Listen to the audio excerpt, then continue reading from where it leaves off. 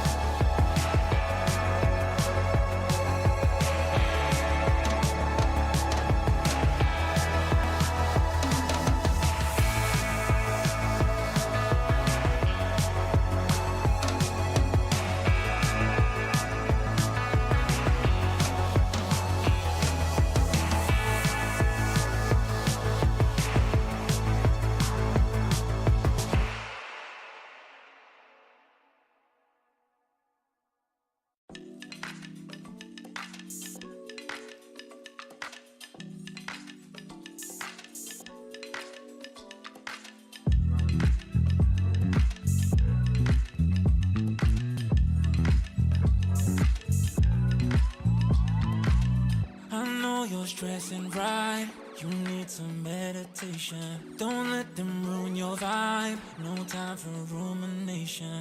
Let's leave it all behind, take a flight, aviation. Want you, girl, by my side, let me show my appreciation. I want you here with me, I miss your body, baby. No, I cannot believe that you're still single, lady. Wishing I could retreat.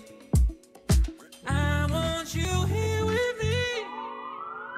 Be my lover, be my, be my, be my, be my trophy, be my, be my, be my, be my woman, be my lover, be my trophy, be my, be my, be my, the only one I want. Be my preliminary.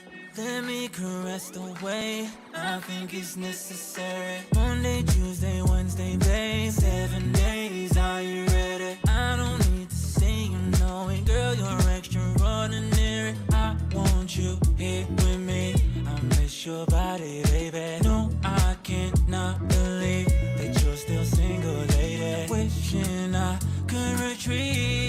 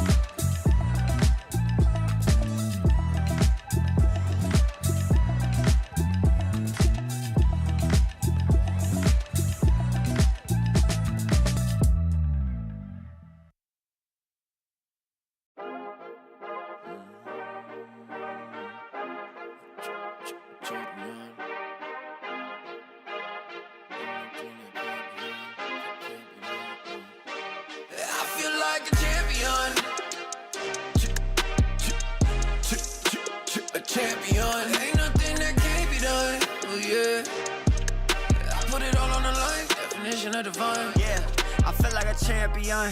Ain't nothing that can't be done. They told me I wouldn't be nothing. Came on now, second to none. I need me a trophy, I need me a ring. I'm not with the bull, but keep it a beam. You know what it is, you know what I mean. Shit, all I do is win, win, win, win. Haters wanna hate, they ain't made top 10. Double, triple team, what they need to defend. I juke left and I'm gone with the wind. I'm gone with it. I feel like a champion. A champion. Ain't nothing that can't be done. Oh yeah. I put it all on the line. Definition of divine. I feel like a champion. A champion. Ain't nothing that can't be done. Oh yeah. I put it all on the line. Definition of divine. Like a champ, MVP status. Yeah, the win been guaranteed. So let's see about it. If you gon' speak about it, then be about it. If you don't bring that energy, no, I can't be around it. Nah, I'ma shoot my shot. I'ma stick it, watch. At the tippy top, I cannot take no loss. 2 seconds on the clock, they gotta give me the rock. I got a game on wet, yeah, I got a game on lock. I feel like a champion. A champion. Ain't nothing that can't be done. Oh yeah. I put it all on the line. Definition of divine. I feel like a champion. A champion. Ain't nothing that can't be done. Oh yeah. I put it all on the line. Definition of divine.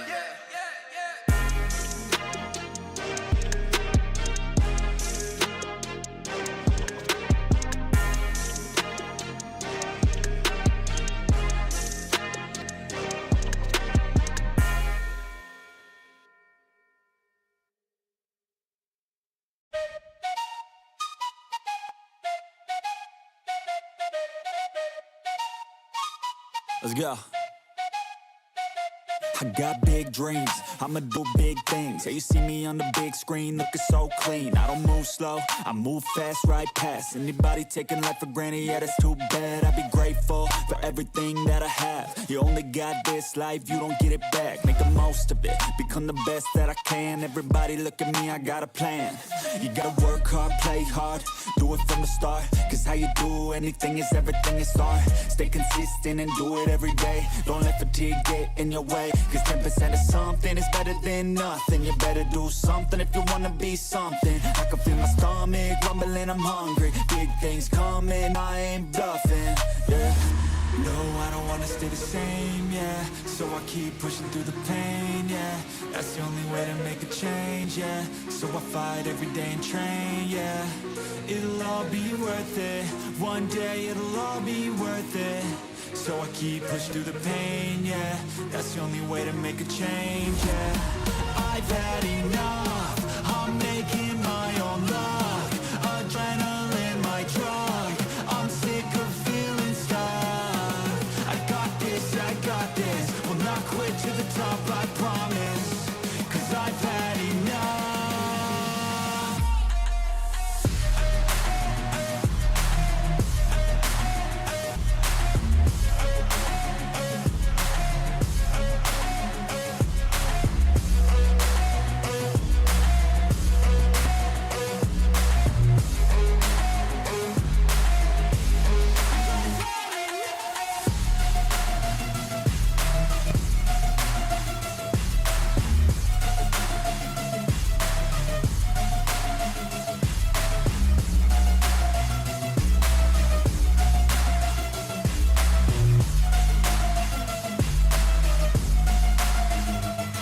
Better watch out, I'm on the climb to the crown. In my prime right now, hear me loud, I've been spitting for a while now. All by myself, independent DIY now. Don't need no help, I've been beating out labels and money and budgets, it's funny. I do all the work, yeah, keep it 100. I fight for my dreams, I would die for these things. I believe in myself, I refuse to be weak, I like to build things. Empires out of buildings, I wanna leave a legacy of helping others find they feel things. Of motivating and killing, depression, exhaustion, we need some healing. I work through the pain, I like seeing gains. I keep my head down, buried, walk through the flames. Yeah, I do this every day, even when I feel drained. A true man pushes through, you don't hear complaints. No, I don't wanna stay the same, yeah. So I keep pushing through the pain, yeah. That's the only way to make change, yeah. So I fight every day and train, yeah. It'll all be worth it. One day it'll all be worth it. So I keep pushing through the pain, yeah. That's the only way to make a change, yeah. I've had enough. I'm making my own luck. Adrenaline, my drug. I'm sick of feeling stuck. I got this, yeah, I got this. Will not quit to the top, I promise. 'Cause I've had enough.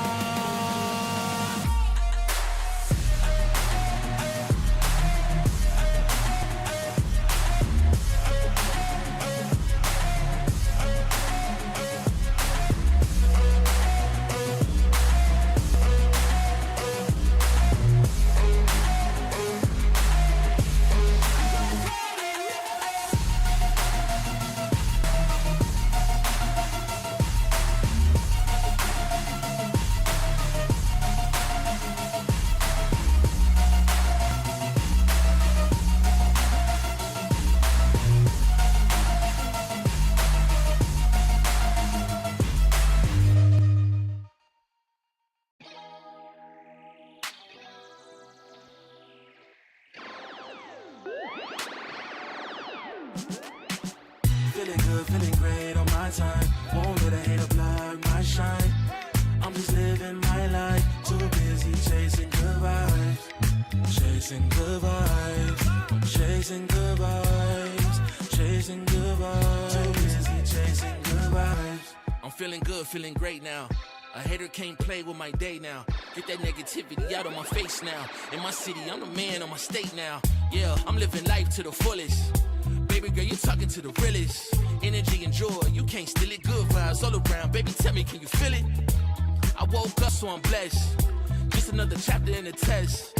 I know I'm doing better than the rest. Got a smile on my face, showing teeth for the crest. It's no sweat, I'm a vibe in my own right. Go time in the sun, yes, I'm gon' shine. So fine, got a baddie on my phone line. Feeling good, feeling great, chasing these good vibes. Feeling good, feeling great on my time. Won't let a hater block my shine.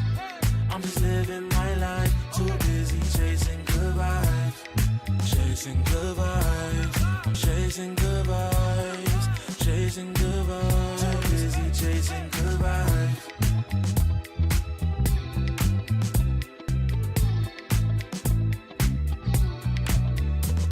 Put my soul on that beat, I'm ready to feast. Margaritas with some divas, I'm pouring the drinks. I'm living life to the fullest, the blessings in me. Don't really care what you say, whatever you think. Nah, unequivocal miracles with the lyrical. With the homies tryna pop like the cereal. Lucky Charm, got a model on my arm. Go watch on my wrist, garlic parm. No alarm, fireworks, I can feel it in the sky. I got love in my eyes, but there's money on my mind. I see passion and pride that despise all the lies. I've been around the world, so I'm down for the ride. Good drinks, good people, and good times. Fast cars, pretty women on FaceTime. More money, more fun in my life. I'm just chasing my shots with good vibes. Feeling good, feeling great on my time. Won't let a hater block my shine. I'm just living my life. Too busy chasing good vibes. Chasing good vibes. Chasing good vibes. Chasing good vibes. Too busy chasing good vibes.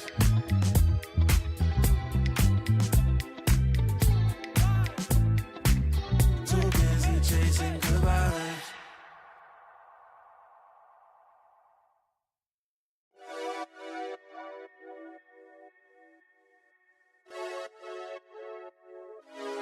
Friday night putting them plays in, but it feel like a special occasion.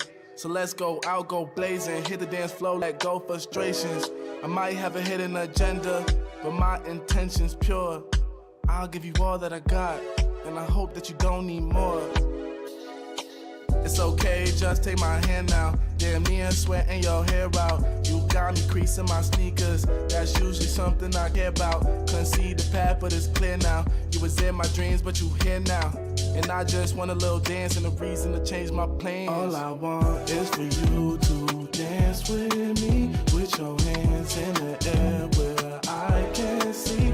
I don't know if we'll get another chance, you'll see. So I hope that you'll just come dance with me.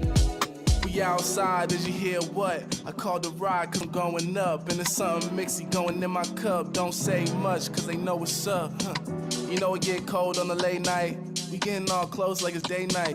You looking so fly, you could take flight. Now I got this feeling that I can't fight. Your curves got my urges flaring. You got me by the collar and I'm not caring. You see how the people can't stop staring. I'm trying to make you mine and I'm not sharing. Okay, let's bring it back a bit. She said you could have whatever if you ask for it. Well, I just wanna have a little dance and a reason to change my plan. All I want is for you to dance with me, with your hands in the air where I can see. I don't know if we'll get another chance, you'll see. So I hope that you'll just come dance with me.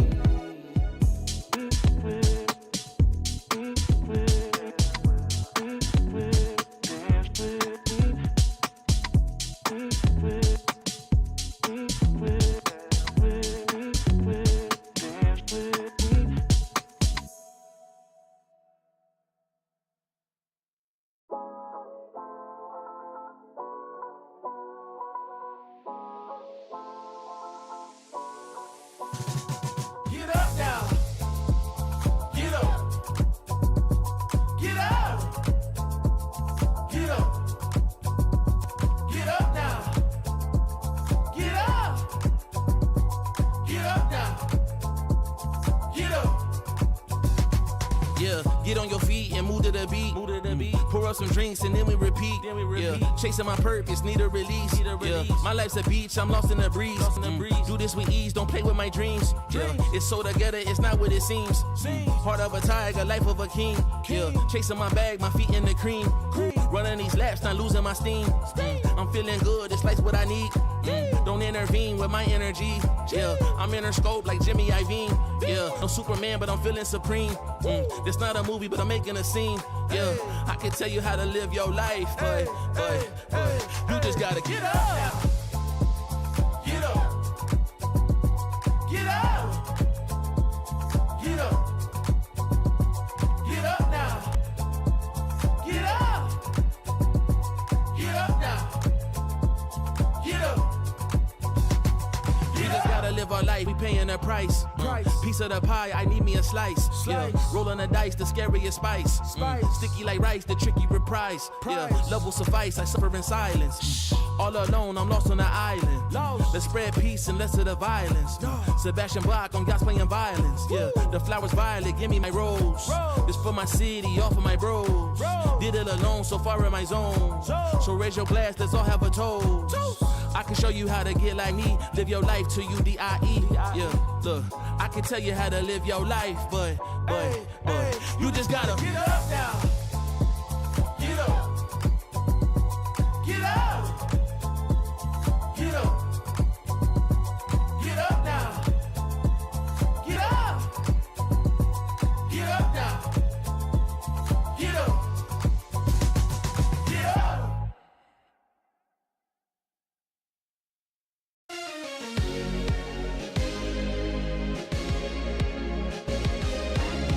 You keep me up all night,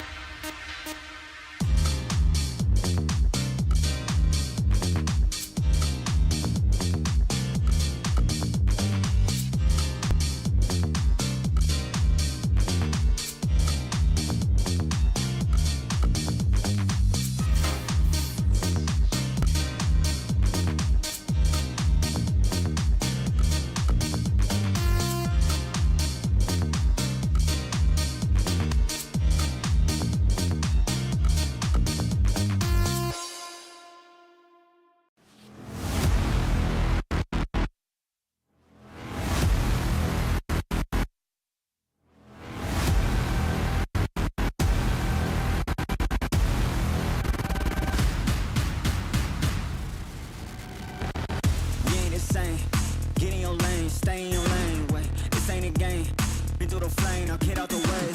Whole lot of change, still been the same, put that on the name. I had to go through it just to get to it, look what I became. Elevate, level up, way to the top, headed to the peak. All them boys wanna talk, hit them out of law, but don't got receipts. I do it with ease, to you it's a burden, to me it's a breeze. You feel that? That winner's degree, that kickback. You coming at me, boy, sit back. Came out the womb like this, hit the pedal and room right quick. Gotta get it, we going up, way up, might land on the moon. You step in a room like this, we breaking the rules right quick. They killing the mood and up in a few, might land in a tune. I ain't gonna lose it now. Gotta keep it moving now. Elevate, level up, way to the top, headed to the peak. All them boys wanna talk, hit them out of love, but don't have receipts. Elevate, level up, way to the top, headed to the peak.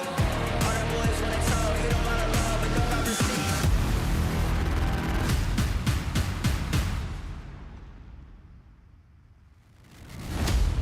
Bad with a vengeance, killing the ops, I'm leaving no remnants. They all in attendance. Gotta go big, I aim for the fences. It's mine, I sense it. Back in the scene, I'm back to the business. Back on the front line, gotta grind. It's time, let you be the witness. At the time, turn a repeat to a 3P, yeah. Got the franchise on me, you more like G League, yeah. 21st century, you all the way BC, yeah. Old boys been washed up, I'm nashed up in TT, hey. Came out the womb like this, hit the pedal and room right quick. Gotta get it, we going up, way up, might land on the moon. You step in a room like this, we breaking the rules right quick. They killing the mood and up in a few, might land in a tune. I ain't gonna lose it now. Gotta keep it moving now. Elevate, level up, way to the top, headed to the peak.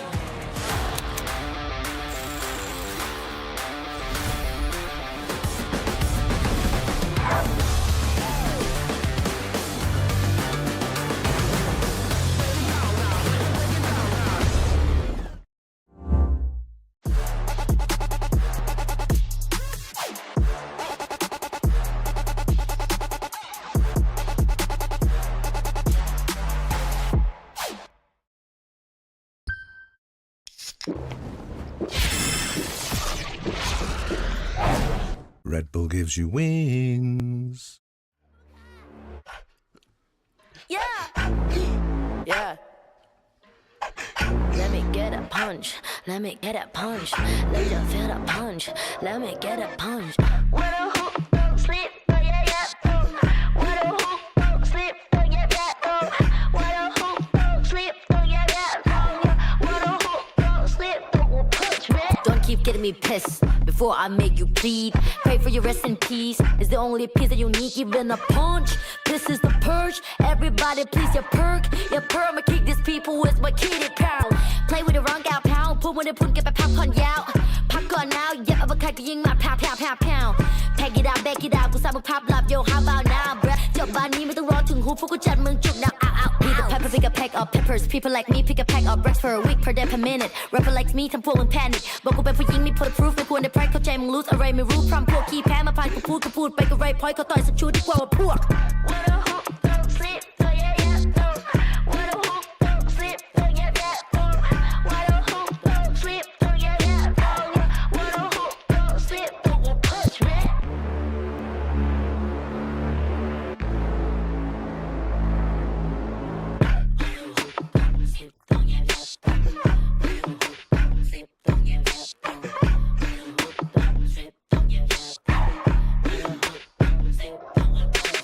All problems are proved in one punch. All battles are beat in one punch. Put you to sleep with this one punch. ไม่สะเทือนกูสักนิดกูขอสกิลด้วย one punch. ชีวิตที่กูโดนมามากกว่า one punch. วันนั้นที่กูเจอกูสักกับคนมา one punch. One day, one life, one dream, one punch. It have one shot, but I have one punch. Eminem said, Millie Rabbit, I'm the world shark. You just catfish. Kevin said, my man คือความจริง Separate from the competition. เพราะลับคือ I'm the best, bruh. When a hoop don't sleep, oh yeah yeah. When a hoop don't sleep, oh yeah yeah. When a hoop don't sleep, oh yeah yeah. When a hoop don't sleep, oh you punch me.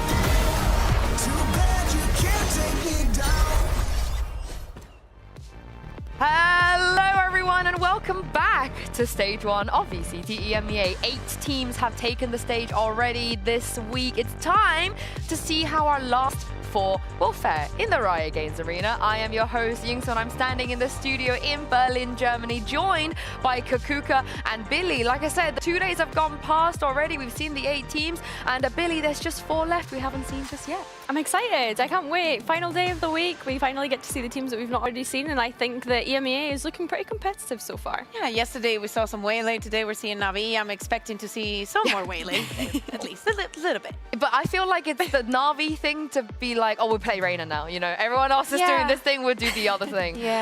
But we will find out in just a few moments, I guess. But for now, Kakuka, sum up what happened yesterday. Yeah, exactly. We had a very intense day yesterday, starting off with Team Heretics versus Apex, and we were speaking about the Waylay. So far in this region, 0% brain break, but hey, we were very excited to see both the changes from Deadlock also as well in that first map. A very intense 3-mapper to start things off. Yeah, I don't think anyone expected that first game to go to 3 maps, but it was a pleasant surprise, and I think that I can't wait to see Floor even more. I'm sure we all can't wait for that one. But the Foot versus Koi, that second map, honestly, I thought we were going to a third. It got so close towards the end there. You just know that they didn't get any sleep last night. That's nightmare fuel.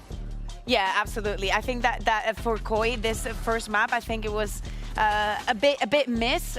For Foot, they looked absolutely amazing, understood everything. I think that Mr. Fallen had a brilliant day. But you can say the same for most of the players yesterday, especially how they managed to bring things back in the second one. Beautiful showing from both of the duelists that we saw yesterday, and a lot of questions also for the rest of the season. Yeah, there is indeed, and of course the championship points up for grabs as well. Once again, Vitality, they are chilling. Group Omega, honestly, at this point, anyone's group, which is why it's so exciting. And we have some narratives too, you know, some former teammates going up against each other, a bit of a roster shuffle. All of that goodness will be coming your way today, because the last 4 teams will get to play against each other, with Fnatic taking on Na'Vi first, followed by Team Liquid versus Gentle Mates. But let's talk about this first game, because this is a long-standing mainstay here in VCT EMEA. But Kakuka and Billy, how it started to what it is now is very different. We've been on a journey.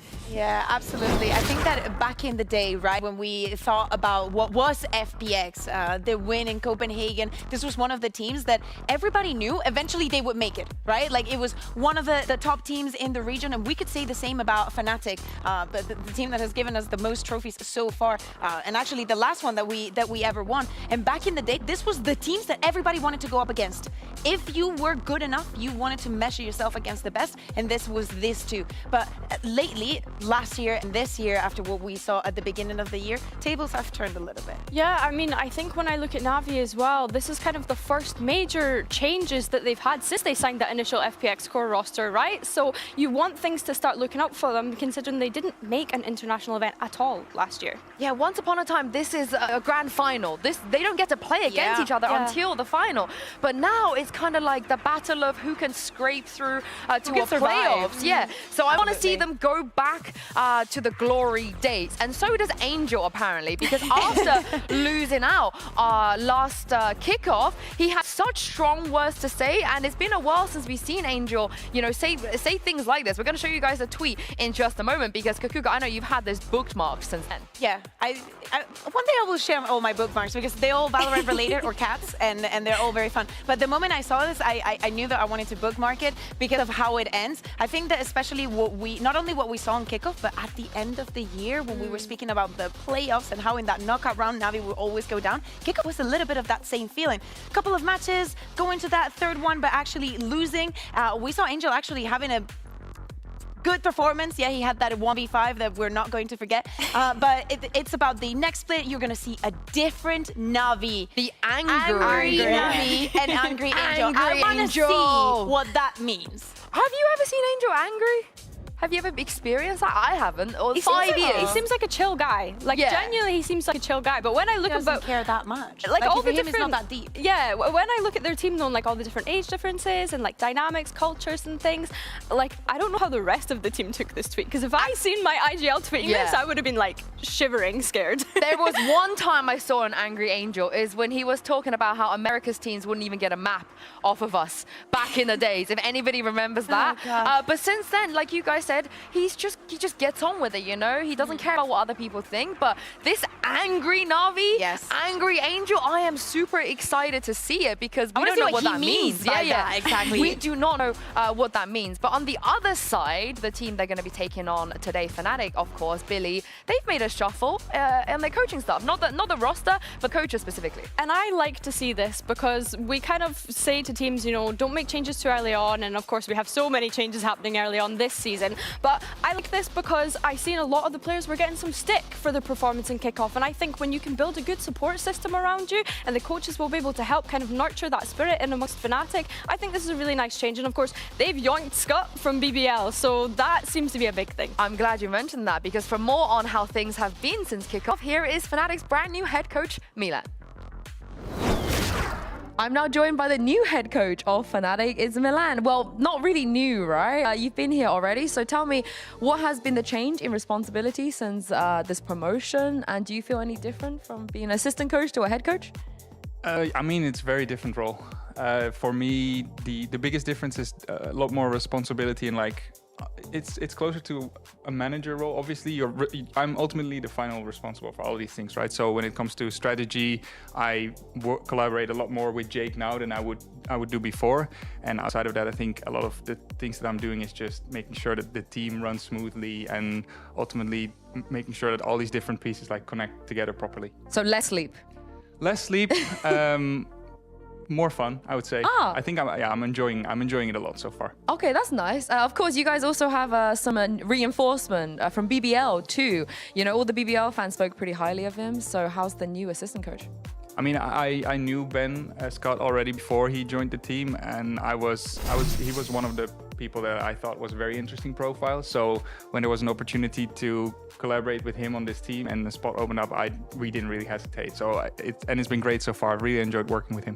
That's really nice to hear. A little dynamic duo going on, right? But the thing is on Fnatic, right, there's a lot of pressure, there's a lot of expectation as well, and there's also a new map pool, and I think a lot of the fans might be expecting, especially on Icebox, some maybe new things or some higher performance. Is that something that you guys have been focusing on, the new maps? How are you feeling about this map pool? And of course, losing the previous two as well.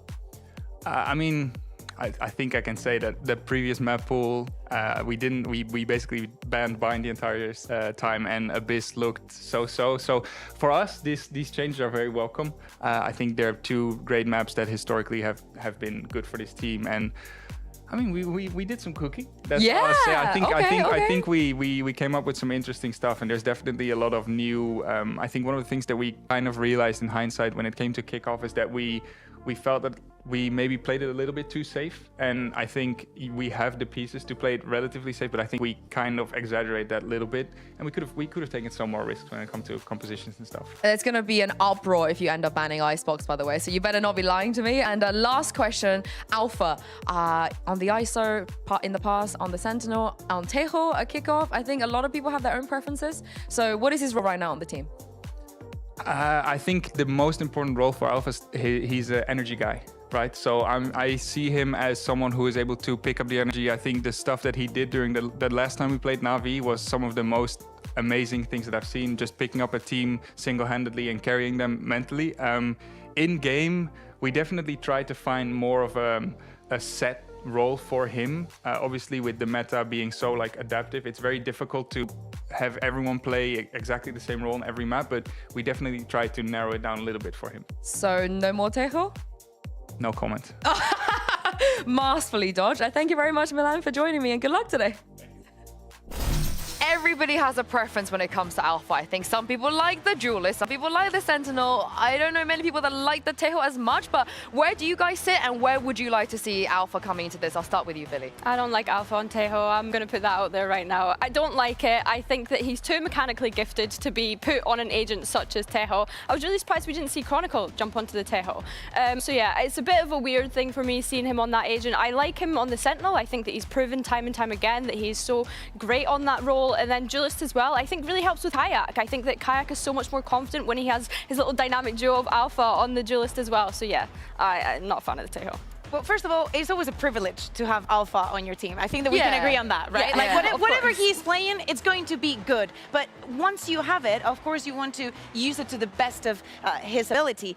So we've seen him in the, as we're saying, we've seen him in the Initiator and in the Duelist. We know that he has what it takes to have the flexibility. I think that if you have already Alpha on your team, you want him to be comfortable, because if he is this good when he's swapping around so many things.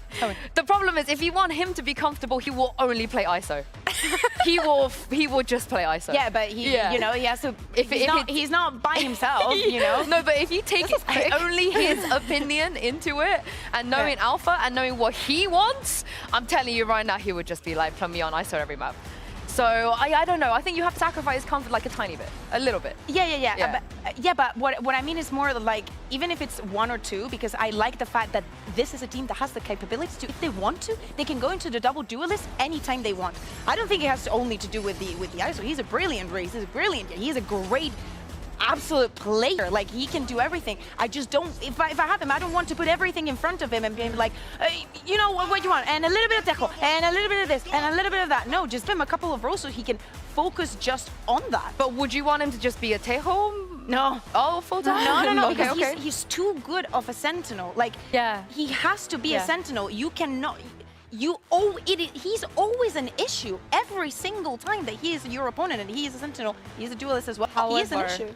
The thing is, when we consider like the meta now, we're not seeing as much Killjoy and Cypher as what we used to see, and we know Alpha for playing those agents. And my concern here is that he doesn't play Deadlock, he doesn't play Vice, so if he is going to jump onto that Sentinel, where does it slot in? What compositions are they running in that case? I'm an Alpha Duelist truther. It's called the Alpha group for a reason. I am such a truther of just run double Duelist. I'm more mass than you should. You have Kayak, he's an amazing Yoru player as well. With this map pool as well. Yeah, I'm such a great, best ISO player in the world. Sorry, Meteor. Like you said, amazing race player. I would love to see the more. Jet, he played 2 maps in the Jet, and he had 14 kills with his ultimate. It's going above everybody else, and also with the Operator. Yeah, but the thing is, if it's anyone that can maybe deal with this and maybe read into how to solve this problem on the other side, it would be Angel and Na'Vi, you know. The handful of times where they have played against each other, you know, hasn't been too bad for Na'Vi, all things considered. However, though, will the map pool benefit both of these teams? Are we going to see some new things? We are going to play a quick game and just talk about the map pool. Here, I would like to call this Draft It or Shaft It. Very simple concept. I'm going to give you two a couple of comps from Na'Vi and Fnatic, and I want to know, if you were the coach of these teams, would you be drafting a comp like this today, or would you be binning it, shafting it completely? So let's start. Draft is yes and shaft is no. Yeah, okay. Yeah. So let's start with Na'Vi Lotus comp. Of course, Lotus is still in the pool. I know Billy has nightmares about this. So I do. I'm going to look in this direction. I will look at you. Start with you. Would you draft this or shaft Get it? the shafted away. Get it out. I hate this double Sentinel, right? I think, especially on Lotus, they were not playing it in the way in which they should. Anytime they had that Sage Wall, they were just using it to wall off B main.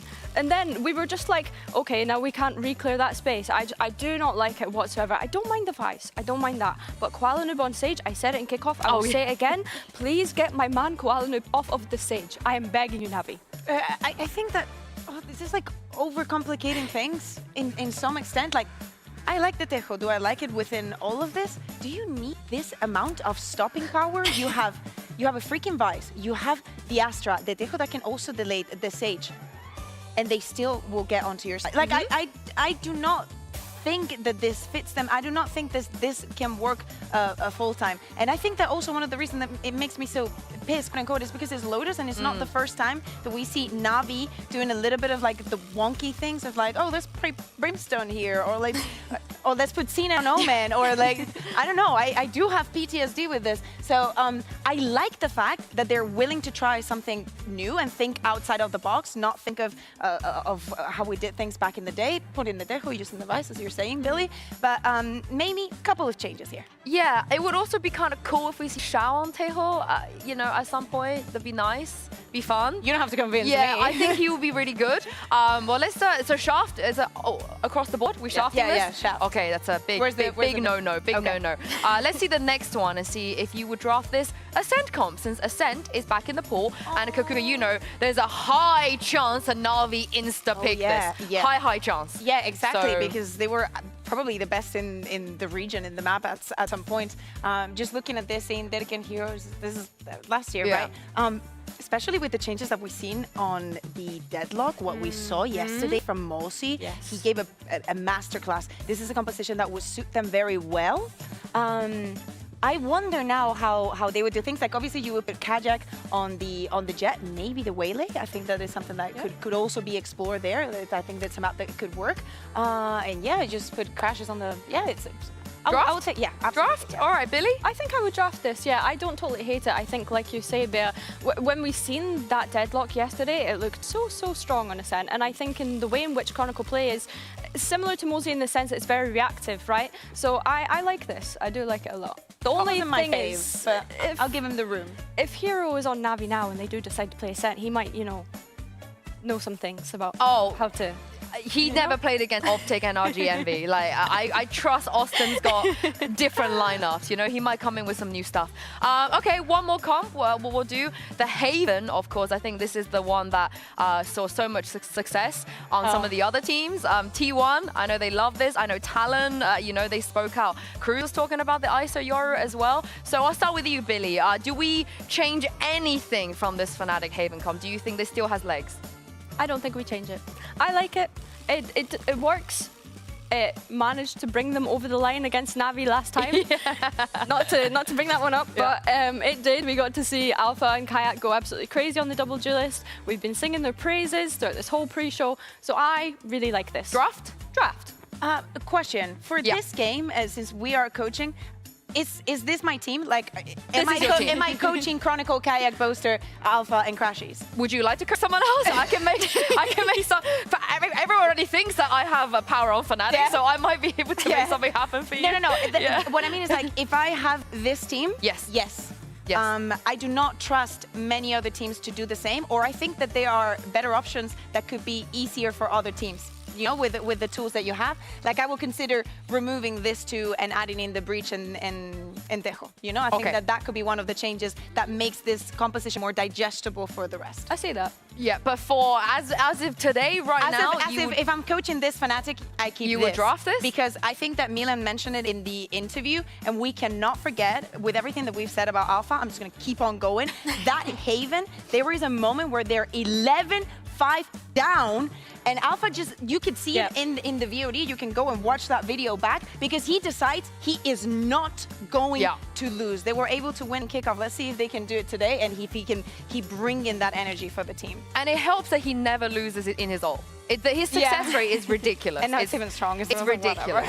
I almost want to see, not this comp, but the ISO Yoru maybe on another map. We'll see. We'll find out. Yeah, we'll find out in just a moment. Despite the recent results, this is still an EMEA El Clasico, hoping to reignite this long-standing rivalry. Here is Fnatic and Na'Vi.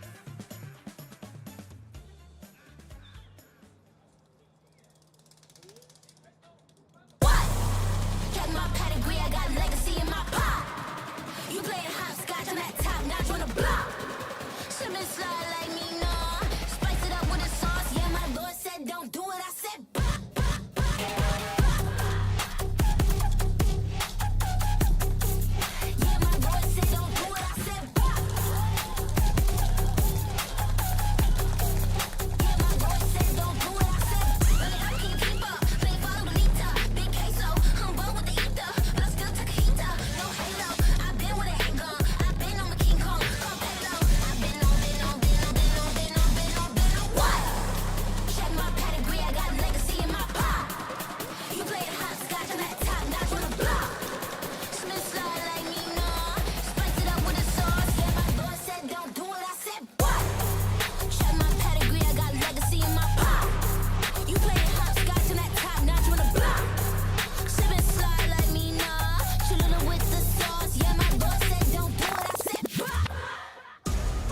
This is the 12th time that Boaster and Angel have faced each other in their VCT career. But the context is very different. Both are very desperate to reinstate their dominance in EMEA, and the new maps could just help them do it. Is this?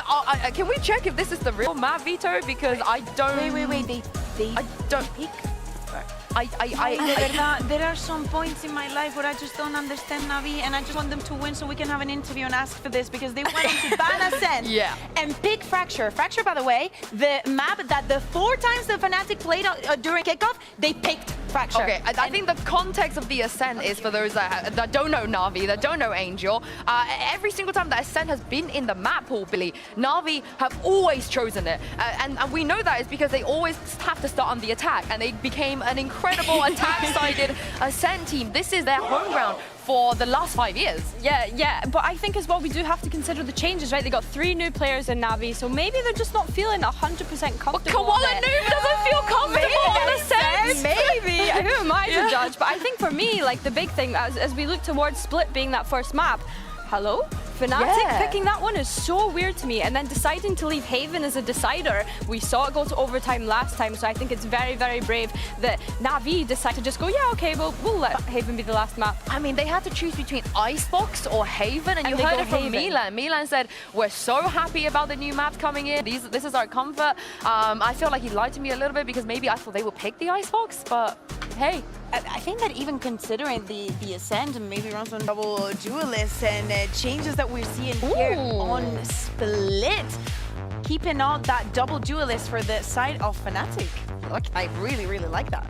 Yeah, I really like the double duelist from Fnatic. I think that's where they found the most success. I think Crashies on the Fades is an interesting concept to me. We see him on that Sova time and time again, but of course a map like Split, I'm expecting him to be able to help set up on that raise so he can really go in and get onto site. But looking over at Na'Vi as well, we're going to see Hero jump back onto that Vise, which he played on a couple of maps during kickoff. It'll be nice to see if he's found any more comfortability on it going into stage 1. That is definitely on his to-do list, right? Because we saw and spoke wonders of Hero throughout the entirety of last year. So for him having a rougher kickoff, playing in the Vice for the first time, I want to see how this 2 months have meant in terms of feeling more comfortable and just developing the skill. But this looks pretty evened out for both of the teams. I'm really, really excited to see all the Fnatic has been cooking up. Yeah, and Fnatic have not run an Astra Viper on this map since like 2022. They always steered away from the Viper since then, so this is very, very exciting.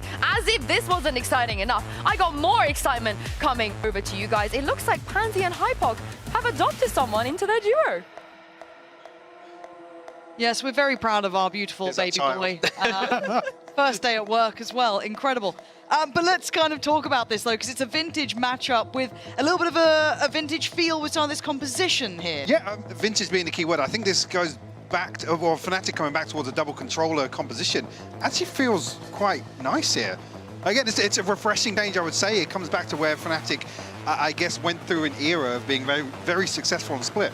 Yeah, I think that it's a slight variation on the comp that they were playing before. They were playing the double duelist before, but this, with the Fade, gives them a bit more options, especially on that defense, where before they were struggling a little bit in kickoff. So they have more options now to deal with things. Slow kickoff here to the pistol round. So Fnatic setting up outside A. It's not much in the form of defense on the other side of things for Na'Vi, but... Yeah, it looks like Crashies are just trying to make the distraction towards middle. And Fnatic can just explode onto this A site on a good timing. Be Angel. Time to jump. To try and deal with what's about to come his way, but waiting for the kind of trigger to this. It looks like we're about to see it happen. Alpha, first steps forward. He's got support here, quite tailor-made. And they're going to rescind away from the side. They don't want to actively fight this. It looks postured for a retake. Yeah, great open plant here as well. Watch for Crashies on this mid lurk later on after this retake starts happening. The key area here to control is towards Heaven. Priority comes through. You can see actually Crashies tucked all the way in mid right now, just waiting for something, the green light for him to make moves. He's actually drifting into vents now. This is on a hair trigger. Hero, flash go in. Trying to clear towards Pillar, but spammed away a touch now. Down to 79 is the push towards the site. Boaster with the first and Boaster with the second. Fnatic holding the flood back in. Chronicles low, but he still got support. It looked like it was all going one way as Koala Noob is going to fall. Fnatic, very clear intent by the end of that.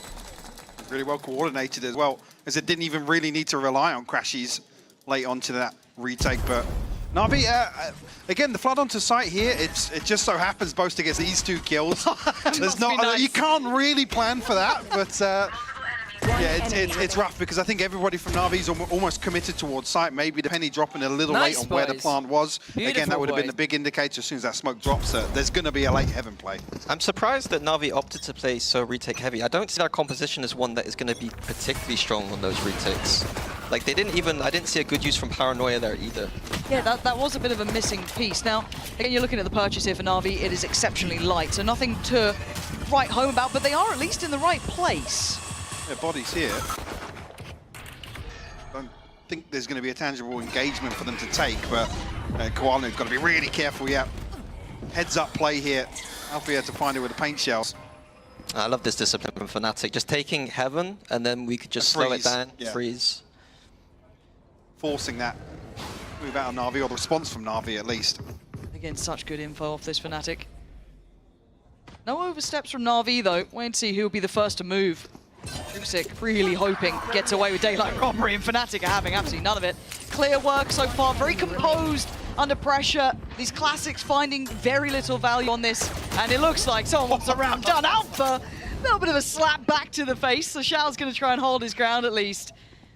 But if anything, just looks like a little snapping turtle down there. I don't think there's much more to come from it. Nah, Chronicle, zero fun to be had. Not letting that happen. A clear second round now.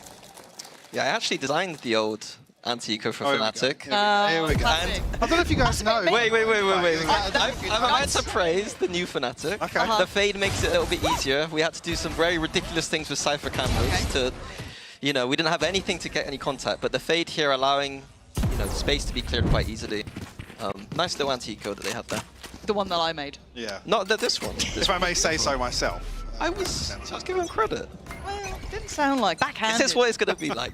Yes. Well, actually, this is really to just break the ancient bias that we supposedly have towards Oh, them. yeah. We just have somebody to mould now. Yeah. If Fnatic do anything wrong today, but we can get back to like Coach Cam. True. Coach Cam Mini. I just want to squeeze your hand. I've never figured it out, honestly. Who knows? But Na'Vi trying to figure out what's going on over towards A. Chronicle.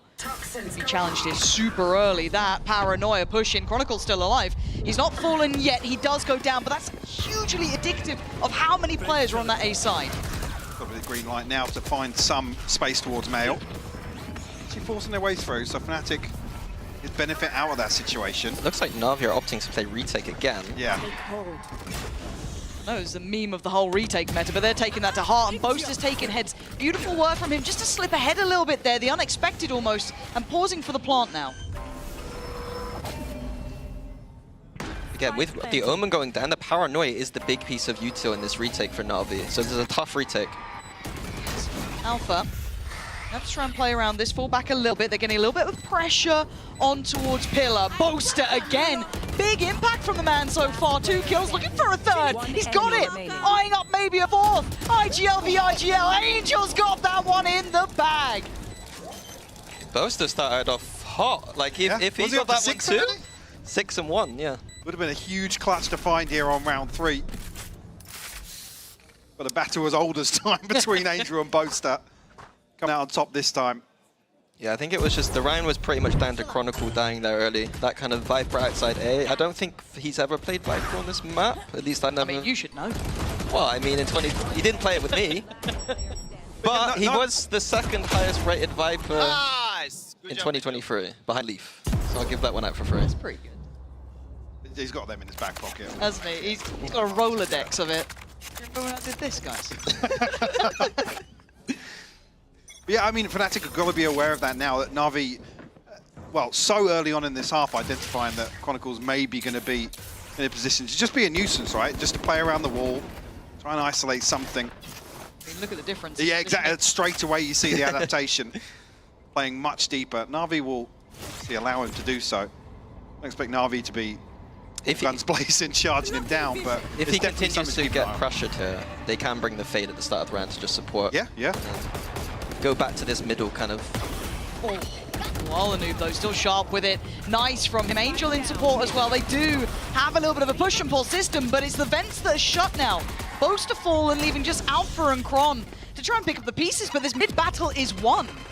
Actually, Spike so really fully lost here, but it's going to be fairly difficult to retrieve, especially with the gap between Chronicle and Alpha.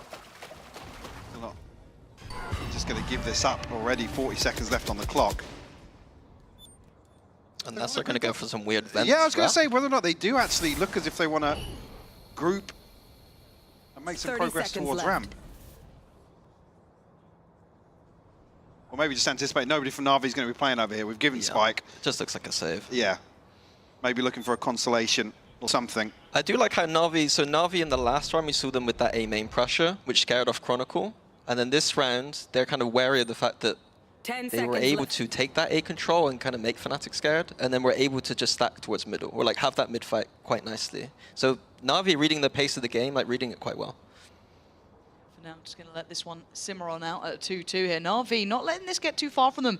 And again, kind of rolling our minds back to expectation. Between these two, once upon a time, this would be the marquee matchup, wouldn't it? Yeah. It's a very different time now looking at these two teams. I think it's fair to say the expectation is still very high for both these teams, right? And it's, again, not necessarily a disaster, a kickoff, but definitely below where we'd expect. Yes. I think one of the, again, whether or not we're going to hit this again today, but for me, one of the things is we've got to see the value of the Crashies pickup. Right? I don't think we've actually had an opportunity to see many examples of Crashies living up to the expectations. I mean, it's a big name, a very big name, and a very capable player.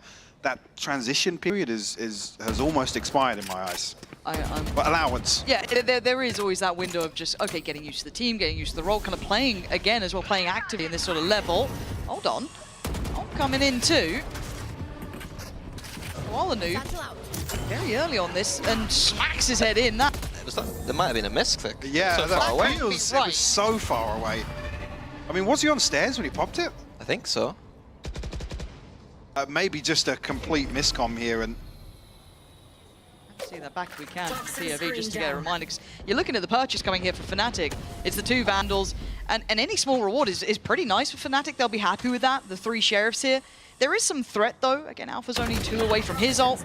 Chronicle instantly put low though. That's got to be a switch out of a weapon now. yeah, it is. Fnatic just basically waiting for somebody on the side of Na'Vi to overstep, find an opener here on the back of Alpha and Chronicle. Now looking to group outside B. 30 seconds left. I think this strat is going to be a little fake towards B, and then we're going to see the Astra Viper maybe getting a lurk into middle here behind. So if it works out, they are really pressuring through that B main. You're seeing the support smokes coming in from afar from Rubsik. Boaster, beautiful timing on Heaven. Looking good, but man. the time, 10 seconds, they got to still really make this work. Shao trying to be a thorn in their side, but it's Angel taking away Boaster, and time is of the essence. 5 seconds. That is so close, but I think they got this down. They do 2v2. Chow's on 15 HP. How the hell did Kron just get that as well? That's perfect. Kron was only on 10 HP himself. Koala who burned that all early, now might be feeling the pressure. The Kron caught completely aghast, unsure where he was, and there it is. We asked a question of Crashies. He found an answer this round. Beautiful recovery as well, because it almost looks like a couple of members of Fnatic going to get isolated, caught ahead of this, but a crucial kill from Chronicle onto Shao. I mean, I don't know if the intention is to commit towards bottom mid here. Misclick the ult. Misclick the ult, yeah. But just to notice again, Boaster looking phenomenal to kick things off here on Split. Last player standing. I love the strat from Fnatic too. I can't tell you the name of that strat. It's one of Boaster's. And I'm not allowed to tell you the name because it's questionable for broadcast. We're not that far down the coast stream. Just yet. Give it a couple more maps, you never know. We're still censored. Rubsik is under pressure, and not the fun kind. Gonna have to try and get out. Oh! Straight into the trap, the seize, the pain shell, all there. Anticipated the TP back. That's wild. That's a 5v4 above a minute. Yeah, gonna get a couple of ultimates in play here. I mean, actually, the only 2 missing, Chronicle and Crashies, only 1 away. Almost a full tank for Fnatic, should they choose to invest anything. Again, still got my eye on when Chronicle decides to make moves. He's actually slipping back into sewers now. Angel. Oh god, Angel. Oh my god, it was so close to nearly spot that. Yeah, nuts. Kayak in the meantime has popped the ult. He's having a look. He's seen pretty much everything. And you're going to hear the pop of the ult this time. This one's intentional, but it still doesn't find its man. Angel still alive. I don't know how. It feels like he's just ping-ponging around the site. Kayak finally removes him. Man advantage still to Fnatic. And then continued. Chow down. It's on Hero and Kawalanu. Operator difficult as well. Divide adding on top. Fnatic want this round. They've invested into it. A brutal time for Hero Hound to face the team he was once eyeing up. Kayak gonna take him away, leaving just Kawalanu. Shot. It ain't over. Does he expect the position here? He's playing it well. Crashies has a really complimentary angle, but it felt close for a moment there. Yeah, it was toying with the idea of full clearing that, but regardless, Fnatic find their fourth. Again, actually finding some positives here in the early round. But again, not overcooking. They're not too quick to reposition here. They're cautious in approach. I think this is the history of these two teams. Like, Boaster knows that Na'Vi and Angel, these teams on the defense in the mid-round, that he knows that they're going to do these repushes. So freezing in these mid-rounds through the series is going to be big for Fnatic on the attack side. I was wondering what I'm saying, but it is a Na'Vi timeout. And I think you're right, is that, I don't want to say comfort in reading your opponent, but understanding what they want to do, preparing for it, and playing very well. Fnatic showing that they've been able to fight back here, because I was a bit worried that round 3, round 4, looking like Na'Vi's got a really solid grip on it. I was a bit worried they'd actually run away with it, but in reaction, we saw that beautiful conversion in that round 5 with the Sheriffs there, the 2 Vandals, even after such damage on Chronicle early on, still able to convert. We're seeing some lovely stuff from Fnatic, but the depth now gets tested for Na'Vi here. What options are you seeing for them, either of you? Is there many open avenues here? Because I like what they were doing early, but it feels like that was adjusted to within a round. Sure, yeah, I don't think you're really justifying some of these rounds. The same sort of thing to set up to deal with Chronicle. There's a big question mark now. This might be a round that's kind of indicative of how Fnatic have adjusted, because there's so many bodies elsewhere. If Na'Vi can identify one of these avenues, one of these lanes to explore early on, I absolutely want to see them do it. Now we've got some ultimates to maybe complement that, but it's not really a composition you want to be pushing out too far on defense. Like I said, it's not necessarily suited to the retake, but yeah, it's weird. It's like they can't fight aggressive, but at the same time, I don't think they win the plus. Yeah, exactly. Yeah. Fnatic are well equipped to deal with that sort of thing. So far, displaying that here, comfortable round. As it stands, information found, Koala Noob is going to be given away. Oh, it's clean work from Fnatic. Rusick, nice little pick up there, but there needs to be a lot more of that for them to actually find impact on the round. Yeah, the exact same anti-eco approach we saw before, and it's, you know, you could see all the layers are there. Every corner's checked. The freeze again on Heaven. Yeah, they're just waiting for Na'Vi to try and come in and clear this space or get something to work with. What's it going to be forced even further? Hero, got to be careful, but they would back away. Xiao, not so much. Yeah, that's unfortunate, really, isn't it? It's either Boaster or who knows going to find it, but smoke doesn't seem to work. So, for now, clean stuff. Going down, not the end of the world. Happy with that one. Fnatic looking very composed here. And again, how did we feel when we saw them at kickoff? Actually, I'm going to come back to that because we do have so many ults in hand here for Na'Vi. The pendulum swings that this has to be the big round, right? If they've got a trump card to pull out, this is the one you do it for. Operator in play. 4 ults there. I was about to know that. It implies they're probably going to slow things down, but if Koala's going to start now actively looking for aggressive angles. Yeah, I was going to say, finally, we're back to... I think this might even be almost a carbon copy of previous, but difference being there are bodies for Fnatic on the other side of it this time. It's not just Chronicle. He's got the boys with him. See the concentration. Trying to pick a choice. Operator noted as well. Very heads-up work for them doing that. Again, going through that protocol, and it does look exceptionally similar, doesn't it? Same sort of setup, that same spring towards site. Going to see if Alpha's going to go forward on this. No. They actually look to maybe pull something different here. Their eyes on Boaster as well. He's going to find anything towards Xiao. who's considering a lurk out, but still actually get a little bit of contention here. Yep, Koala going to find Alpha. That's brilliance from him. Sticking around after it felt so quiet on the map as well, rechecking towards Heaven, staying and finding the man, but they found a lot of space through vents here. Xiao must have seen Boaster then. Calls coming in, they've got to prepare themselves for this pivot. And they've navigated past the wall, completely unconsidered. A late look from Angel, maybe starting to put it together, but he turns away, and the timing is divine. Kayak slicing through them, and now Xiao has to evacuate. So the TP though, into the backlines here from Oh my Ruxic. God. This could be disastrous. Wait, oh, Boaster has a look, but even he's a bit surprised. Chronicle, oh, Ruxic, and stunning, spikes down. This could be done for. Kayak trying to find the man. Ruxic is not falling. Defending that spike with his life. And Crashy now just too late to the party. It felt so perfect for a moment's time. And Ruxic absolutely trashes it. I was about to make the point that they had the Vice ult and the Astra ult, Fade ult ready for this retake, and then Ruxic decided to just use an Omen ult instead. Yeah, there's a moment's hesitation there. I'm not sure of what the pressure was on the front side because I was so focused on the TP behind. And Ruxic's just gifted. See here, yeah, it's supposed to come through, but again, it's so disjointed to come back and deal with the TP. Chronicle's caught in a weird run and gun situation, then, I mean, Kayak's got not much else to do there. Some sort of desperation move to get the spike back, but... I know that the Vice wall in that later round kind of caused a false sense of security, but I do think Fnatic are going to have to deal with that wall. Like, having that wall up for Na'Vi the entire round gives them so much information to kind of move around and deal with wherever Fnatic is making noise. Again, variety on approach, but we are seeing an answer back from Alpha. Yeah. Fancy a go himself. Attack side up in hand. Already making the cross this time, though. Different challenge now. Awareness from Koala as well. Hey, we did see the Fade Crashies there trying to crowd her out in case. What?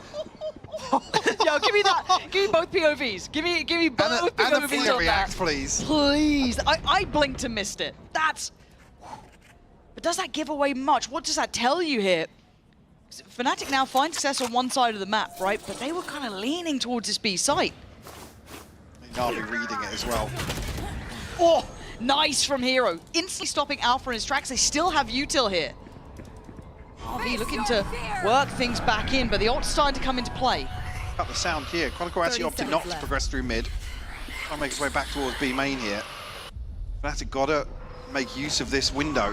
What a strange divide of the site. The ult's layered now, gonna make this tricky. Boaster, the operator there. Look, we've said things about him with it in the past, and it's working so well. Ruxic was the hero they needed, and right now he's melting. It's down to just Angel, and it's only for a moment. Fnatic's composure in these crunch scenarios seems exceptional. And it's so well coordinated. Actually, when this engagement finally comes through, Fnatic have got a couple of really good answers in terms of that freeze. Oh, it's pixel perfect from Chronicle. Very beautiful nice shot from Boaster as well. I'm going to keep saying that today. Kayak as well, dealing with Xiao. Yeah, really well-rounded. I said composed once they get in. On the map, look out for Na'Vi the way they're playing with the smoke around where the circle is in the radar right there. They keep trying to smoke that off and then have like a weird passive hold, and it's giving Fnatic a lot of space to just be composed on the side. And that is something that surprised me, considering how tense it felt, that Fnatic have looked quite comfortable in situations that traditionally probably wouldn't be, but focusing forward Alpha, always been... Oh! Right back at you! All right, Kron, you're going to do that to my boy, I'm going to do it right back to yours. Alpha now down, we've got man up for Na'Vi, and considering the buy, they needed that. Koala Noob's only on that stinger. Oh. I was going to say Boaster maybe... Feeling a bit too much. Yeah. Punished here in mid. Still 3 alive for Fnatic though. Looking to make some progress potentially towards 8. Spike trailing behind a little bit. They're really re-clearing middle. Na'Vi being quite proactive. I mean, maybe question mark in the smoke, but you know what I mean? Maybe someone's still there a little bit deeper, but they've got good info on this. Got a little setup as well towards Heaven. I was going to say it's heads up from Na'Vi to just sit back here. They can wait on the util. Wait for an indication from Fnatic. And again, you isolate Kayak with this. You're going to use that Vice utility to just deny the support system, and he reads it. Hero reads it so well. taking away Chronicle and Crashies. The timing, does he get it? No, Xiao, Sharp again. They are really getting into Fnatic's heads here. Kayak is going to need to be the hero of more than the hour. It might be of the week, month, year. A 1v5, Paranoia in. He's still top by Pillar. Does he get another one? Oh my God, Kayak. Hold on.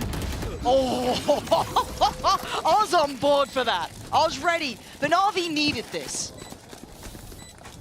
The early pick this time around going in favor of Na'Vi. Again, not overstepping the mark too much. Confirmation of further presence behind the operator.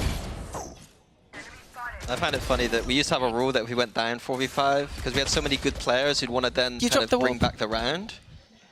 The rule was that, you know, don't go for the solo. Like, don't go for that solo play, and it's Boaster who's breaking his own rules.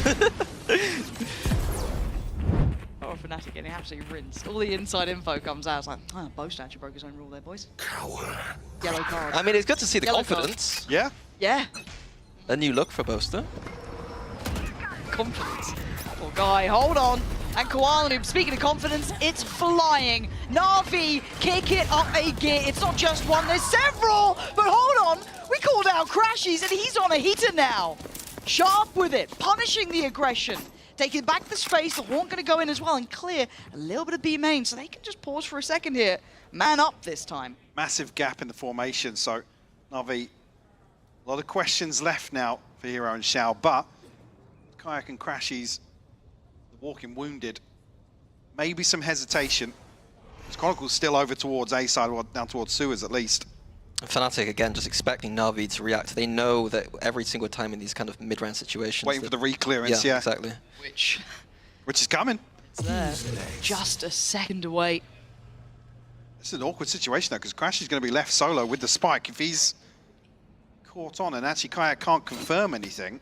But even that lack of seeing anyone does feel a little indicative. Oh, the damage, though. Crashies now joining basically the infirmary, but what the hell? Crashy swings it, takes away Hero. That Paranoia was right the whole time about it. It's a weird cross now. They've got to wait for Chronicle to come and apply some pressure. To do that, yeah. Feels on a knife's edge, even though it is a 1v3. Xiao so capable in this. You got Kron, he's looking he's for sitting the lurk, pretty. yeah. It's the right call, it's just the wrong place. Oh, but that's a shot! Xiao now, look at the HP. It is so doable, but he's caught by the seas. Looks like there's a pop flash in hand. Swing together! Oh! Crashes, it's gorgeous! Fnatic standing together here no matter the HP. The start of that aggression for Na'Vi couldn't have gone better. No. Every single Crashies, fight. it was just Crashies. The response from him was amazing. If Crashies and Boaster are looking like this, it's a scary prospect. It's right here, again, there's straight down mid, but the perfect time for this pinch to come through. Kayak actually also find the response. Yeah, heads up play from Crashies. He's in the block, bro. Nothing for Xiao to do. Yeah, so I'm really, really impressed with Boaster and Crashies so far. The whole of Fnatic, sure, but certainly on an individual level. Okay, Kron wins those fights. Just maybe don't fight him towards ramp. Oh my god, but look at the C's here. Alpha trying to just keep himself safe. Nothing punched him in the end, so just slowed down a little on the way forward. And I'm looking at the position from Rootsy. Maybe he gets away with daylight robbery, but no. This is difficult going forward. But Fnatic have looked good in these scenarios, composed under Na'Vi's high levels of pressure here. And again, a correct read. That's going to catch just about everyone. Send in Alpha, send in Kron. Fnatic in the in-zone flawless, looking stunning. Brilliant first half from them. Again, I think it's perfect. The kind of the push and pull we're seeing here, both teams understanding really, really well, but it's Fnatic to come out on top.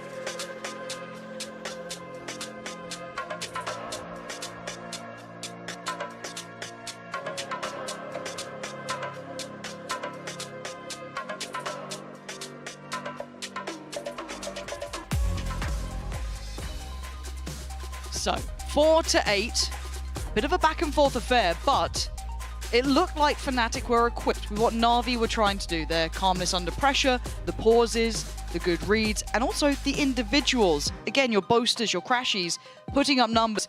Now for Na'Vi though, we've got to flip the script and look towards them. Does this composition in any way, shape or form work in your mind on this attacking side? Where do we see this going, Mini? This composition, you got double smokes and a Vice. It's not got that explosive double duelist. It's not got the explosivity of a breach. I think it's a more defensive-sided composition. Even then, I think it struggles. So I don't have explosivity. Oh, yeah, there we go. Okay, that's one way to do it. One of them was able to take the TP out of there and get to safety. The other's not so long. Oh my god, whoa, whoa, whoa, whoa. Have they just forgot that people can walk through these smokes? This is just getting completely messy. Koala Noob can't control it. Koala Noob ends up in a different dimension to the rest of Na'Vi, but the response comes immediately from Alpha, and then the second and third layers of Na'Vi completely dismantled. Again, the disrespect on the smokes fell apart. They have explosivity on the Rays, but you need the back util or maybe a second person with you. No one can really get there, it looks like. And here it is. I think this is the walk on the smoke. Yeah, nothing can stop you. You can see that on the X-ray as well. Then it's two coming out of B main to shoot them as they're dropping into hell. Nice though, boys. Like I said, Koala's all the way behind Pillar onto default. A huge gap. Something I did want to mention is that Fnatic, last time they played, they had struggles on the defense side. But I think that with this composition, I think the reason they had struggles was the lack of proactivity. But their composition now allows for a bit more proactivity on the defense. They can use those prowlers to get back into positions. And so I'm not as afraid about defense this time around. And that was against BBL, It was against BBL, yes. So, again, Then against this exact comp, the Fnatic player. Clearly, a little bit of adaptation. Clearly understanding that was simply not good enough. And for Crashies, should be farming time, and it is. Comfort for Crashies. Those two players trying to work their way up. You need a little bit of silver lining here. I want to see Na'Vi with at least a bit of a fire starting to burn under them. Moster just soaking it up. Angel where you'd expect him, up through ropes. Poster reading into it pretty well. Crashies will find a third as well. 15 and 3. The Crashies? 15 and 3. I think so. It wouldn't surprise me considering, but... And that would be genuinely a big upswing in performance, because it does feel harsh when we're, if we go into him a little bit too heavy, but yeah, Crashies comes with a lot of, caliber to him. He's a pedigreed player, historied player, and he wasn't quite up to the caliber we wanted. And yeah, he is absolutely at 15 kills and 3 deaths. Quietly, I mean, the 3 deaths is the more surprising thing. They have that. Leo cosplay? Leo cosplay. And doing pretty well. I miss him. I miss him. Yeah, we'll see now. Na'Vi can actually, Koala Noob with a Judge coming into this. Maybe the fast satchels again towards Yeah. the middle. Bring them down. That Coming up from sewers. Yeah, Chronicle in the firing line. Paranoia's gone into it as well, so they've really gone for this one. But Chronicle, he didn't get hit by the Paranoia, it seems. He had time to be ready for it. I mean, it's still rough that Koala doesn't get that with the Judge. It's a miss on the first, but yeah, Chronicle well handled on his part for sure. And conceding that expected space up towards Vents. Big gap towards Mayo here, but seeing Chronicle now come to pick up the slack, which is the perfect read. He's going to be there potentially to greet the cross. I think probably a confirmation of intent here over towards B main as well. Yeah, especially with seeing that Rook Sick. Nice try, mate. Not going to happen ever, apparently. Na'Vi trying to find ways in, and all the doors are shutting. Thinking maybe they've slipped a net here or there. Absolutely not. Shao drifting away from middle, and Angel not really making much progress.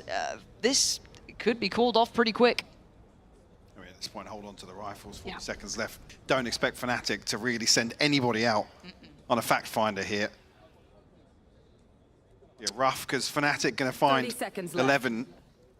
And not really, I mean, other than the Judge coming in, Koala's at 650, so a chance to maybe invest something back into this. But it's one of those awkward rounds where it basically leads Fnatic to 12 in terms of expected outcomes, at least. Yep. Yeah, I'm a bit worried about Na'Vi. Their main 2 approaches so far have been the 10 seconds explosive satchels, and they both kind of fell a bit flat. Fizzles out. Yeah, this does I'm worry. with one, maybe not the two, because now, yeah, no chance of recovery here for Alpha at least, but majority standing. Let's not read into it too bad. Actually did get caught by the paranoia, but again, he's playing deep enough there that he's back on the angle to greet Koala. So mitigating that risk perfectly, yeah. Bit noisy. That's pretty close, right, Minnie? That's good. No, it's your turn now. No. Oh, he's still pretending to be I can serious. pretend. Anybody watching the vertical feed, right? Three of them are absolutely loving it. Do you miss being there, Minnie? No, not really. Do you want one of those jackets? If I'm 11-4 up, I don't mind it. Oh, right, okay. Yeah. Okay. What was the hand squeeze thing? I don't know if I asked you that. I'm trying to... Anybody's still on the vertical feed is going to be asking questions. I think I like to... You know when you got like a stress I'm ball? going to stand this way. Yeah. Like that was just like a stressful kind of moment, but for some reason my arm's in the air. Right. Yeah, I need one of those mosh pit, you know, the mosh the pit little, stressful. yeah. I'd look less ridiculous. I think slightly less ridiculous about that. Fair enough. Champs was stressful. I'm sorry, bro. I put you in a bad mindset going forward, haven't we?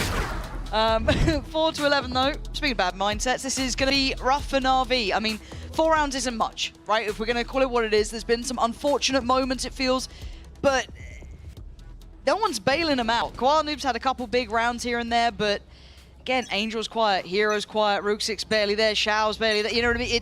And it just feels like they're being outdone here. Watch out for this outlaw, because there's only 2 players with full armor here for Na'Vi. There's a perfect seize as well. That's going to catch at least 2. Pain Shell now there.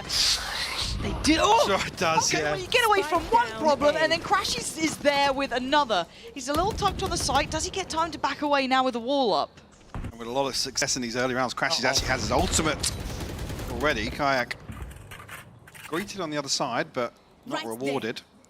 Na'Vi, these steps, even just to get towards heaven, seem really hard. Taking it over as best they can. Kayak is feeling a lot of this pressure coming his way. Now, Deep Smoke comes in. He's going to commit towards that CT side, but there's still bodies here. They should know about maybe Alpha because of that Pain Shell coming in, but they've got a lot to undo on A. Yeah, Alpha Crash is actually tucked into a crossfire here. Alpha got to run the gauntlet. Yeah, walking into the blender almost. Here we go. The power should remove one. Koala removes the other. Crashes back out of it. He can't deal with Shao. But Skayak's still there on the side. He just slips forward. There's so many bodies here. Expecting to push up, no. Shao slips into the smoke and he controls the site. Spike not in hand. They need to wait a moment here to get some of this simmering down, and Plant should be up next. Boaster trying to get something done here. Shao's got to be careful. 56 HP playing just outside this smoke. Boaster likes to spam a smoke. Yeah, too. he does. He loves a bit. Oh, it's Chronicle this time. Here we are. Trying to play a little kind of setup together, but now Shao not finding a target yet. He's reading it right for Kron. Spots him out. Waiting on the rest now. Concealment. One enemy. Boaster. Beautiful from him. Takes Slips away away Hero. as well. And they know it was Shao. Still on the site. They're going to know he's by pillar. He's playing Ring of Rosie. They might not be up for these sort of games, but he's going to try and play to the timing. Play to this. See if he can do the blocks. They tried to help body him block. out. It was a nice try, but ice ain't good enough. Kron can clear, but the time is gone. Na'Vi will cling to life here, preventing 12 on the board with the Red Bull clutch here. Yeah, Fnatic had the perfect setup really to deal with that, but somehow the crossfire is not... Yeah. Again, I think paranoia lands. Crashes is trying to, he's forced to just wait it out, and that's when Alpha, I believe, on site is isolated. Again, that's when he kind of want another body somewhere. I think I saw it on the X-ray there, tucked inside the smoke, not able to get out quick enough. The one thing I would say is that in the 5v4, I'm fine with what they did, but I want to see that reactivity in the proactivity in the mid round. They just sat still, no Fade Prowlers out to see anything. They made the right gamble, but I want to see if Fnatic got those layers in these other rounds. Oh yeah. There's a little bit of a look towards the main. Sees nothing but Na'Vi. Focusing towards middle, or at least showing presence here. Poison's off. On guard here. Whether or not Na'Vi are just going to dry walk up here. in classic Na'Vi style, but God. Well, the steps here, you can see him relaying that information as well. Yeah, you can already see the turn as well from Alpha. Yeah. Now, mostly focused towards that vent push-up. Same to be said with Crashies, maybe trying to create that nice little crossfire here. So far for now, they've mostly managed to get, I think it's Ruxic tucked towards those vents. Still maybe looking towards that mailroom push-up. It's Hero trying to lead the way. Flashes there, denied, and they go back. I think, yeah, if you look at what's happening outside A right now, they're looking as if they want to end towards it. Oh, this Alpha's in a really tricky position. What a conundrum for him. Alpha trying to look one way, trying to deal with the other. You're going to see the ult coming into effect here, but Crashies now has to try and pick up the pieces. They're already trying to cross towards Crashies. He sees another. Does he get another? He goes down. Xiao now finds a way forward. A 3v3. Kayak can't go on your own now. Slow the tempo. The plant is in play. I'm going to go up, going to seal the deal for Fnatic, sorry, for Na'Vi for the time being here. For the 3v3. No big util here for Fnatic to retake with. They're going to have to win some duels. Let's see, Xiao's sharp, already still looking up towards that ramp, but it's a flood back through from CT. Ruxic respects it, slips back a little deeper, tag towards Poster, but it's answered back. Hold on, it's all on one. Ruxic with a 1v2, he can't handle it. And they took the duels and they won them. All three members of Fnatic forced through that smoke, but able to win out with those first 2 kills. Beautifully done. They said Ruxic actually coming out worse off with that kind of weird engagement between Boaster. 30 HP or something. And I like that start. It looked like Na'Vi had got that timing right on that crunch, clearing up ramp. You saw how uncomfortable it was for Crashies and Alpha there. I think the entire round Na'Vi were like one step ahead. Fnatic early, they were using the fade. I don't know if you guys noticed it, but they were using the fade to re-clear the A. But by the time they did, Na'Vi crossed middle, and it was like Na'Vi were just one step ahead the entire time, and it came down to Fnatic running through smokes and hitting shots. Which is not something you say often. No, it's really not, but look at what Na'Vi are left with. And they're just going into it, it looks like. You know, head first for Halos as Boaster looks caught off guard. Maybe unexpecting this sort of tempo, this pressure coming in. Guadalupe's going to clear him. So they've got a corner on the side, but it ain't much. It ain't pretty. Back with an Outlaw, trying to... What are we up to? Oh, it's working! That shouldn't be working! Chronicle and Crashies, the last 2 up against Angel and Hero. No plant yet. Above a minute. Prowler's caught. I think he's given away maybe both of them. C's there as well. Crashies, his util just does not miss, and neither does Chronicle. Fnatic with a absolutely brilliant first map here. 13-5, that was quick as anything. Yeah, putting on a clinic and looking much more comfortable in terms of the overall approach, in terms of the confidence levels and also the composure from Fnatic. Definitely a big positive here on map 1. Compositionally, I wasn't too impressed with Na'Vi this map, but Crashies is the player we have to talk about here. Beautiful performance from him. Spot on, I'm sure the desk will do exactly that, and we've got Fracture coming up next, which will be Na'Vi's choice. We've got to see them bounce back, or this will be over. So good, I want to bounce in it. It's so good, I want to slide in it. It's so good, I'ma drown in it. You wanna slide in it? I'm gonna bounce in it. Baby, are you down, down, down, down, down, down, down?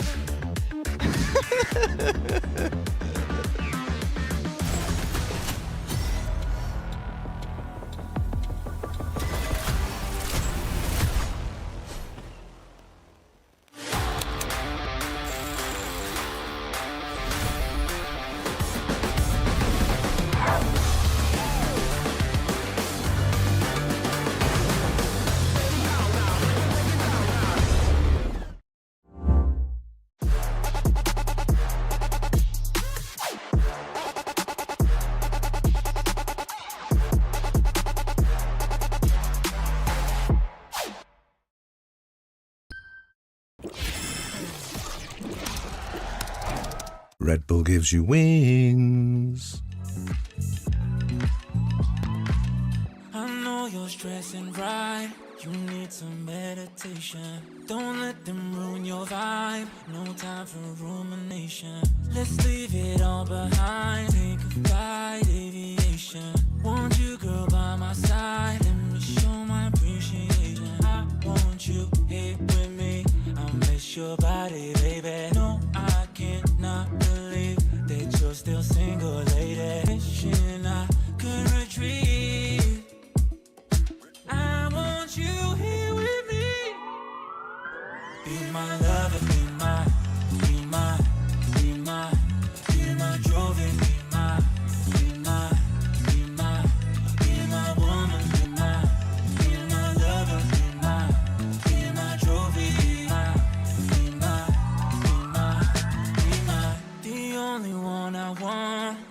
not preliminary. Let me caress the way I think it's necessary. Monday, Tuesday, Wednesday, babe. 7 days, are you ready? I don't need to say you know it, girl, you're extraordinary. I want you here with me. I miss your body, baby. No, I cannot believe that you're still single, lady. Wishing I could retreat. I want you here with me. Be my lover, be my trophy, be my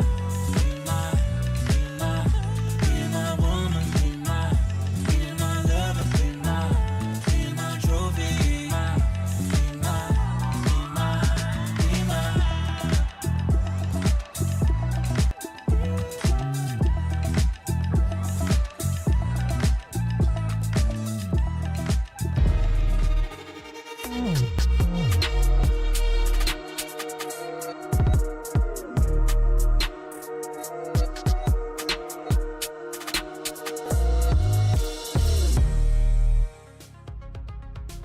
Fnatic, they are back in VCT EMEA and they are here to win, apparently. Terrific performance there on Split against Na'Vi. I am your host, Yingsu, and I'm back here with Kakuka and Billy. We had some questions, you know, wonder why they're picking to the icebox. They go for the Split. I know you were surprised, Billy. Have they answered your questions? Are you no longer worried about this? I'm not worried about it now. I think that, I mean, I was worried about the Split because of how we'd seen them play it last time in kickoff, right? But I think that they've obviously gone away and made some changes. They look so much more comfortable on this map. Yeah, absolutely. I think that first half was a very good show-in for their side and what they can do. I'm more surprised that it was not just the Alpha show. We were highlighting him throughout the pre-match, but it was not 100% about him. We also see the success in getting the spike down and actually transforming that into getting the round, baiting a lot with the utility. In so many occasions, we saw Na'Vi being a little bit lost. Yeah, the game plan was good, right? We have so many rounds we can show that, but let's take a look at round 5. Yes, because I think that this one is very important. Yes, Kolanov did fat finger this ultimate, but to me it's more important what happens with it. They throw it onto vents, and they also use a Prowler, the Eye. Ruxic even ends up using the Paranoia just because of that drone and the chaos that it's causing. Also, that movement that is forced then, the way that they turn things around into their favor, the way that they use the timing to go onto sides. Leaving this in a 2v2, Shao keeping that position, trying to wait for Koala Noob to join this battle, having that knowledge and that awareness of where to play, on top of the performance that Crashes just had in comparison to kickoff. I was absolutely impressed, yeah, and it was crazy, like you say, the amount of utility that Na'Vi were having to feel as though they had to use to clear out spaces. That Kayak clone was getting them caught off guard all the time, but Crashes, we have to talk about Crashes. We do, because people are like, are we going to get Optic Crashes? Are we going to get MV Crashes? Do we want NRG Crashes? But Fnatic Crashes, though, he's finally here. I'm such a Crashes defender to the end of my life, because you've heard it from his teammates as well. He's not just a good player, he's a great teammate. Yeah, exactly. But you cannot forget the performance that we saw on kickoff because of these high expectations and the team that he was slotting in. We thought that this was a match made in heaven.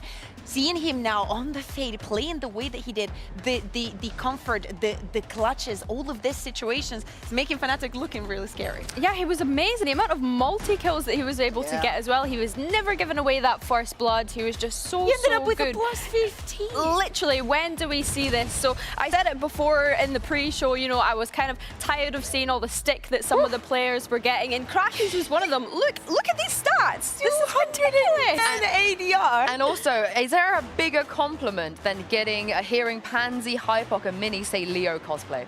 That is the biggest compliment you could ever get. Absolutely. And also put it into context, all the performances that we've had, no shade, but a little bit of shade, from the imports that we've brought onto the region. This is like shading, completely shadowing the rest of them. Yeah, floor though, you know, floor. Floor but number she doesn't one. count as an import. Yeah, floor number. Yeah, true.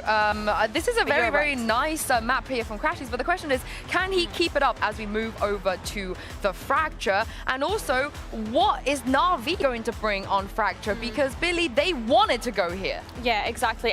Do you know what? I absolutely think that Crashies can continue this performance onto Fracture. I think that that was something in kickoff, that this map looked really comfortable for him. We've seen so much great supportive utility coming out from the Sova, which he played last time, and he was top of the table against Foot in that last game that they played on Fracture. So I think that he can continue that momentum. This seems to be a comfort pick for him. Na'Vi, Lord knows what they've cooked for this one for them to be able to pick into. They did win against Fnatic in kickoff, and thinking about Abyss being gone, it's the only map that they actually won from the ones that are remaining. Thinking about the compositions and what we're mentioning, Fnatic were the only ones in the entirety of EMEA that were running either the Sova or the Chamber in this map. Are they going to keep playing on that? Because I assume that Navi's plan works around that, works around knowing what they played previously and how they already knew how to counter. I would like them to just yoink the good things we've seen from other regions. It's about time, you know? I know you're Fnatic. I know you feel like, oh yeah, we could just do our own thing. But yeah, at some point, I think you just have to get on the meta because the homework has been done for you already. You just have to copy some stuff and make it your own. As long as I see Alpha on Chamber, I think I'll be happy. Oh, I feel the opposite. Really? I don't want to see Alpha on Chamber. I liked Alpha on the Chamber last time. He was able to kind of get those first engagements and then escape out. I mean, maybe against Navi's composition, it didn't work out in the way in which they intended, but I like Alpha on Chamber in general. I think there are other things that are important, not only the composition, but going into what we've seen so far. Fnatic are having very strong starts of the halves. In the previous map, we see them even converting one bonus, right, on split. During kickoff, they won 8 pistols, right? Oh my goodness! We have Crashies on table. Well, this makes sense. This makes so much more sense. Wait, I actually love this. I'm not gonna lie. Yes, like, right? I don't mind Alpha on Cypher. I don't like that. But Kayak on the Neon, honestly, inject it into my veins. We've not seen him on Neon in so long. He was so great on this agent on Apex last year, at Ascension last year. He can absolutely dominate on that agent. So I'm happy with this. I am very happy with seeing the Tejo. I want to see how they comp things. I love to see the Sova gone, and actually I'm loving to see this new art for Crashies. This is what we wanted, right? We wanted someone like Crashies to be the one playing Tejo. And also, like I said, just nick what EDG did. I assume they watched Bangkok. I assume they liked some of it. Kayak, like you mentioned, Billy, a very good Neon play. But what about Na'Vi's comp?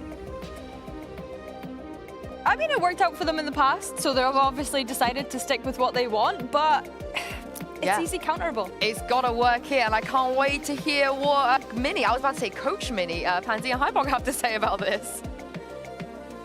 Oh, nice of you to join us, Coach Mini. But yes, they have met here before, of course. This was the one that Na'Vi bested Fnatic on 13-8. Now, Na'Vi, not too many differences. Same comp. Fnatic, though, well, that's a difference. I was going to say, this isn't the Fnatic they met before. No, exactly. This is literally a complete overhaul, to be honest with you. Yeah, I love this composition for Fnatic. This is the first time we're seeing the Teo Breach combined for Fnatic, and for me, that's like Bosa's playground to me. Like, I think if he was Breach Teoing it up in kickoff across a lot of these maps, I would have said that Fnatic would have done a lot better during kickoff. I think as well that plays into kind of historically the choreography that we're used to seeing Fnatic, particularly Boaster, but Fnatic excel on. That Coach Mini style. Yeah. They had a coach at one point that really dialed into that, and what the hell? I'll be honest. That was Boaster. That was Boaster's shit. I'm gonna give him credit here. Like this kind of micro combo, big flashy play stuff. All the boring stuff was me. All the nice stuff that you... What you're saying is, historically, all the good Fracture stuff that we saw from Fnatic was just Boaster in server time. Well, to be honest, Anders helped us a lot. It was somebody else as well, yeah. That G2 guy. Yeah, bloody hell. No, but he's got the good, like, if we ever doing an exec, I wouldn't pick where everything went. Yeah. He'd figure it out. Wow, I've got something fun to tell you guys. There isn't. There's no way. Can we just get a stage red? This Please, is production. I asked nothing of you. Can we just get a stage red for me? This is rigged. This is actually rigged. I'll let you first back on camera if you show me the stage and it's got tech pause on it. It's definitely not red out. It's not red out there because it hasn't started yet. It's like a 3-minute thing. We could keep yapping. Production will hate me for this. A pre-tech pause. It is. I was making sure it didn't say anything rude. Pros. Okay. We were on very different wavelengths for that. Usually I'm with you on weird stuff like that. It's been a minute, all right? It's been a minute. Oh, hold on. I'm getting standby. What are we getting standby for? What we got? You're going to push back on camera if you turn the stage red? Alberto? Nah, he doesn't trust me. He doesn't trust me with it. He's. You know what, guys? We could have had some fun, but the fun police turned up. But some lovely people were waiting for you. Which will be the analyst desk. You take this back over because, of course, there was a tech problem. Be right back. Of course, if you put Pansy, Hypok, and Mini in a casting booth, you thought we weren't going to get any tech pauses. Preposterous. But that gives us a little bit more time to yap. And I think before we head into the pistol, you were making a very nice point about the bonus. Yeah. We just got distracted with all the agent select. But yeah, I wanted to speak about during kickoff. Even though Fnatic did not have the highest pistol win percentage, it was an about 40%, right? Like an 8 to 12, if I don't remember, if I'm not mistaken. And then in 7 of those rounds that they managed to win the pistol, they managed to convert the second one and also the third one. They had a 100% win rate on their bonuses if they were able to convert the first 2. So going into this one, it was something that, of course, that needs to be mentioned, that they're going to have the same kind of push that Navi actually had last year with those bonuses. I think as well, when we look at Fracture specifically, they really, Fnatic really struggled on the attack last time, right? They only managed to get 2 rounds on the attack against Navi on this map, but I think with this composition that we've just seen, it's so much more explosive. So I'm looking forward to us getting stuck into that. I think Mini can't hit a nail on the head, right? If they had just done this back at kickoff, maybe things could have been different, but lack of time, preparation, nobody could predict where the meta goes. And you've always been a strong team on Fracture, exactly. you know, like you think you know this map to a T, there is things that are going to be surprising to you, and there is one thing that they can always rely on if you're Fnatic, and it's the retakes, and on Fracture I think is the perfect example of it. I like the way that they've recognized, you know, the things that could work and they're implementing it. We're going to see it in just a second, but I want to have a conversation about Hero. Hero, he's played against Fnatic already back at kickoff. I think maybe the nerves, you know, it's not easy to go up against your form team.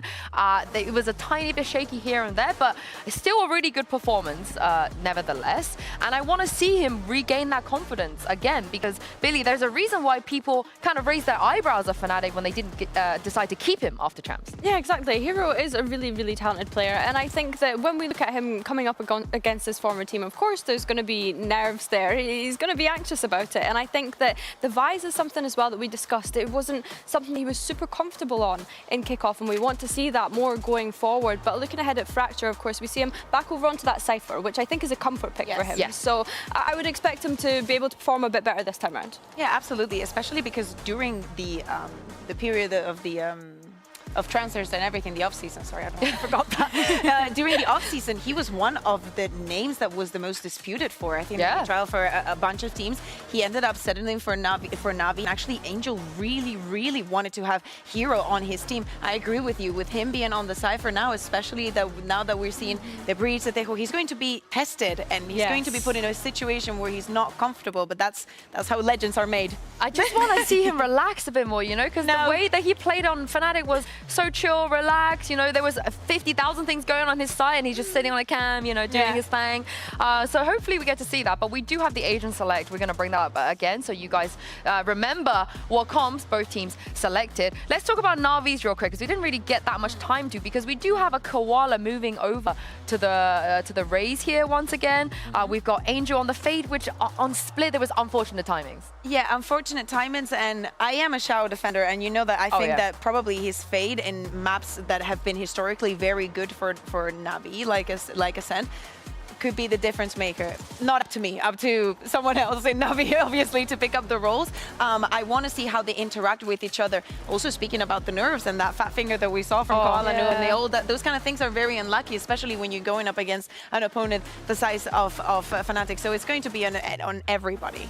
I think as well, like maybe the nerves are coming through from Navi because they got knocked out in that lower round 1 by Fnatic. I still want to see the angry Angel. Where is the angry Angel. Well, maybe that's why Hero's so nervous, no? Because Angel is angry. He's like, so angry. Where is it? I was promised an angry Angel. I think you might get it now. You know, it's not easy to lose on Split in the fashion because, again, the scoreline doesn't seem that way, but Billy, they did not play that bad on Split at all. I really don't think Na'Vi played bad. I don't think that they played terribly. I think that there was just things that they could have found more value from, like Device, like I say. I want to see Koala Noob on the op during this map. I think that he didn't really get to play it an awful lot during Split, and we know that he's comfortable, he's confident on the op. So I want to see more of that from him. I don't want to see Na'Vi wasting utility in the way that they were doing on Split. Those Euro clones, like we say, were able to bait out so much. I want them to be a bit more methodical with that and actually figure out what spaces of the map they're looking to take instead of just throwing whatever they can towards Fnatic. I think that the calmness that we expect from Na'Vi has to do with that utility dump that we're expecting, and actually getting the wrong read on some of the things. I think that reacting to the Euro and whatnot, and not having the full information with the stakes being so high, with getting the points, we know how important it is. We've said it so in every single year. We tell you every game matters. We come down to the last wire, but there's going to be a bunch of teams making it to champs just based off of points. So every single game is going to matter for these squads, and I think that the nerves are getting a little bit to them, and not really like. I think that this is a very different experience to what they have screamed like. I agree. I completely agree. And also, you gotta wonder, you know, for Angel, this is the 12th time he's faced Boaster on the server. It gets to a point where you just know each other so well. You know the tendencies. Maybe you Can't overthink wait for a little 2027 bit. when we're just like, this is the. If they're both still here, then fair play. Honestly, fair play if they're both still here. But you do get to a point where maybe there's a kind of an environment where you overthink a little bit, you know? And God knows how many times they played against each other on Split and Fracture as well. This is just a simulator at this point. But I do want to see Angel maybe bring out something a little bit different. Yeah, I think that you mentioned the word different. We speak about Fnatic changing the composition. We all speak about Na'Vi peeking onto this map. Yes, they did win it against Fnatic during that kickoff. That composition was different. What changes are they going to implement? Because things change a lot between having a Breach and a Deco or having a Soba and a Chamber. Like hunting Alpha is going to be literally out of question. I would love to know as well if this is an implementation from Scott that's just come across, right? Because we saw BBL's Icebox comp. I want to know if that was Scott before he left. So yeah, I want to know like what's going on in the coach and staff's mind and why they decided to put this together. Well, I can't give you any answers from Scott, but I can give you some answers from Minnie. So why don't you take that question, Minnie? I'm going to be honest, Yinzu, I wasn't listening. I was listening. You were? You shouldn't have outed yourself like that. I was talking to production. Production was trying to go on in a minute. Take it away. Take it away. Do I think it's from Scott? To me, I think it is obvious that like Breach and Air are the best on Fracture right now. I think it's just the best two to have. The Neon I'm interested by. I think Neon's a little bit underrated right now. I think like Miniboo, etc. Really good Neon players should still play Neon if you're not comfortable in other things. Slightly prefer the Raze generally, but I think it's absolutely fine here. Okay. So How do you feel about it, Mike? You know, idea from Scott? Probably, yeah. Agreed. But pace here, no surprises to see it to kick things off here. Fnatic, no secrets about the way in actually. The hero's got to be careful because he's going to have his hands full. Crashies deals with it effectively. That was pretty swift here. Plan's going to be in. That was a crystal clear plan, really. Na'Vi, once again, going to be having to be forced to play this back through, but two players working back in from Dish could cause a difference. Real pressure point, though, for Na'Vi to find, because Fnatic have drifted all the way away from this. Yeah, the plan's extremely good for them in the post here. Spot on. Brim Molly. Oh, okay, he gets removed by Ruxic. This is still game on here. Ayak trying to toy with their expectations towards the door, but the smoke's in play here. They're going to have to be a little bit careful with this one. Na'Vi have got their foot certainly in on the door, but the time is running exceptionally low. I think this is too late in the day. Fnatic simply just listening to the clock tick away. Crash, he's farming it up. Beautiful for him, and they'll be happy with that start. Like getting that open plant meant that Na'Vi were probably not ever going to win that retake. No, they had the aftershock, the molly, and the Terror Salvos. And if they did, they needed to move in the first 15 seconds to at least pressure that utility out, draw something out, because Fnatic are just comfortable. As it Chronicle and Crashies disconnect so far from that. We've just stopped muting them now. We've just stopped. Wild stuff. Lyrically, anybody at EBS knew what we were listening to earlier, but I'm telling you all now. I'm saying is I'm going back to clip it. Yeah, can we get that on the replay at the end of the day, please, guys? That one's going on the soundboard. That, for sure. It's a classic. It is going to be thoroughly utilised here. Beyond that, though, again, this round should be pretty much a formality. You're looking at it being clean and maximising potential again. All orbs are plenty. Yeah, Na'Vi stacked up for something towards B, but doesn't come through. Again, fortunately, it's going to be Hero towards Dish that's going to have his hands full. Headshot, but yeah, dealt with swiftly. Na'Vi are here in time, though. Yeah. Yeah, they're here. Shouts Shouts found. got a kill. Okay. Poster got 2 back. All right, this... It had an element of danger for a moment. The problem is that now they're held back by smokes in very traditional positions. They've kind of lost that possibility of causing problems. Well, against 3 Vandals, they really shouldn't be able to do too much. See Angel actually lurking all the way behind. Down to 20 HP though. Well, to even really pin anybody down, do some damage. So it looks like they might just give this up. Try and die to the spike. Don't want to feed across any progress towards these ultimates, because that's the other thing to consider. Back into a Brimstone composition as well with Teo and Breach. The ultimates are just, they're game changing. This could be a Vandal pickup. Why do I feel this is going to go wrong? Bam. Last player standing. Did cost them a little bit, because I don't. Yeah, I mean, I think Boaster can pick up a lot, some of the slack there, but they will lose out, I think, on 1 in the end. But yeah, I mean, if Crashes is over that side, you can obviously upgrade, but yeah. The end of the world.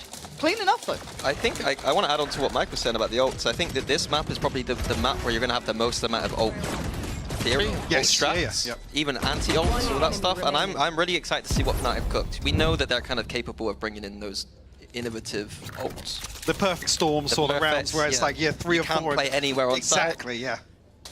Through this comp now. You've seen what it can do. I mean, it's just so oppressive. Like, it's when those ultimates are up, it's like, do we commit to the retake, or but even then, that doesn't even feel comfortable because there's only ultimates on that first wave. Then you've got the util to deal with on top of that. All the fakes so far, but he was very committed to. Koala Noob rewarded playing on top there. Going to take away Kayak, but you can see what that spike is. And as it stands, they have a completely free site. Now, obviously, they don't know that. And now it does look like Ruxic is turning around going, well, there's a chance someone is walking this. Yeah, no sound cue just yet, but I think Ruxic is also very conscious. Somebody could have lurked in. There's a big gap, obviously, towards drop. Smoke going down. Same plant. It's this open plant. It's, yeah. Even though it's 4v5, if he gets this down, it's very winnable. And I want to see when Crash's util comes back around. It shouldn't be far off, I can imagine. That should be in play by the time they're under threat. Yeah, 2 seconds away.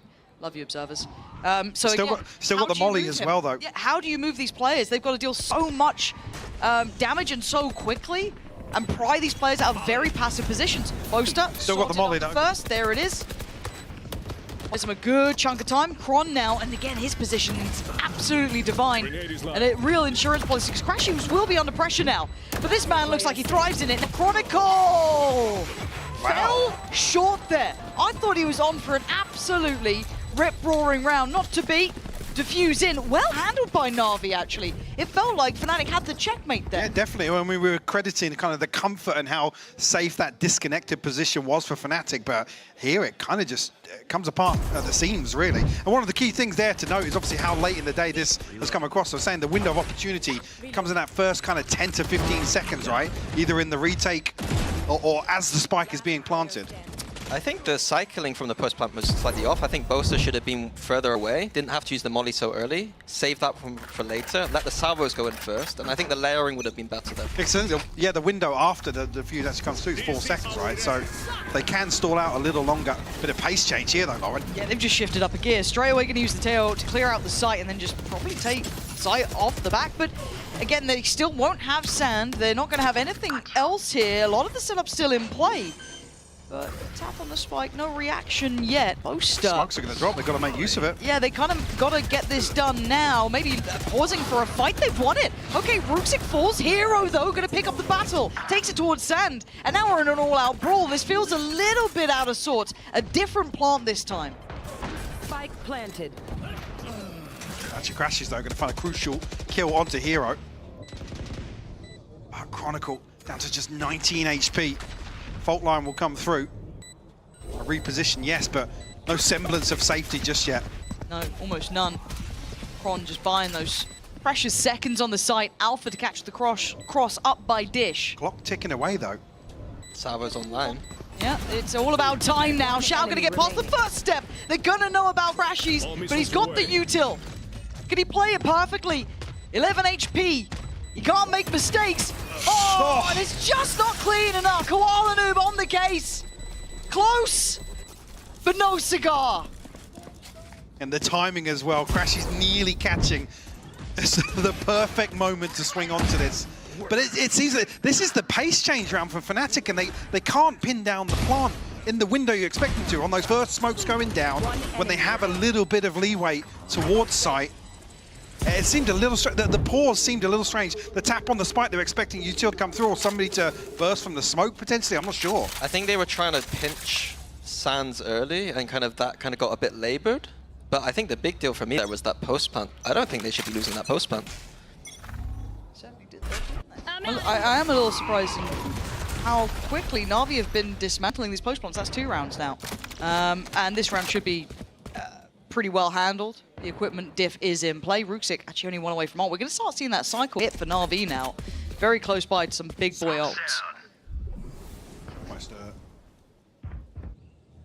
moment here for Alpha to creep up. Heroes found Kayak on the other side, though. Going to be a massive swing, but we'll find a freebie onto Ruxic. For being a little slippery, Hero's probably pretty uncomfortable now. Cage trigger. And the ult's going in. Hero's trying to just dip around this. As Koala Noob popped his ult again pretty early here. This feels like it wasn't necessary, but we are getting down to the thick of things. This is a 2v3. It's certainly not impossible as Crashies and Chronicle out of nowhere, putting Angel on notice. A dip up towards tower. Rolling Thunder available here as well. Plenty of utility for Chronicle to work with, but They have no idea where he is at the moment. This could be a free first kill, and then Kron's HP gets brought into question. Can he play it ice cold? Can Angel read this right? The Horn gonna go in. He knows nothing so far. Oh, takes a little bit of look. Kron, he's gonna invest it. There's nowhere to get away from this one. Angel has to suffer got the through arc it. shock well though, so he can burn the clock down here. Chronicle doesn't even to look at the spike so far. Listens for the tap. Util, is it good? It absolutely is!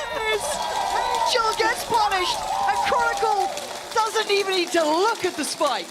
I know it's like a really micro thing, but Chronicle just peeking before he uses any util wins him that. Like, Absolutely. if he used the aftershock or the ult before he peeks, Bingo. he doesn't win that. Because it's another 1.5 seconds, 2 seconds that Angel has to second guess himself. So the free shot as well, just a bit of damage. Beautifully done. All the tools they needed Angel, here. are you drunk, bro? Angel, are you drunk, bro? Did you take a beer, bro, or what? Classic Fnatic reaction on the coaching cap. That's a mini special. Void of emotion. That was a pay safe card thrifty though. One that they probably shouldn't have had. I feel like we were kind of seeing Na'Vi building right back into this, dealing with those post plants well, trying to find solutions, and right now they're only finding problems. And Ruxic's got to fight forward. There's no way back from that. Crashies on the punish. They roll out the red carpet. These ults coming in seem a bit questionable. Koala Noob trying to gap close, but he's been seen. You've got to be really careful here. Crashies actually find the first, but second. Spike down, attacker spawn. Not just yet, Alpha Last player standing. on the cleanup. It's just Angel left standing once again. Revealed here, and actually might be caught on the backside, but Chronicle unable to pin him down before escaping. Spike planted. All right, Angel. 1v3 this time. The odds are getting worse. And not much to be done there for him. Fnatic starting to get a little bit of space now. I think playing with that space really well. Again, another that's almost indicative of a pace change. Beautiful placement here on the fault line and the orbital strike. There's just no escape from that, forcing out the kill once again. It's also Crashies again. Nice shot, like Alpha. He's 10 to nice 4, fight, he's having guys. another good map. Nice, Another group Leo up. map. Doing really, really well. No surprises to see an RV timeout here.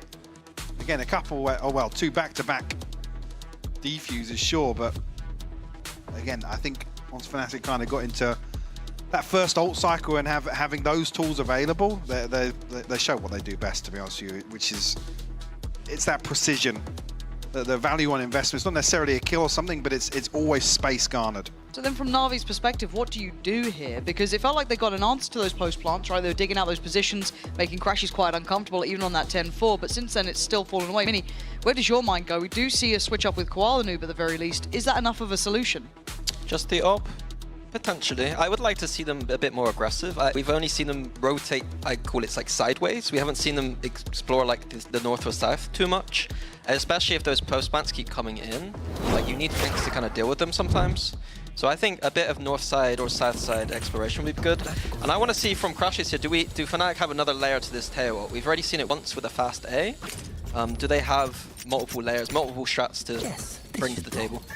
Oh, this is a nice spot. This is Na'Vi's map of choice, so I guess we kind of just find out the depth, right, of how prepared a Fnatic here. They look good, they come in with the composition that we like the idea of. For now, this is the adaptation here, Koala Noob with that operator in play, or at least part of it. I was going to say is, I thought actually, because they do force their way through. Koala rewarded, it's F on the other side of that. That's dreamy, but this man's confident. Crashies on the swing, and now suddenly Angel's uncomfortable. You can see it. Oh! Crashies with the little 1-2 step, making it look so smooth here. Na'Vi already left in tatters. What are you meant to do in this? You can see a little bit of a play coming in from Xiao. Slipping through early, but the trade in place. Kayak still holding up close towards sight. Maybe trying to get a little slippery in the smokes, but Na'Vi down to just 2 players. Waiting for that plant now. Crashies puts it in play. And once again, we're in the post plant. Once again, you got that Teo utility. Once again, you've got Crashies on a heater. This is beautiful to watch. As Hero, quiet. Nothing to be seen on the cam. Promise you that. And he's just got to face the music or try and save, but She's on a 4K as well. This is good to see. This is the Crashies of old. Almost the expectations of a player like this coming across to the region is delivering here today. I want to see it from that POV the whole way through. Oof. I tell you were saying the Teo util could come in, but instead he just faces and kills him. Yeah. Nah, I'd win. Again, he used to kind of have that brute force. It was always a clutch player, Crashies. Oh, God, yeah. Didn't need to use that tail ult either that round, so again, still have that. Actually, the other thing you were talking about, that was the adaptation from Na'Vi. I'm not sure if the timeout really was just to address kind of a tilt loss in the anti-eco, whether or not that was actually more of a standard look that we'd see, or something that they picked up on and wanted to address on the fly. So that's a real question going forwards. Oh. Now, seeing where the spike is, this may not be awful, but seeing how far up they've gotten and found no resilience, it may not be a nice... And he's still winning. How is Alpha still getting away with this? He's taken away Hero, and no one else is going to stop them. This is just the freest round so far. Got a Guardian here in the hands of Shout. Not much else, to be honest with you. I mean, Ultimate, sure, as well, Rolling Thunder, but do you want to invest it this sort of round? Spike planted. Go of it. Boaster's going to be caught in place, but the Molly then denies any push-up coming out from the canteen. Kayak this time going to be noted. Don't know if he gets dealt with, though. And now they got to go... Oh! What? Na'Vi, where'd this come from? Flooding back on in, but Kron, the guardian of the cross, denies the next step forward. And Xiao trying to find his man, he can't. It got close, but again, just slipping away. I mean, Na'Vi have done fantastically well to find 3 there with the inventory they had at their disposal. But Fnatic stand strong on the site, able to clean things up, Mini. Yeah, I think Fnatic went to go for a triple swing to save one of the players getting aftershocked or something, and it looked good and coordinated, but Na'Vi hit everything. That from Kron was beautiful, though. Clean up as well. And yeah, curious, really, of what was... Get off my lawn! We're being blessed with the player reacts today. Honestly, we could just get that. I mean, it's always the case with Boaster. It's true. The showman. I mean, with genuinely looking happier too. Yeah. Kickoff. Yeah, definitely. That's The like- energy feels much better Whenever today. I talk to them, they all seem just happy. And I never do them like that. I don't remember them being like that. Not in my time. Yeah. Was that because you were on the other end of the mic? It was me, yeah. I just caused depression for everyone. You'll feel it soon, man. Oh. Well, yeah, you're in the greatest company, yeah. Well, good luck, Na'Vi. Held on these 2 rounds here, and it feels like we're kind of looking a bit like split, isn't it? I need to see more here. That's not bad, Yeah. though. Down Catching B. Kron's pretty solid. Koala Noob's been probably the one to keep my eyes on so far. He's been the one posting numbers. Oh, yeah, definitely was the case on map 1 as well. Yeah. For looking for opportunities, though, here. And he's got friends on the way. See now, I think actually, 30 seconds left. I'm not sure if Angel would have been close enough, but the confirmation will come through. I imagine there with the smoke coming down from Ruxic. Cut out here, but they force their way through. I was going to say, not checking sight fully. This is going to be punished crashes. You're not going to go nuclear again because look at the time, 10 seconds. Ruxic plays this so well, not overstepping, holding that really precious area on the site. And it felt a little short-sighted there from Fnatic. I don't know what the plan was. Like I said, I think Angel's probably caught a footstep or something which draws out the smoke from Ruxic. It makes it way harder to commit to towards drop. I think Alpha was probably calling across some support. Like he could sniff at it. It felt very weak on that side of the map. But execing from Dish has never been that you had to see. They had a neon wall and a Cypher cage just to get out. Like that level of util just to get out of that tiny choke, and still it's difficult. And I don't at the start. In certain situations, it almost plays against them as well. They're cutting their own sight lines to clear these deep angles on site. It's not a good place to execute. I'm gonna buy. He's going to buy an AWP. He's going to buy an AWP. Got you. Koala Noob, 10 kills. He is leading the way for Na'Vi. Boaster's put one too, though. Now look, the thing is, if I flame Boaster a little bit with it, he always does really well. So I feel like I'm worried if I stop doing it. But right now, Koala Noob's the one to be on it. Quick, draw of blood, an assassination, and certainly no attempt. It was job done. But it's Fnatic creeping behind this. I'm surprised they get caught off by that. We've seen the AWP being used before. A kayak in the middle of nothing. Yeah, like they were ready, but Angel's rewalking this. Now, I was going to say, yeah, he's tucking in, sure, but still doesn't feel comfortable. Don't like it. Don't like Angel, please. Boaster's looking for a pick here, but no one's really giving him much of a fair fight, right? You look at these positions, they're pretty tucked in. Maybe Shao would swing or something, but these... Oh my god, Angel. God. I mean, Chronicles won it. Sure, and but Crunch comes through. Na'Vi come out on top here, finding 3 kills. Yeah, it's fine. Angel gives his life for the cause, I guess. Okay, done. I can't reach the mute button to laugh at the time. Yeah. I don't know really what to make that round. It felt weird. I think, again, it's Fnatic are losing opening picks. And when they're not losing opening picks and get time to go into these big execs, it's looking beautiful. But in the 4v5s, it's difficult. Well, yeah, and you notice it as well, almost kind of stood out in no man's land, right? If you're just holding to wait for the moment to stack up and just execute, there's almost no reason to give away an opener like that. I mean, you've got 3 people there holding the walk up potentially. Again, my eyes turn towards Koala Noob. This guy has been pivotal for them, but I'm seeing ult in hand here. Joel. Got to be careful because orbital strike and the fault line. Okay, it's actually Kayak's ult going to go through first. Trying to lead the way towards the A side. Koala Noob is still around, holding the space up towards Dish. There's no late presence yet. Going to run short, and they've got the plant. No, they don't. Wow. Oh my god. Yeah, Chronicles fallen. It's a bit obvious at this point, this plan. Yeah. Shao will find Alpha as well. Now they've got a paint shell to come through to deny even further potentially, but Spike will finally go down. Again, those sort of moments, it is credit towards Angel for that heads-up work that they've been going for that open plant when they can. Kayak can't escape the site. Na'Vi keeping him locked in. And Crashes, you've been good, but I don't think you've been this good. You're going to bank on Boaster. Okay, he does go down, but the molly just too wide in the end.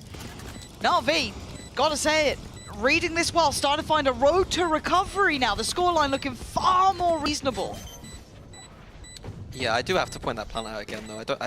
I think you're in the middle of nothing at a certain point. Yeah, again, and especially here, because you have the Rolling Thunder and the Orbital Strike, I think you could probably invest a little more utility ahead of the plant, right, to force off some of these positions. I mean, it just so happens the Seas comes through, so it's a squishy target regardless. But yeah, I think you're right. I think Fnatic can probably dig a little deeper, maybe invest a little more to rely on the Rolling Thunder and the Orbital Strike in the post plant. So I think I would just plant in the corner at this point. It's not. Yeah, the safer plant towards backside, sure. Yeah. One was going well. How about we get two? Reach and Brim up for this last round. How do you feel about double op? How do you Double feel about the word op, Mini? Op. I heard you rant about it. That's why I bring it up. I don't know why, but I say Yeah, I don't know why either. What's that? No idea. Koala on the hunt again. He's got a man on the other side. He's been good at the... Oh, Alpha. It feels like a little cerebral battle of some brilliant players. Head of the cage, though. Yeah, but does Alpha consider that? I feel like he might even... He's gonna tuck. He's gonna tuck. I saw Alpha use all of his strength to not peek that one. Fighting his inner demons. Come on, Alpha. It's great out here. Crashes. Whoa! Oh, he can't get away! Oh, he's just trying to bound out of this. No! Oh, come on, dude! It was so good! And then it wasn't. Hero just in no man's land, plays it forward, finds Alpha without his hat on. And now we're into a 4v3. This has gone topsy-turvy in a second. Boaster's having a go in spawn. Spike not coming through just yet. Chronicle looking for it. But no comfort just yet for Fnatic. Can't really set up. Chronicle gonna look to trade off ultimates here. Yeah, there it is. Gonna send that flying. Gonna try and buy him a couple of seconds. And a couple of seconds they should have, but Hero, the slow approach through the underpass. Still have the molly, still have some utility here for Chronicle as well.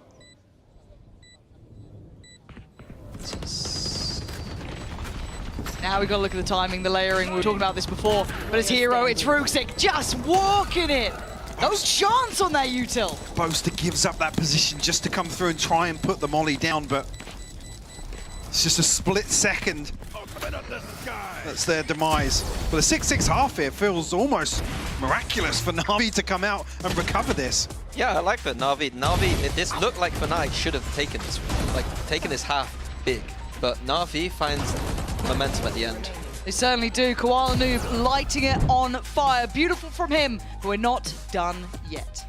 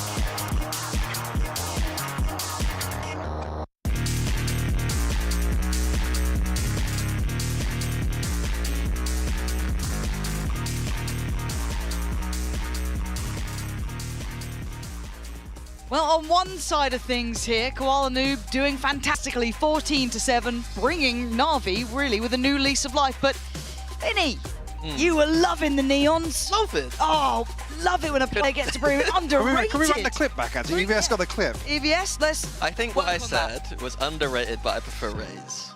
I don't think that was what you said. Oh, okay. Here's the replay. Okay.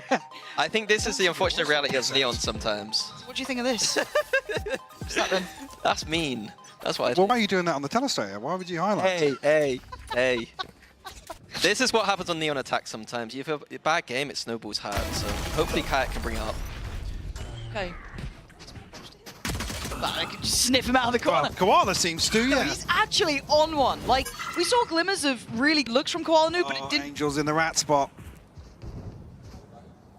This could go horribly wrong. No, no. It's Oh, good! it's good! It's good! It's good! Oh, it's always God knows what with Angel. Not even close. The gods just flip a coin and it's either beautiful or an absolute tragedy. That time, stunning.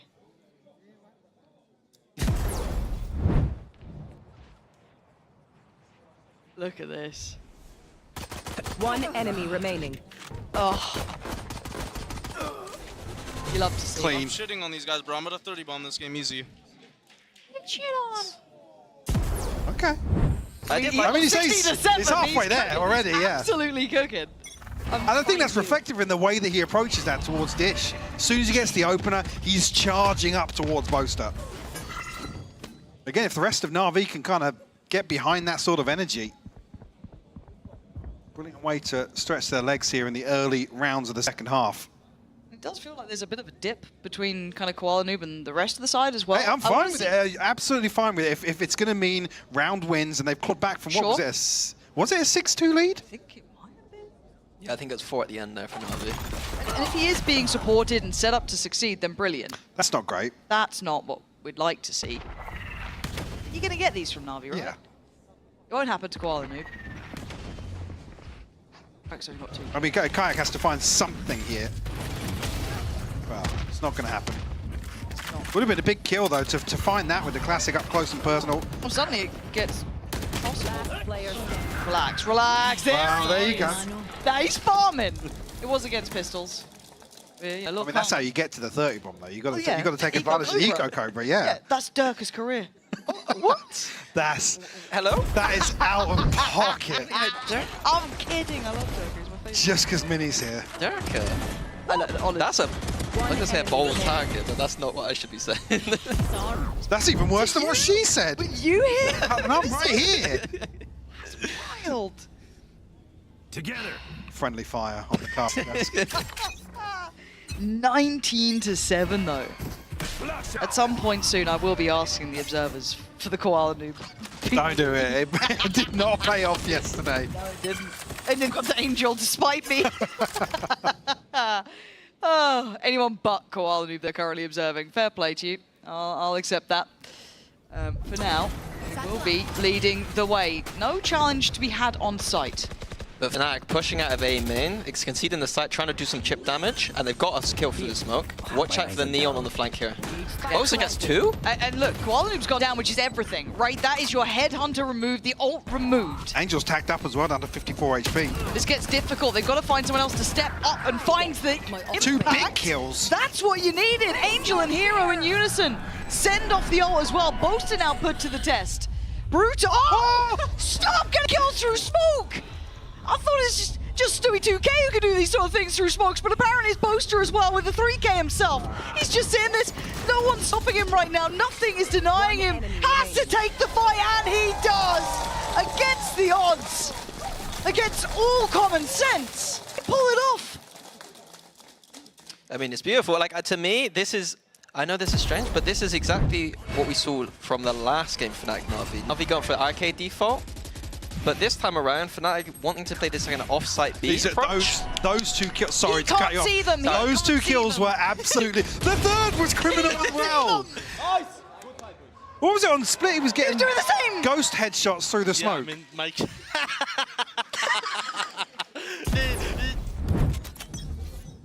I think you've got to actually check his PC. So I'm happy for Fnatic that they're identifying that You're really sad for you. I don't know which. that sitting on sites is not a good plan. Sitting off sites. I know it looks stupid that he just got 2 or 3 through smoke, but that's kind of Yeah. doing that damage through smokes is very common. Kayak. He's having an absolute rotter of a game, but Na'Vi gonna just double down on this, right? Big punish.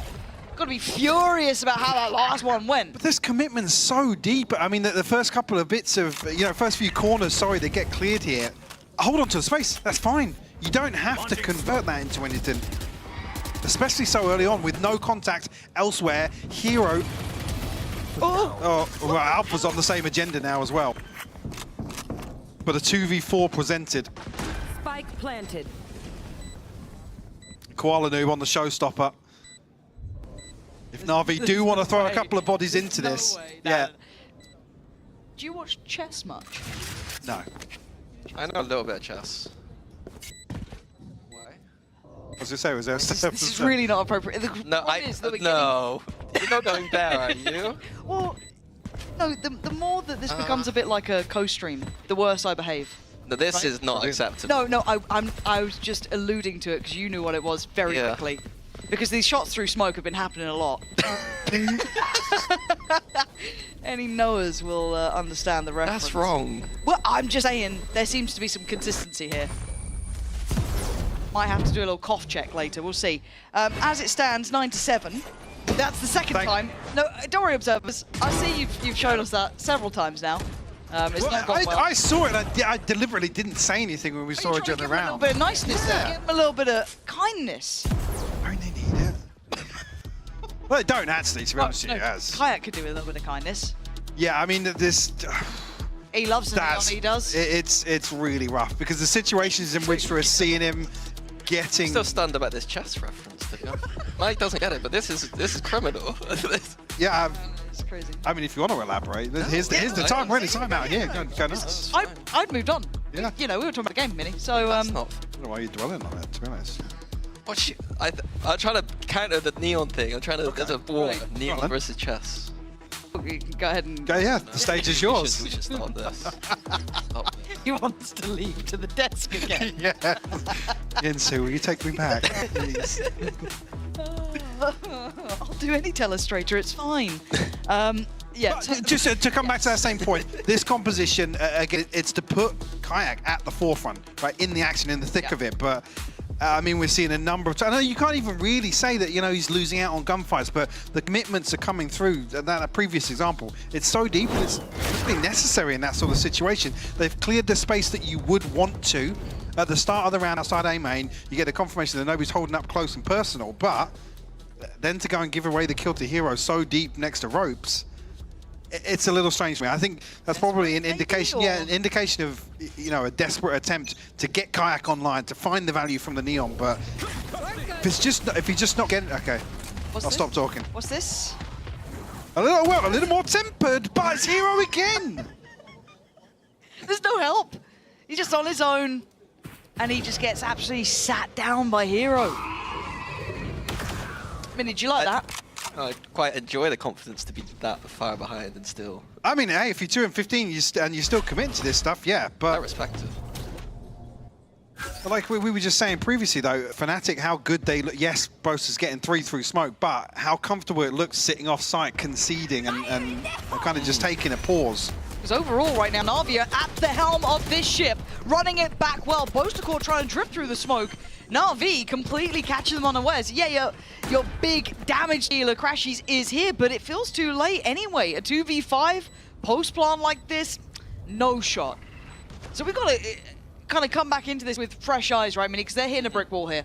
And we've complimented a lot about Fnatic, and we can't just put it on the fact that Kayak is not having much working for him, but the approach, if anything. Yeah, just to interject there, I don't think this rides on Kayak not delivering. I don't think that's. I think there's a few opportunities he could have done more and hasn't, but I don't think that's why we've seen Na'Vi able to claw back to a 9-7. Come out of a timeout call with a fairly aggressive approach, I quite like, but you know the Brimo and Tail are online, so like, these are things that can be used in these pushes or saved for like a retake situation, and it felt a bit dry.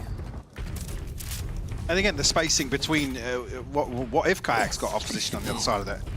What's happened? Are we just riding on some? And again, I hate I'm saying this, the numbers out loud, but are we riding on somebody who's 2 and 15 to come out and win a 1v2 or something there? Oh, this is a nice spot.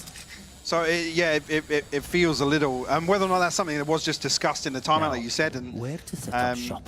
Yeah, it's a little bizarre to me.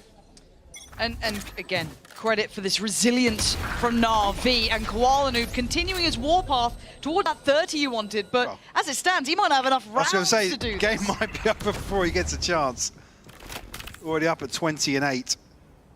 The opener here in round 18 as well. We will pause. Further aggression here from Fnatic, but we know the equipment not really suiting it too much. So it's still key ultimates available here. But unlikely to see it here unless Fnatic can find a kill. Or something to cling on to. I think my worry is that as soon as Fnatic if they are going to get back into this game, that the ults will be coming online for Na'Vi too. Slam dunk round isn't a million miles away if they do have to go to that length. B, take the tour. No hurry on this, but leaning back towards that A site. Yeah, and actually, just to note it as well, already going to have bodies in rotation. Bosa's already back here to get inside the smoke. So Nice that was try. Angel to deal with him. Yeah, Angel really heads up about that. Just playing on the edge of the smoke, maybe expecting someone to play through. There are still players. That's not clean enough, really. But how is there no help there coming out for Crashes? I'm surprised he's still alive. Banging shot, but the numbers still sitting in the hands of Na'Vi in the post plant now. Trying to get disruptive. Alpha with a classic. Yeah, now with Na'Vi finding the kill on the other side of things, it's going to be difficult for Alpha here to even find a consolation. I think the account just gets shut here, right? I don't think there's much more to it. Na'Vi, and I'm very impressed with Na'Vi because, again, Fnatic looked quite tricky, right? They were coming into this looking quite good. We had, as I said, Crashes on that heater looking fantastic. But also, just to come back to this is also Fnatic on a composition that kind of echoes what historically they've been very good at. So further credit to Na'Vi in that regard. Getting closer and closer to the previous scoreline of when they met last. That 13-8, which did go Na'Vi's way. For now, 11-7. 3 maintaining themselves standing alive here and just building towards those ults. I think it's also that 13-8 score. It was a lot about that defense, I think. They were struggling there, from what I remember. And again, not looking too hot here. And the one player who really stood out to us in that series at the time was Chronicle. He was the one who made it even look as close as it did. Well, Crashes this time around. I was going to say, just to say, Crashes actually sat at 21 and 14. Maybe else some double digits yet from Fnatic. Switch up here coming in. Operator is in play. We've got one on the other side, and Kuala-Lumpur's been lethal with it. Crashes ult ready. Is this a little set piece? Oh my god, they're going in on this. Is there anywhere to hide from it? Chronicle's already going to find Angel. I mean, the layering there with the Teo salvos coming in could have been a bit more, but honestly, RV making it through that with only one loss and one casualty feels fortunate. Chronicle still sat out with a Rolling Thunder as well, though. I love that Fnatic didn't even have to risk anyone there. Like, everything was util. The aftershock at the end through sewers. It's beautiful. The meta haters will not enjoy that. But I do see what you mean. It was very well crafted. That was a little, it feels like one of those cards you can pull out once. Don't get to probably run it too many times, but you can see them trying to toy with the expectation of where Na'Vi ends. I was going to say, yeah, Koala has just picked up on that sound cue, so he's already rotating on the north side of the map. We're here to complement the backside of this Na'Vi execute. Still difficult with Alpha here. He's got a fair fight, but Hero on the run-up does better. A few situations where Heroes looked really good as well. Ooh, big ult though should slow things down. 30 seconds left. It's very early on. Rolling Thunder posted as well. Yeah, they're going in on this one. Just about everything poured on. Surely Rooksik's dead. I mean, Kayak's gonna find that one. Fnatic fighting back, 15 seconds now. Not much to play with, but Kuala-Lumpur still breathing. There's a threat, but I don't think they can change the outcome now. Xiao still giving it a go, but Kayak finally hitting a couple shots here. Now Operator suiting already here. Maybe an indication of slowing things down on the side of Fnatic. Not going to invest too much in putting him in the thick of it. The tip of the spear, so to say. It was a costly round for Fnatic, though, using yeah, a lot of ults, ultimates, yeah. 3 big power ults there. Something as well that we've not really talked about is Alpha on this Cypher. So like Chamber last time, I don't think he was super comfortable. No. But Cypher, he hasn't played Cypher in a long time, and I know it's not his favorite to play. What do you mean by that? He doesn't mind Killjoy, but Cypher is never his favorite. And in this round, he went for the site hold by himself. Prime Alpha, you might see a couple of kills there, but not getting one there. So something to keep my eye on. Well, new pacey. How far does he take this? He's been confident the whole game, and rightly so. Big boy impact and a quick take towards Sand. That already getting ahead of the curve. Out of charges. Here to potentially stop anybody slip in the net. On the other side of things, Hero, which I was going to say last round, in a couple of situations that looked really good here on map 2. Drone gone as well. Crashies on the A site trying to re-clear through A main just to double check what this is. They've had contact now on kind of polarizing sides of this map. Yeah, on the flip side, I think Hero on the Cypher, very cerebral. He's been able to draw rotations across. He's comfortable by himself. Having a good game as well. They're quite often planting the seed of doubt for Na'Vi. Ayako. He had impressive impact previous to now. Starting to warm into the game a bit. It is late, but he's found his man this time. Buying a couple of seconds. Boaster on the backup takes away Angel. Just overwhelmed in the end. Kayak does fall, but they still have Crash on the site. Hero comes in from Dish. Gets what he needs done. A 3v2. Crashy still holding on here. Pivotal in his positioning. A Fnatic making it up to 9. Breaking the trend now from Na'Vi. Almost breaking the rhythm that Na'Vi have established. Like I said, ever since that first half, been firmly in control, even with the switch over, and I think that's probably why they believe we're going to see a Na'Vi timeout. A few times now, and yet Fnatic having the confidence to swing some smokes. You know, it's not two people dead ahead of the site execute, they actually have a fighting chance at some of these. Again 2 kills. I'm doubling the kills every round. There you go. But at least it's not too phased by it, right? He's in good spirits. Exactly. Which actually does make a big difference, because it's very easy to get kind of down on yourself, and it almost then makes the problem bigger than it is. But him feeling at least comfortable enough to make a nice little bit of light of it. And again, he is doing better, Mini. Yeah, and I think that it also ties into that point we were saying earlier, that everyone on the team seems in light spirits, you know. Previously, if I was coaching, maybe not so high. They wouldn't be, huh? No, misery was the way forward. The common denominator. It was me. It was all me. I do feel a little bit worse these days. I don't know.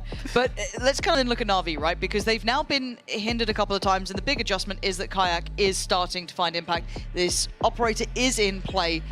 This feels like it shouldn't be a puzzle they can't solve, though, right? It is a, I don't want to say a blunt object, but it's an obvious way to adjust. What do they have to try and clear this through? What do they have as ways to try and facilitate towards the site? Like, will Na'Vi have that camera and Fade Prowler to make sure that they don't get picked off early? And as long as if they hear one shot, they need to just accelerate quickly. Don't let Kayak get more than one shot off. Or smother him, basically. Don't give him a chance to reset and take another open angle. Cage triggered. See if the trend does continue for him. Not spotted by that cam yet. Yeah, immediately on the X-ray, nope. Prowler did just go in, and I'm pretty sure that just got cleared. So they know where he is. Now we've got to look at the pace. Do they pick it up? Do they still try and smother on the site? They do, but he still stands. Silenced, but still answering the question. Kwalnoob going down, who was your big man for Na'Vi? But Kayak now starting to warm into it. They throw everything at him, finally goes down, but he's got them a man advantage. Exactly the sort of situation we were talking about as well. Able to reset comfortably off that first peak. Coming through, yeah. Oh. Crashes, wow. Spike down. Rips the head off Hero. Angel finds one, but it's Crashes again. Shao, hold on. This guy, he's on 15 to, you know, 15 kills here. He's quietly been working away, giving himself a little bit of time to play with to get the plant, but a 1v2 ain't. He came off it. He's got to go back. Oh, that's just agonizing. Gut-wrenching. Now he's got to go against the odds. Uphill. Nearly feels impossible. Oh, man.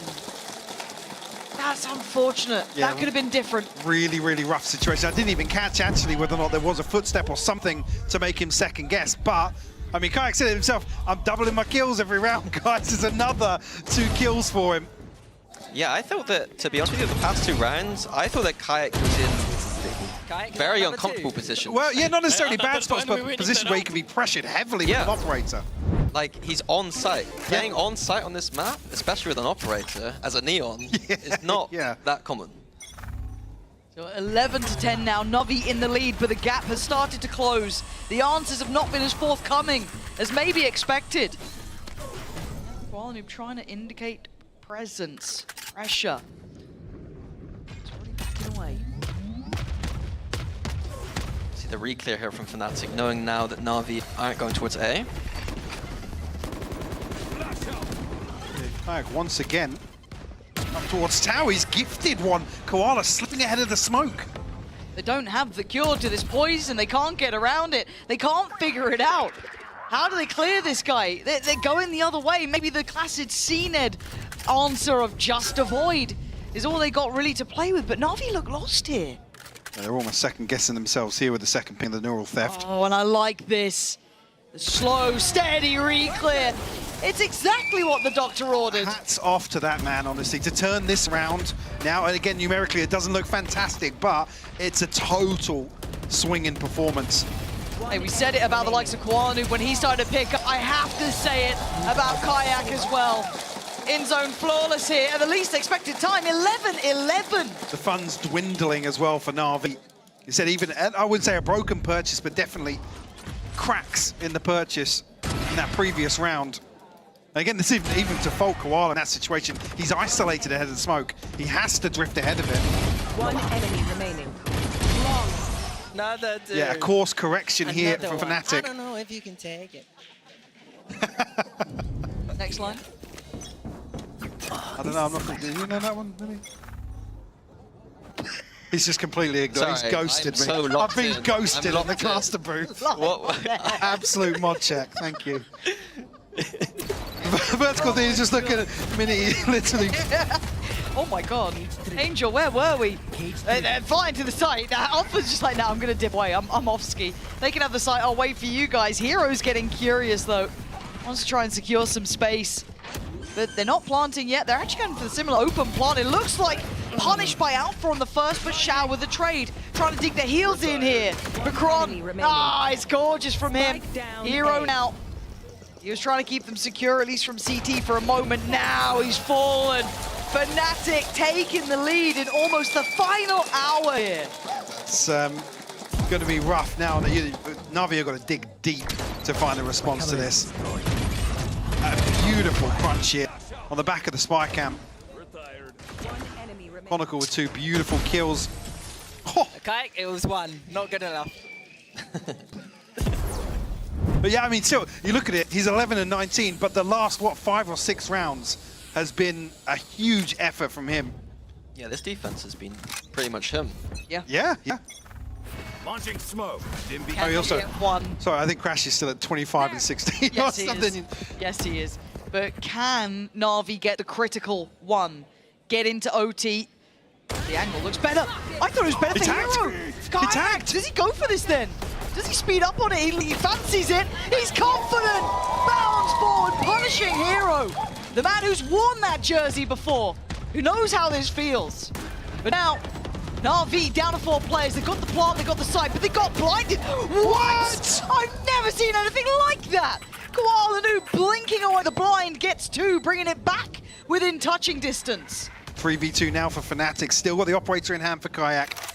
It's in a position to do some damage, creeping here, but only 20 HP. Step by step, they get closer. Angel cleared, no chance. And now on to Shao. Has to face the music. Face the man who came alive in the end for Fnatic. What a turnaround from Kayak, honestly.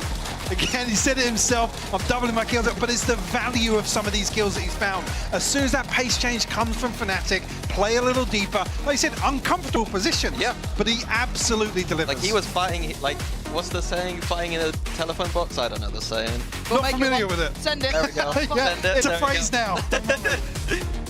Yeah, and I think respect to him, like even after timeouts, like he was kind of sent by himself in some situations, and he was all for it. Yeah. But buying that op seemed to be the answer, and Yeah, I think initially the ethos felt like we're going to put Kayak in a position to really excel. Some situations it looked like lamb to the slaughter, but again, I don't think a lot of these struggles here on Fracture, at least through the middle of that map, right solely on Kayak. So again, I do want to note Crashy's here, not just in this map, but the second as well, this whole series. Oh, dude. It's night and day since kickoff. This was a Crashies-esque performance, which I think is one of the ones that we've seen, well, I think we wanted to see him establish here within the region. And the general look of Fnatic looks like they're revitalized.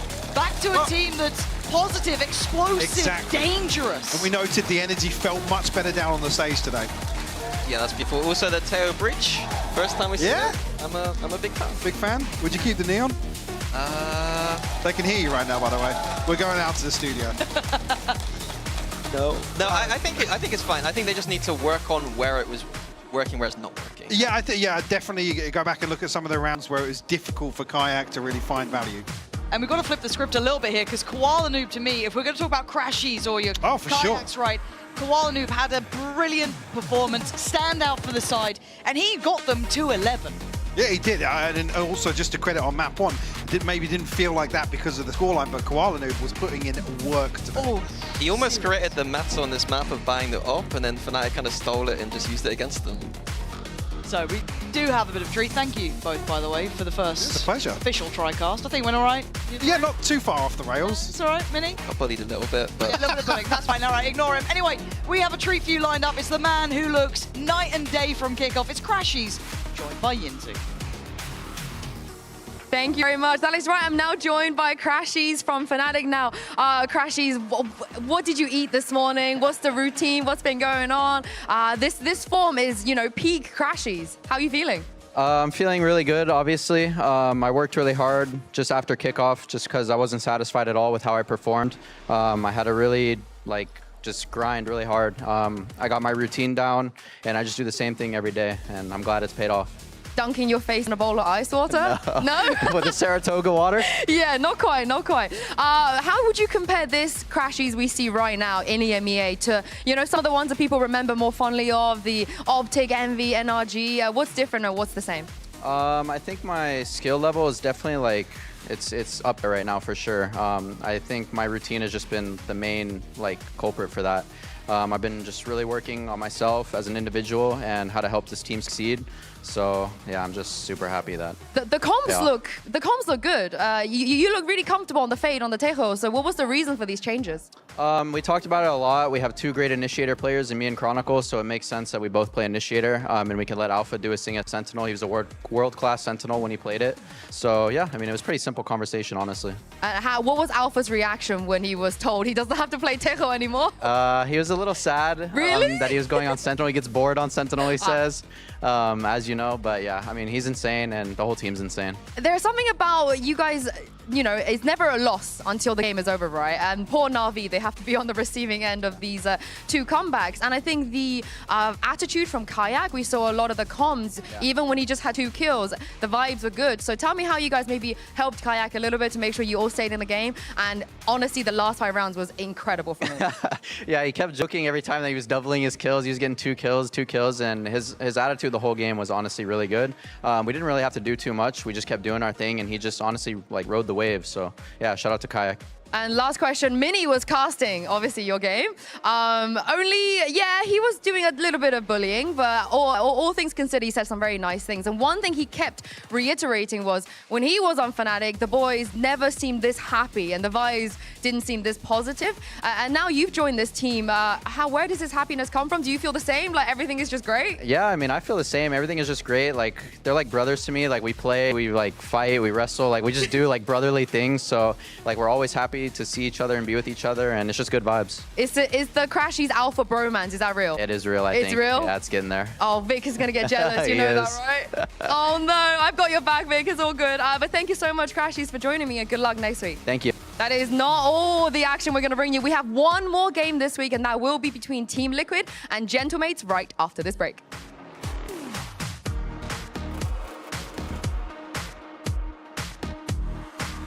Austin, what is this? Is this Austin Robert? Hey! Hey! Get off my lawn! I mean, technically, it's not his land. Straight from Texas, bro. Straight from Texas. I'm back. I doubled my kills. Like me in my rank game. Doubling the kills every round. Kayak, is that another 2? Another 2, and we're winning the round. Another 1. I don't know if you can say it. And another 1, and another 1. Kayak, it was 1. Not good enough.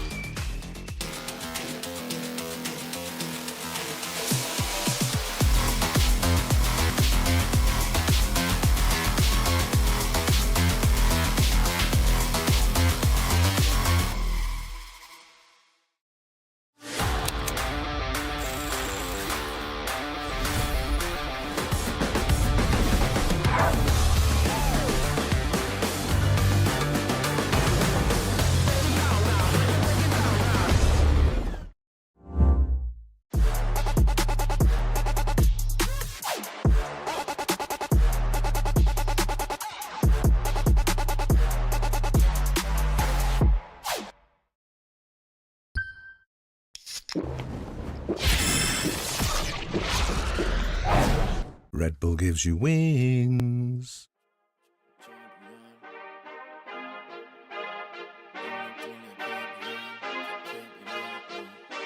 I feel like a champion. A champion. Ain't nothing that can't be done. Oh yeah. I put it all on the line. Definition of divine. Yeah, I feel like a champion. Ain't nothing that can't be done. They told me I wouldn't be nothing. Came on down second to none. I need me a trophy, I need me a ring. I'm not with the bull, but keep it a beam. You know what it is, you know what I mean? Shit, all I do is win, win, win, win. Haters wanna hate, they ain't make top 10. Double, triple team, what they need to defend. I juke left and I'm gone with the win. I'm gone with it. I feel like a champion. A champion. Ain't nothing that can't be done. Oh yeah. I put it all on the line. Definition of divine. I feel like a champion. A champion. Ain't nothing that can't be done. Oh yeah. I put it all on the line. Definition of divine. Feel like a champ, MVP status. Yeah, the win been guaranteed. So let's see about it. If you gon' speak about it, then be about it. If you don't bring that energy, no, I can't be around it. Nah, I'ma shoot my shot. I'ma stick it, watch. At the tippy top, I cannot take no loss. 2 seconds on the clock, they gotta give me the rock. I got a game on what? Yeah, I got a game on lock. I feel like a champion. A champion. Ain't nothing that can't be done. Oh yeah. I put it all on the line. Definition of divine. I feel like a champion. A champion.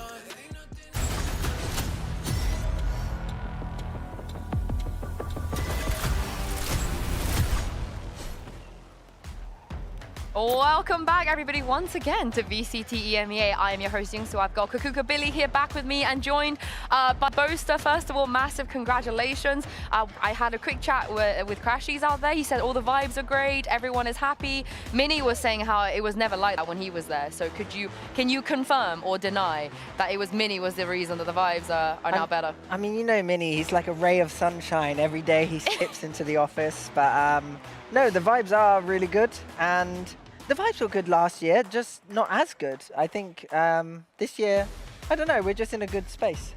Okay, we'd love to see that. It's also, you know, finally good to see you in the Breach Tejo synergy that we've been seeing a lot. Is that something that we are going to see much of, or are you being tamed? Like on a scale from 1 to 100, like in percentage? Are you fully in the meta? Are you fully in the meta, or are you being tamed?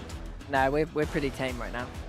Yeah, we could be though, but we have tried it on maps, but on some maps, like Split for instance, we tried it, and it just didn't feel right. I just love Double Dive too much, and like send Alfia and Kayak in. So sounds like a plan. Yeah. Yeah, I think the nice change is that Crashies being on the Tejo, you know, instead of Alfia, we all wanted to see that. And Crashies, it's just rolling bad years. What happened? How has he come out the door swinging and he's got more kills than Alpha, more kills than Kayak? He's out here looking like MV Crashies. Yeah, that frag right there, actually, I thought that was Alpha.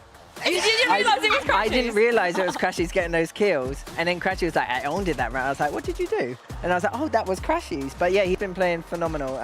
Even in scrims, actually, he's starting to pop off, which is always a good sign. I think when it came to before kickoff, we didn't see crazy pops from him, but since then we've seen a lot of pop-offs. I think he's found his kind of structure, and he's got a good routine right now and good habits, and it seems to be working. Yeah. And Kayak as well, that was a quieter last map from him. What was the decision behind the Neon?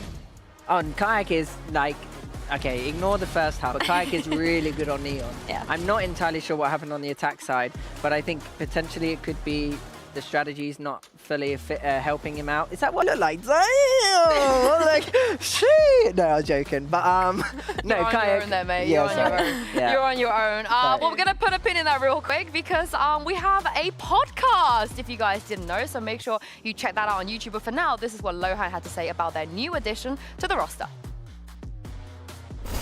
I need to just address, I think, the biggest piece of news that's come out of all of this, which is you will be making a bit of a roster change going into stage 1. So, Aloha, I'm just going to come to you for this. What was the reason behind this? And of course, who is the new player joining you guys?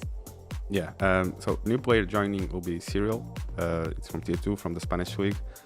The reason for the change, I mean, it was mostly due to what we are looking for as a team. It felt like we're missing something, especially like in terms of utility usage. At times, it felt like we didn't have the correct options there, and we were looking.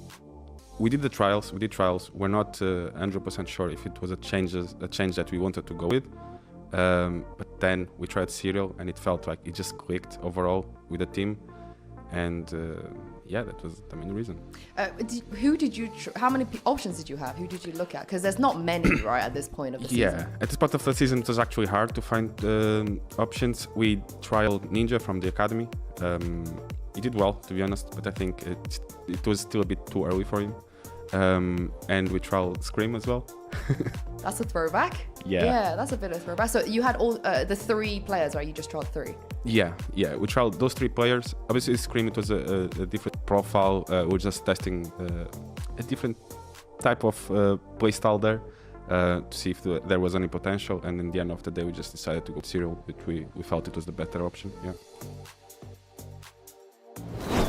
I am so excited to welcome yet another new face to VCT EMEA. Serial, welcome. Thank you, I'm glad to be here. How long have you been in Berlin for? When did you actually join Liquid to come and scrim together and everything? I think I've been in Berlin since the 17th now. So it's quite recent, actually. Yeah, it's very, very recent. Now, for people that don't know you, would you be able to introduce yourself a little bit? You know, where are you from? What made you kind of decide to compete in Valorant? My name is Serial. I'm the new 5th player for Liquid, and honestly, Valorant's always been a hobby of mine, and I've played it a lot. I've tried competing. It's been up and down, but I'm glad to be here. This is the ultimate up, though, right? This is a big jump from my past, yeah. How big of a jump do you think this will be? Have you been watching, you know, Tier 1, EMEA? How are you feeling now you've had a few days with your teammates and practicing together? I'm feeling really good. I couldn't have asked for a better team to mentor me and gain experience from. And it's definitely going to be a big jump, and it just depends how I'm going to be able to handle it. But I'm confident, I'm excited, and I'm ready. What do you think you bring to a team like Team Liquid? Consistency. Ooh, on the server, off the server, everything? Everywhere. Consistency. Okay. Like an anchor.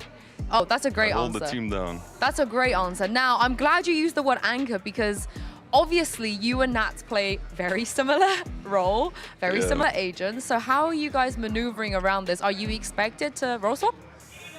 I am going to be swapping roles, yeah. Oh, I'm wow. learning new agents. I'm learning new things about the game, and it's been going really good so far. I'm excited. You're comfortable Yes. with this decision? I've had great coaches, great people helping me, and I'm as comfortable as I could be. I'm getting like you're really happy vibe off of you. Just happy to be here. Is that fair to say? Yes, that is very fair to say. Have you ever played on a stage before? In front of an audience? No, this is going to be the first time for everything.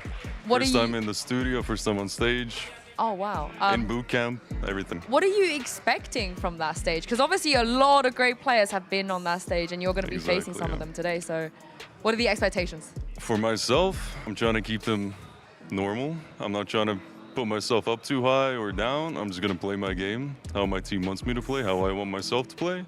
And then I'm just going to own. You're just going to own. You're going to pop off. I love yeah. that. And last question, are there any players or teams you would like to have a chance to face up against on this stage? That is a good question. Honestly, I'm happy against the matchup we have today. Yeah? There's a little bit of stirring around it from the past. So Yeah. Tiny bit of a I think today's going to be a good match. Okay, I can't wait to see it. Thank you so much for joining me. Thank you. Such mature answers coming from Serial, but he's under a lot of pressure because Kakuka, first time on stage, first time in front of an audience, and you're playing a different role. It's not easy. Yeah, exactly. I'm excited to see what that different role is going to be. I assume, you know, taking a little bit of the responsibilities that Kamek had. We had some surprises on all the changes that we've seen so far. We saw earlier this week how Sevov was debuting there on Vitality. So I wonder if we're going to see some mix and match also in the side of Team Liquid. Yeah, he was hitting a little bit of history just then as well, and I think that's perhaps because he has played against Mini on the other side in the past, so it's nice to see him kind of bring that up. And I'm glad it's not Nats that's having to move off of role, because we saw the amount of value that he's been able to bring, especially at the recent Masters. Like, he was performing incredibly. But I just think, how is Serial going to actually be able to adapt from Tier 2 to Tier 1? And the grudge there, I think what he was mostly alluding to is Kamek leaving, you know, going instantly to Gentlemates as well. We have to address this because I don't think a lot of people expected this straight from a team straight out of Bangkok. And, you know, we've heard a lot of discourse. Some people think it's not a great idea to make roster changes here. Some people do. Where do you sit on this topic? I think if there is a problem within the team and you want to get it solved, swapping out one player isn't the end of the world. It's quite easy to introduce that new player to a roster and get him comfortable in time. Obviously, he just came back from Bangkok, so they didn't have a lot of time. 2 new maps. 2 new maps? Yeah, 2 new maps. 2 new maps, yeah. You didn't play them today, but it's all good. Yeah, we're sad. Yeah, I think they'll be fine. Yeah, and also, I mean, the highlights you're seeing here is probably not going to be the agents he's going to play at all, because let's be honest, why would you make Nats or people role swap when you sign somebody? But the help that he spoke about, you know, from the coaching staff, from his teammates, this is going to be something that's very, very important today. Yeah, absolutely. And he was fragging out in the Spanish league and Rising there. So we've seen these players come out from Tier 2 before. We get very excited for this, and I think that I'm seeing a lot of what we saw earlier in the week. I've seen him pretty comfortable, pretty tame, pretty calm for everything that is at stake. It's not that you're slotting it into any roster. It's a roster that has already been in Bangkok this year with very high expectations for themselves. Well, let's talk about Kamek, because you've played with Kamek. Yeah. So tell me, you know, what he brings to a roster and how could he maybe make Gentlemates a little bit better? I think Kamek has lots of raw firepower. When we played with him on stage, he played that Cypher. He had to swap roles essentially to play with us, and he was able to shoot when he was actually anchoring this B site on split, which is crazy. And I think he brings a lot of hype to a team as well. But that's all I know. He plays Osu, but I don't like that. So we move on from there. It's totally noisy. Okay, yeah. Thanks for that. You know what? I think Kamek had an okay performance at kickoff. I think one of his tails was probably one of the best that we had got to see, right? He was doing a lot of set things, and he had said, oh, I like playing it in ranked, so that was kind of understandable. But I think for me, him being the replacement of Robbie BK is a big question mark. And, you know, Robbie BK didn't always have the most consistent performances in kickoff, and I can also kind of say the same for Kamek, so I'm a little bit concerned there.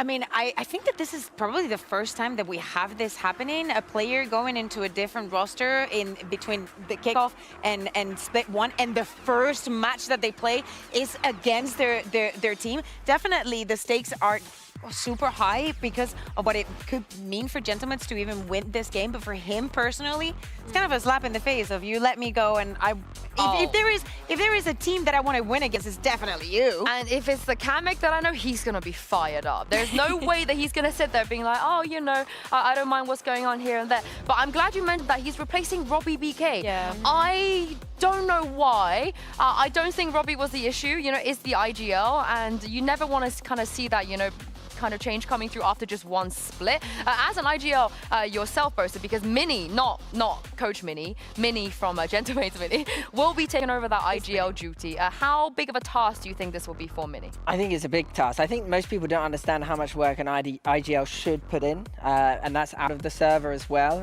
in terms of atmosphere and stuff. And so Robbie BK obviously set up the kind of basis with the coach, and now Minis has to take over, but it's going to be a completely different style. Is the team, and also Mini's going to be overwhelmed when he's playing the games now. And from what I've seen in scrims from them, they're not looking like amazing, but they're definitely looking like they can win today. But from what I've seen of Liquid, they look different gravy. In scrims? Yeah, they're looking a bit juicy, actually. Yeah. Oh, that's good. Yeah, that Serial guy is actually looking juicy. I saw him sheriff us. He got a 3K sheriff. I was like, I'm out of here, mate. Damn. Got egoed. Yeah, but the Scrims Cup is a different kind of tournament that we've also heard of. When we speak about the time and also everything that goes into being an IGL, I wanted to ask Gokid, like, how long have you been practicing with this? Because we also had earlier this week the topic about Apex and them not having a lot of time to practice. And he told me that even before they decided to remove Robbie BK, he was already starting to IGL for a couple of weeks. So this was a decision that was made on the stance of first we move Mini into the IGL and then we replace the IGL. Yeah, and I mean, Mini, a very capable player too. I want to see him IG on that Yoru. I think that will be Abyss is not amazing. here anymore though. But he could play Yoru anywhere else. But the problem is, this change, maybe they're doing this because the stakes, Billy, is just so high. They are one of the teams that could, they are definitely in risk of potential relegation. Yeah, and that's what I was going to raise. When we think about Mini moving on to that IGL role, they need to be making changes. They need to be kind of figuring out their identity for this year. And they need to do it early on because, as you say, they could be facing relegation. Especially with the team that they have a very good chance to accumulate a lot of points during this split. And if you're a Gentlemates, you have to set the stakes of not even like having a good performance throughout the split. You want to go to those tournaments. I think that you can aim to make those breakthroughs. And in terms of, you know, what we see behind us, because if they just make champs, you know, just make champs, as if that's an easy thing, everything will be Gucci. How hard is it to make champs? Oh, you made everyone. Yeah. You made everyone. No, I mean, we made one because Which one was the Gambit hardest? decided to win against Crashies actually in the final. So hallelujah, Berlin. But no, I think it's very difficult to make champs, especially now as well. Every team has like got these players that are so hungry, and it's the individual firepower is crazy. Alfie is saying he's old, yet he's the youngest player in our team. It's He's like 19, kind of that, though. yeah, it's that level of like the players here that they're bringing out. I'm like, where's this aerial kid come from? Why can't I eat him like I do in breakfast? You know, like what's going on? But yeah, and that guy's got a deep voice. I will say it now. Patty Tack with a moustache. Patty Tech with a mustache. Okay, he's just cosplaying. He's cosplaying. We got 2 Patties on stage today. You guys have cereal for breakfast?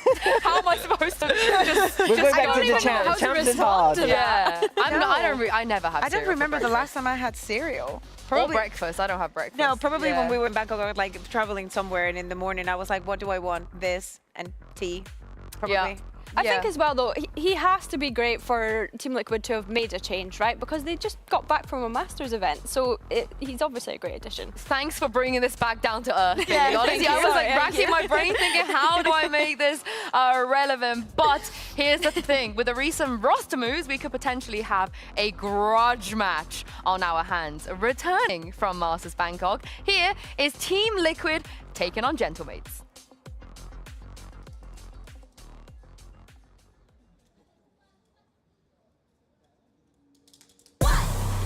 Check my pedigree, I got legacy in my pot. You playing hopscotch, I'm at top, not on the block. Should've slide like me, nah. Spice it up with the sauce. Yeah, my Lord said don't do it, I said pop, pop, pop. Yeah, my Lord said don't do it, I said pop. Yeah, my Lord said don't do it, I said pop. Can you keep up? Play follow the leader. Big queso, I'm born with the ether. But I still took a heater. No halo, I've been with a handgun. I've been on my King Kong. Halo, I've been on. What? Check my pedigree, I got legacy in my pot. You playing hopscotch, I'm at top notch on the block. Slippin' slide like me, nah. Spice it up with the sauce. Yeah, my Lord said don't do it, I said what? Check my pedigree, I got legacy in my pot. You playing hopscotch, I'm at top notch on the block. Slippin' slide like me, nah. Chillin' with the sauce. Yeah, my Lord said don't do it, I said what? In case your name is Boaster or anyone else that's wondering, that is not Paditek with a mustache. That is their new player, Serial. And of course, Kamek no longer in a Team Liquid jersey, despite wearing it in Bangkok on stage. This is definitely going to be a grudge match. And Kukuka, talk me through the map veto. Oh, yeah, so Team Liquid is going to ban the Pearl, something that they have done in the past.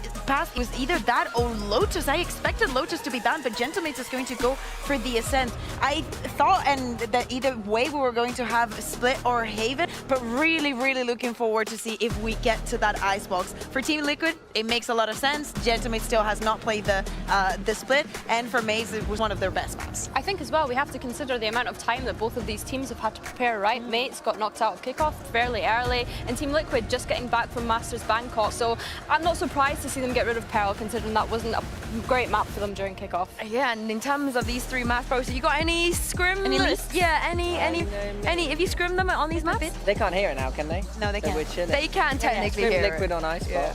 They were looking kind of juicy there. I can't remember if I screamed Gentlemates on Split or not, but I know that Gentlemates do like a Haven. I think Haven's probably one of the better choices to play against Liquid, because I think sometimes Gentlemates, you know, they're a fresh team, they got those individual prowess players. Maybe Mini can set up some lurks and stuff, and he can really kind of abuse them if he's still playing the Cypher. I don't even know what's going on anymore. Like, yeah, we're gonna see the agents in just a moment, but for now, this Split, we saw Liquid play it at Bangkok already. Do you guys think they've had enough time to change anything? I wouldn't change anything, and I think that having Boaster here after the Split that they just played, them running that double duelist, seeing Camo when you have Kiko, yes, he's great in the controller, but seeing him on a duelist is always a treat.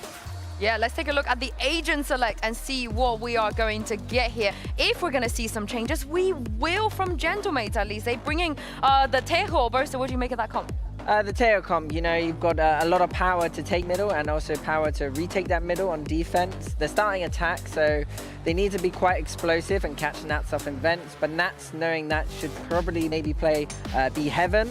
And then it's just about waiting for those second rotation rockets if they decide to use them. We actually tried this comp on Split.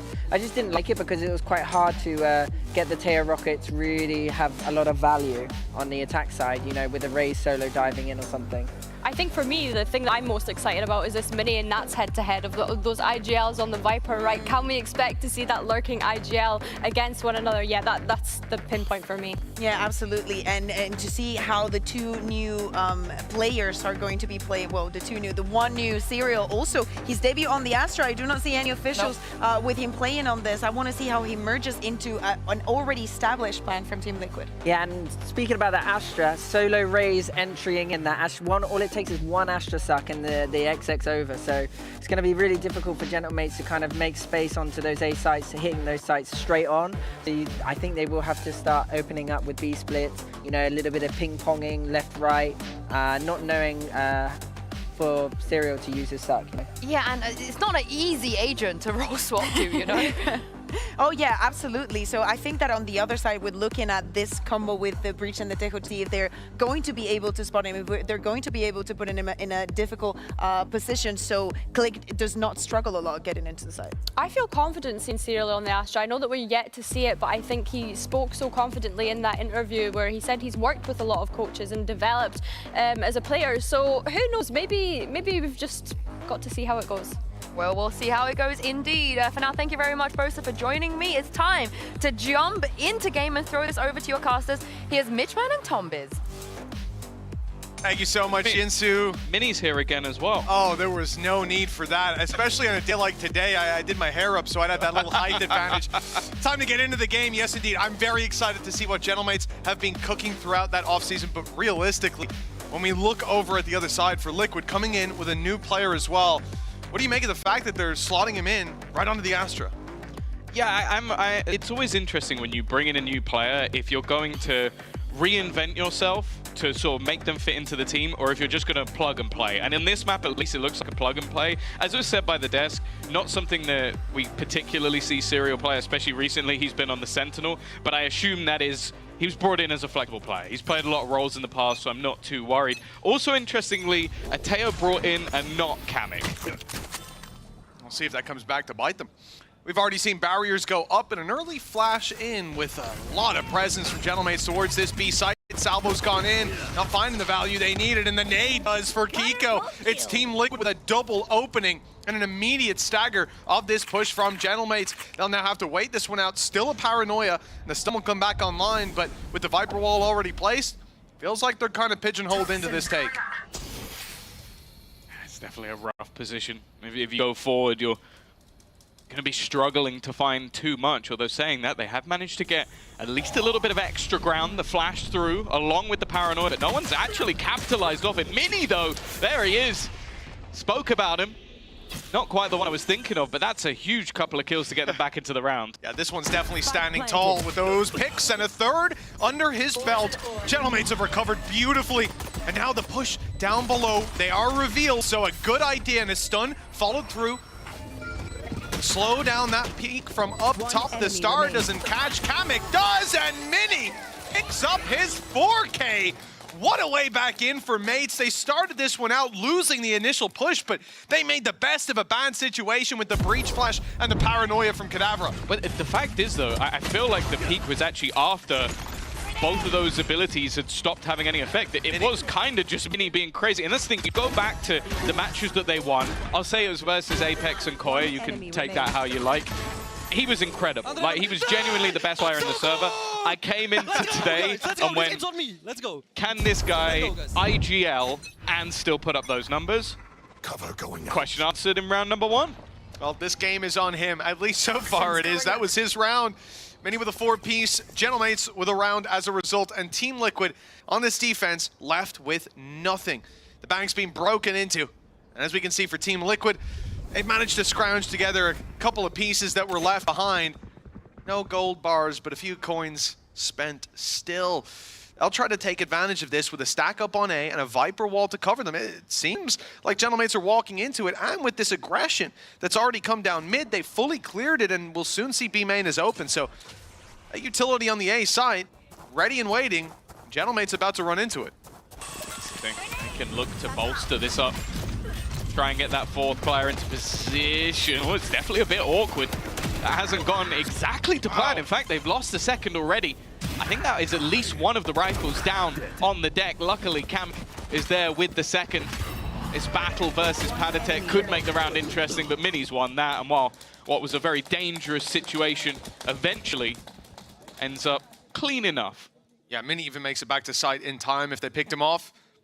Would have been at least another weapon on the floor. Damage, though, decent.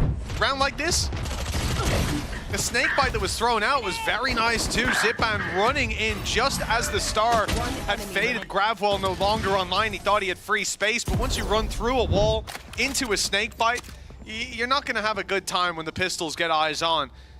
A 2-0 start still for Gentlemates, recovered before this got too dire. Team Liquid with a full investment after playing that eco previously. A couple light shields bouncing around, but full utility for the most part. Early push by Click, and he'll pay for that. It seems like his plan on a lot of these rounds is to just have no fear. Like, just go diving into positions. In the last round, obviously, you have a huge weaponry advantage, but in this round, not so much the case. I think we've seen that Click is a confident player both within and out of the server. Question is, though, can they find anything more? That was one of the rifles, by the way. I think that might even be both of them now. The Bulldog's still in hand, but at least that Phantom is still dropped in bottom mid, so there's not really anywhere near as much to play with as they had at the beginning of this round. Trade-off. Not even coming in the forms of picks, a bit of map control that's being conceded, as we can see. Team Liquid with a very passive approach, and a lot of this comes down to knowing that that utility is likely to be fired in if they were on site. The stone will buy some time, it will isolate Camo on the site, and they'll find the pick as a result, catching a headshot, but not the kill on the walkout. With Kiko taking Kata, this one looks very difficult indeed. Kamek finds the one, finishing Padatek's low HP off, and Team Liquid get themselves around 2-1. Yeah, I think there's some quite clear talking points when it comes to this series, and one of them, more interestingly for me, is going to be when we do finally head into that second map. Kamek was the guy who was basically picking up that Teo all the way through, and I'll say across that map he was their best player. So I now want to witness what's going to happen for Mates. Like, how are they going to switch things up? Are they going to give him that control, give him that position? And then for Serial, is it going to continue to be the plug and play? Are they going to try and put him into that role? Because I feel like the way Kamek played it was both very good with the utility, but also aggressive around it. And I feel like that's where a lot of people have struggled a little bit more, especially when you go back to kickoff.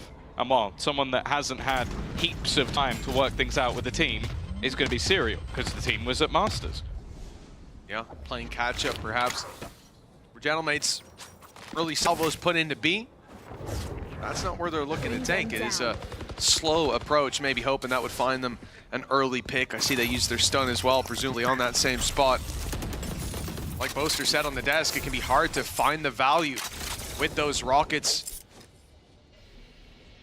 So far, that's certainly been true for Gentlemates as the salvos don't land for those early kills, but we'll see about the later round. Of course, they're going to come back up online alongside the stun. Still the nade for Click as well. Paranoia for Kata. A lot of good initiation utility for this side. The creep up by Mini on the other side of the map, using his wall to cross. He'll try to be a menace in the late round, I thought, but the fact that he's showing here, maybe he wants them to rotate in. He wants to sell that A-fake. 30 seconds left. Zero actually isn't the best eventually. We'll peek back out, look to delay. Salvos to the back of sight, and a lurk coming through from Mini, maybe trying to catch players out. Zipan those done well. Playing that entry role, but Kiko still sits within this site.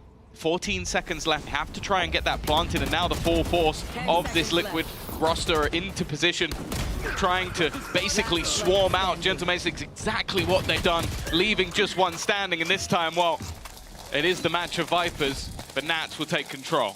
Well, we didn't know if it'd be Nats or the clock to put an end to that round, but there was an end either way in favor of Team Liquid. And yeah, when you look at Gentlemates on the way through, you see these problems, right? When that utility doesn't connect, and when it's fired in the right direction, a Paranoia and salvos on this player, he has to run in the open, he's blind. Well, Serial just popped the smoke, and that's going to cancel out. Even though they get the kill, following up on that space, you're running through a smoke on both in the main choke, and then you're inside it. You got to pick an angle to emerge from. It's not an easy scenario, and it slowed them down enough that, well, there were plenty of bodies on that site ready for the push to come through. For Gentlemates, a very weak investment this time, a single upgrade from a pistol, and even then it's only the stinger in the hands of Click. Ultimates, I mean, there is a Rolling Thunder, one away from Armageddon, but really, we need to see a post plant before they'll think about putting those through. And picks unlikely to be given. Again, the respect the Team Liquid are giving them on the site is clear. Spike planted. That's immediate. Using a couple of ults, maybe they expected a bit more to be invested into this round. The third ult. Okay, although this round is almost definitely going the way of Liquid, I'm surprised how much has actually been invested into this round. Oh. Not the prettiest of sprays, and well, the defusal has come in under their nose. They've managed to wipe out the entirety of the Liquid squad. It's a very peculiar round, but it has gone the way of Team Liquid. Yeah, you could run that one another 2 times. I don't think I'd understand fully what was going on. You know, Rolling Thunder hatching so many of, I think, their own players. Showstopper invested, big investment, but then the picks start going the other direction.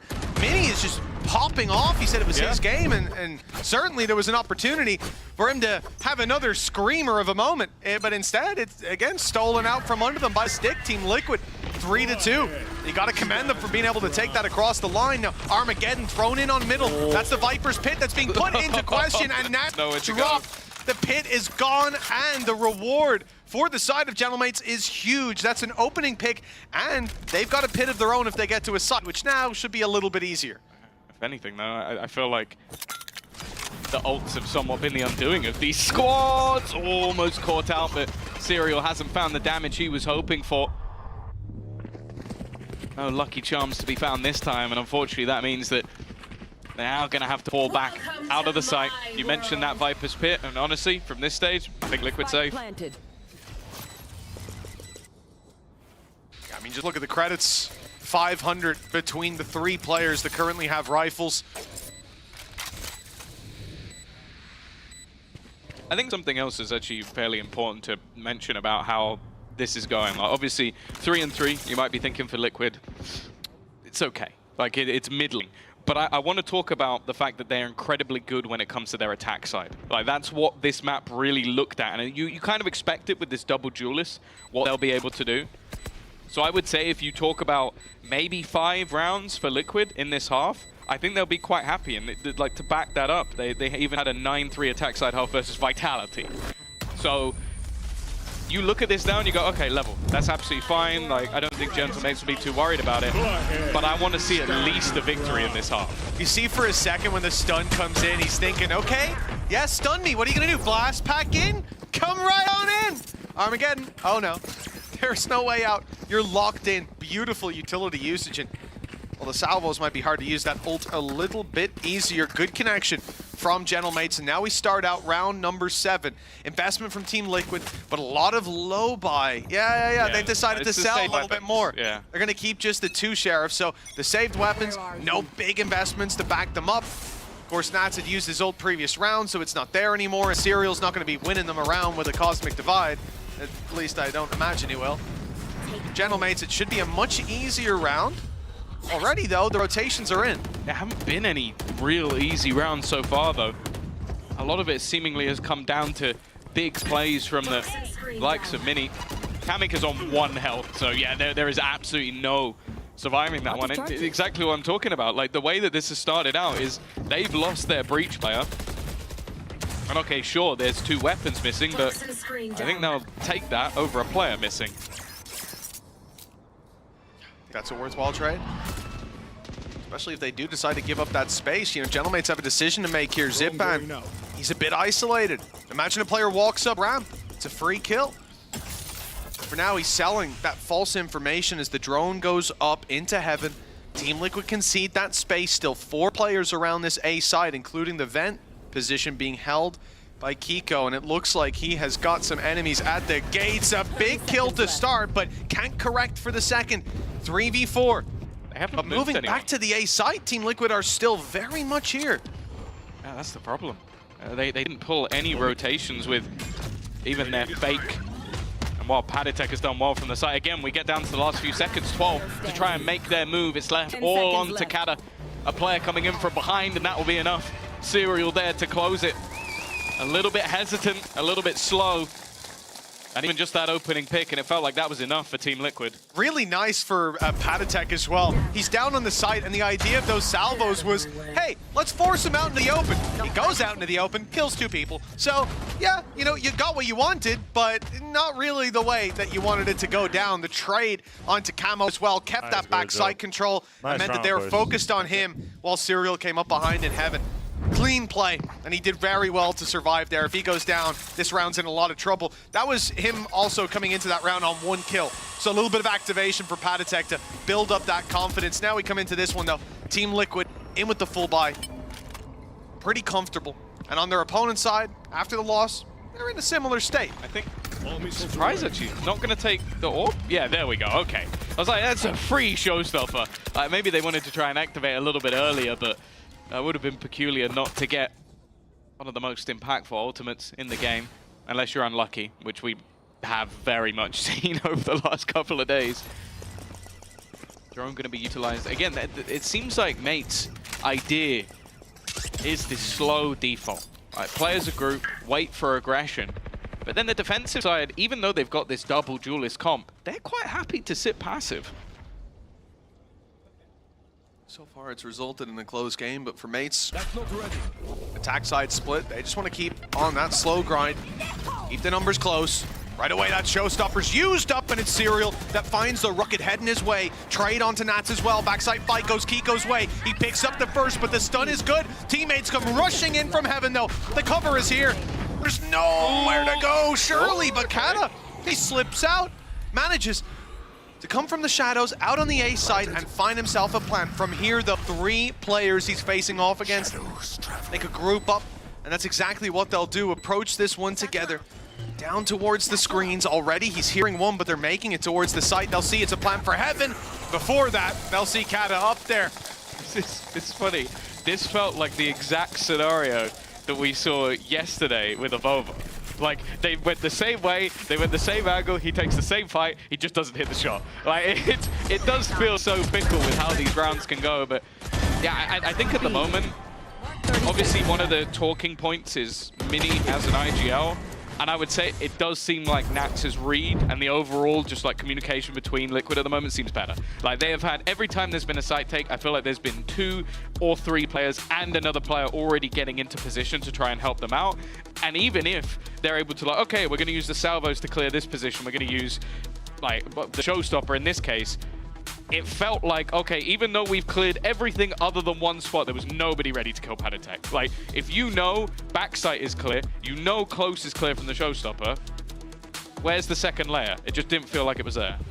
Well, maybe that's going to be where Gentlemates are taking things in the discussions they're having right now with the coaching staff. They've called a timeout. They look to touch base 3-5. Not a bad scoreline, and I guess the problem though is Team Liquid have really been heating up. They're putting together rounds with limited resistance. And they're better on attack. And exactly. A lot better on attack. Like that's the major thing is like, okay, sure, you've lost a player, but that player for the most part was playing your controller. I don't think Syria is going to have too much problems like placing down the smokes for a double dive of Camo Kiko. Like I think he should be able to do that.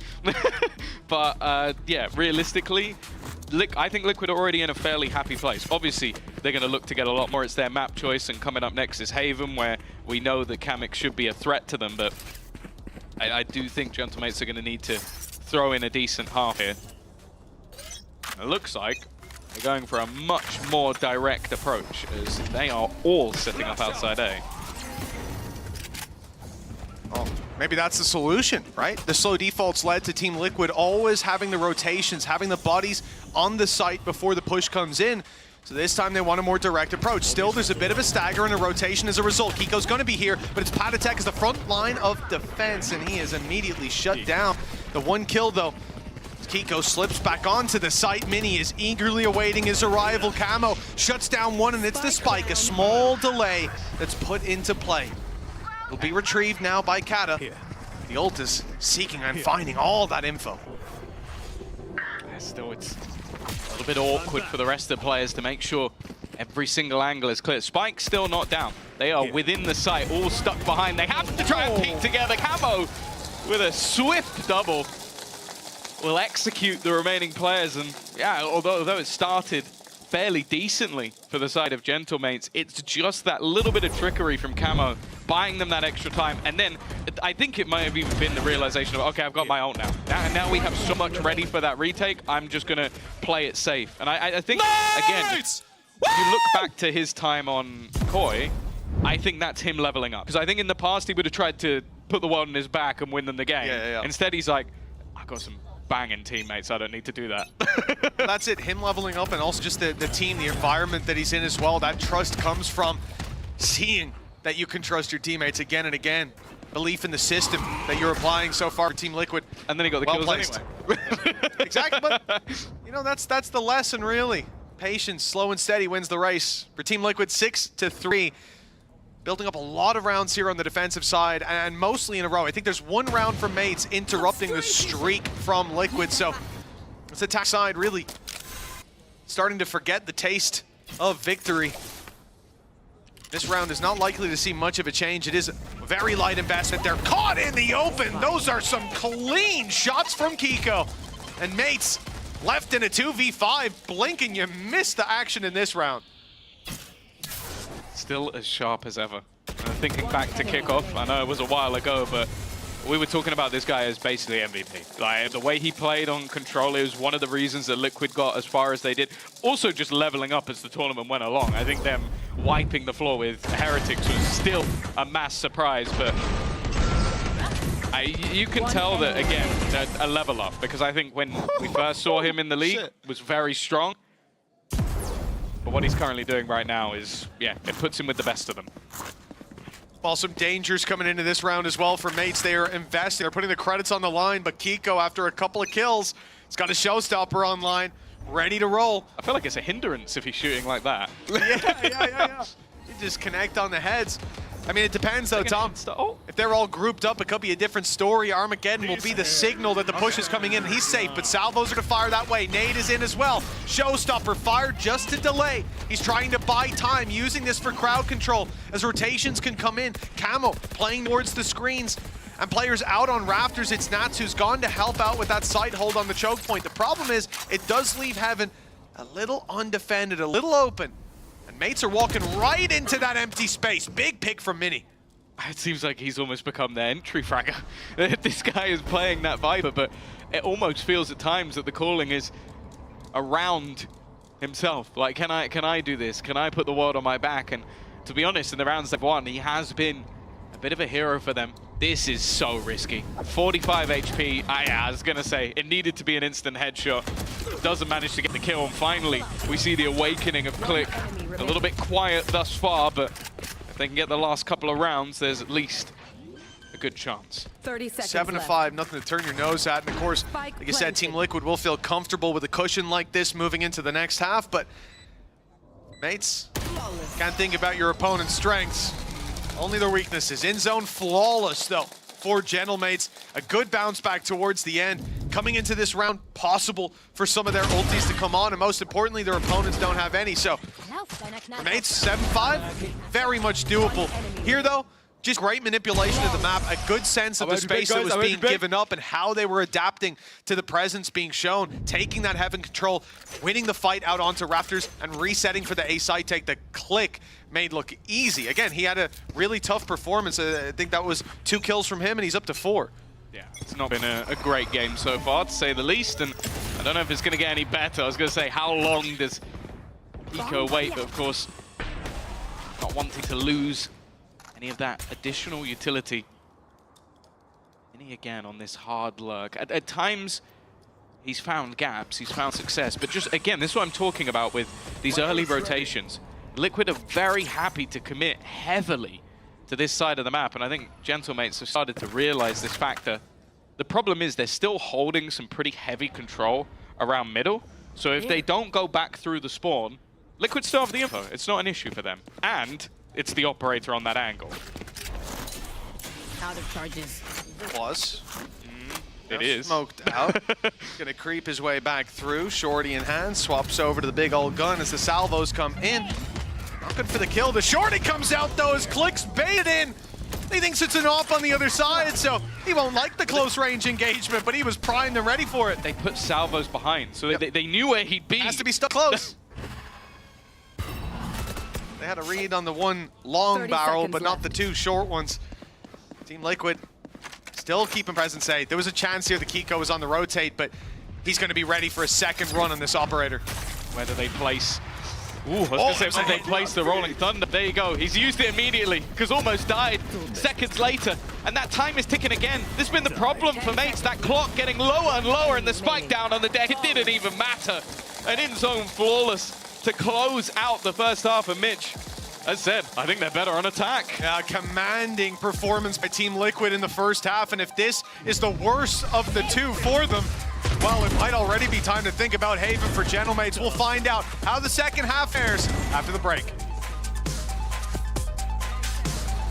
seconds left. 1 enemy remaining. Flawless.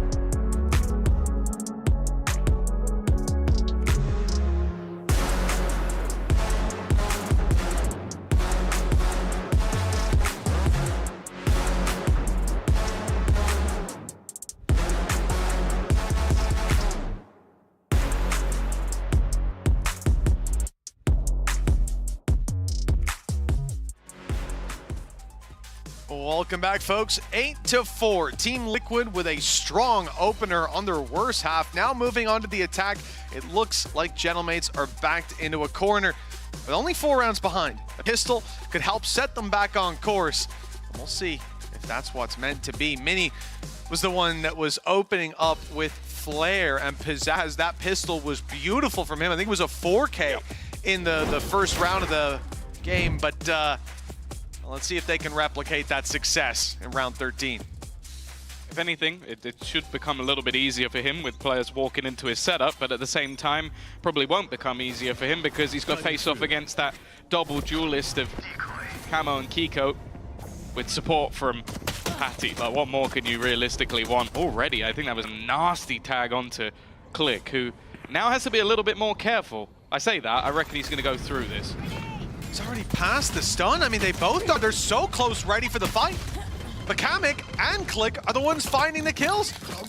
Click was able to walk down the stairs there from up in B heaven and claim that frag. Nats tries to recover on picks, but finds nothing short of a shot back from Zipan after his burst. And Patatek and Serial now have a 2 versus 4. They're on opposite sides of the map. The spike is at least under their control. We still have a Haunt and a Prowler to work with. 50 seconds on the clock for Patatek.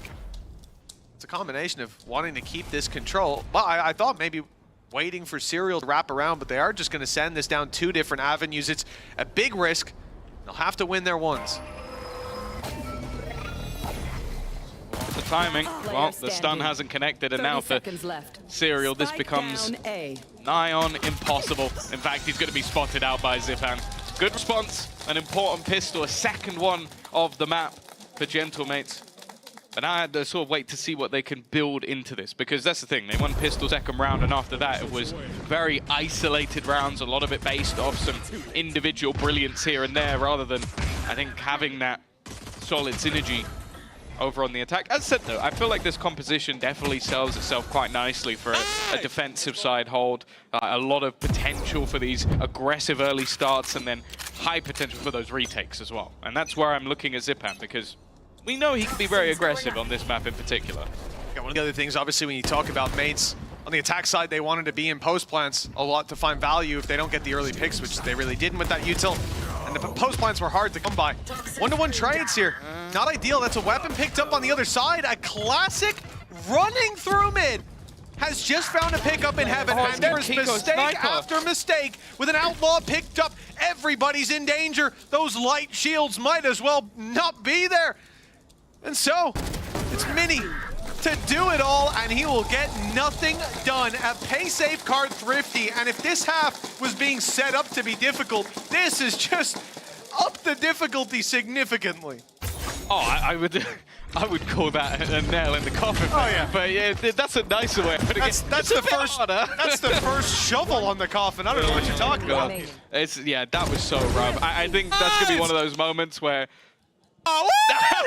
I'm not even going to try and guess what he said, because I reckon it's not safe for broadcast. But well, do some lip reading there. That's the thing. It's like you have to think of that moment from Kamek's point of view. Kiko runs up and just wrecks you with a classic, takes away a sniper, and then kills your teammate with it. It's got to be frustrating. Obviously, I don't know if there's any bad blood, but kicking someone after making a Masters definitely doesn't feel like it's a truly mutual decision. Allegedly. Nonetheless, you just look at the buy that then comes up for Team Liquid. They get to invest into remaining rifles. They still have extra cash for Nats and Kiko. And what's up against them? A singular Guardian for Mini. He basically just held on to some extra cash. And what's worse, I think the map gives it away. There is absolutely nothing on this B side of the map. A site was stacked, and the thing is, these steps will definitely be heard. That's why the pace has been picked up from Liquid. They will get into a post plant. That's gonna. Oh yeah. Whoops. Oh, okay. I did not expect him to miss one. This is a 2v2. This round really should have been over, but somehow now we've got some weaponry retrieved. That same sniper that dealt death in the last is back in their hands again. They've recovered it, but recovering the round's a whole different story. Those 2 rifles up against the clock. You know there's an Astra in play. Always the potential for the grab. Well, you might think he's playing the post plant, but he's still on site. Still, he will be caught. Mini, the hero of a few rounds so far. All of them. Comes back into play yet again. Clawing at these rounds. Clawing at the lead Team Liquid have built, and it's a gap of 3 with the pay safe card Thrifty. I'm perplexed as to how any of these fights could have gone in the other direction. Like, it looked almost so clean. with the initial battle, but yeah, Kiko getting caught out. This shot was just nasty. I don't know, there's much in the second as well. I have them in my pocket, guys. Oh yeah, there was no worries in that round whatsoever.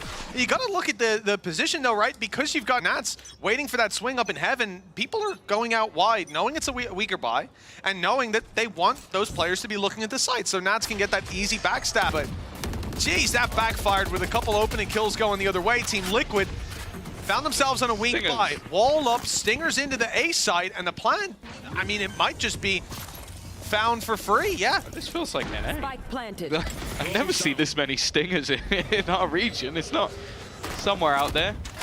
Lothar might have a smile on his face, but I think it's the time. Already going to start ticking. A quick jump over. Well done from Kiko, getting 2 out of that. We could have the most horrible back and forth to start off this map, but Mini still standing. That at least gives me hope. Oh, I was going to say don't do Kata like that, but, well, Nats has done it for you. It's Mini left to do it all. The 1v3, the rifle in his hands, and credits good for him. Look, he's got 4K. Why is he not going for it?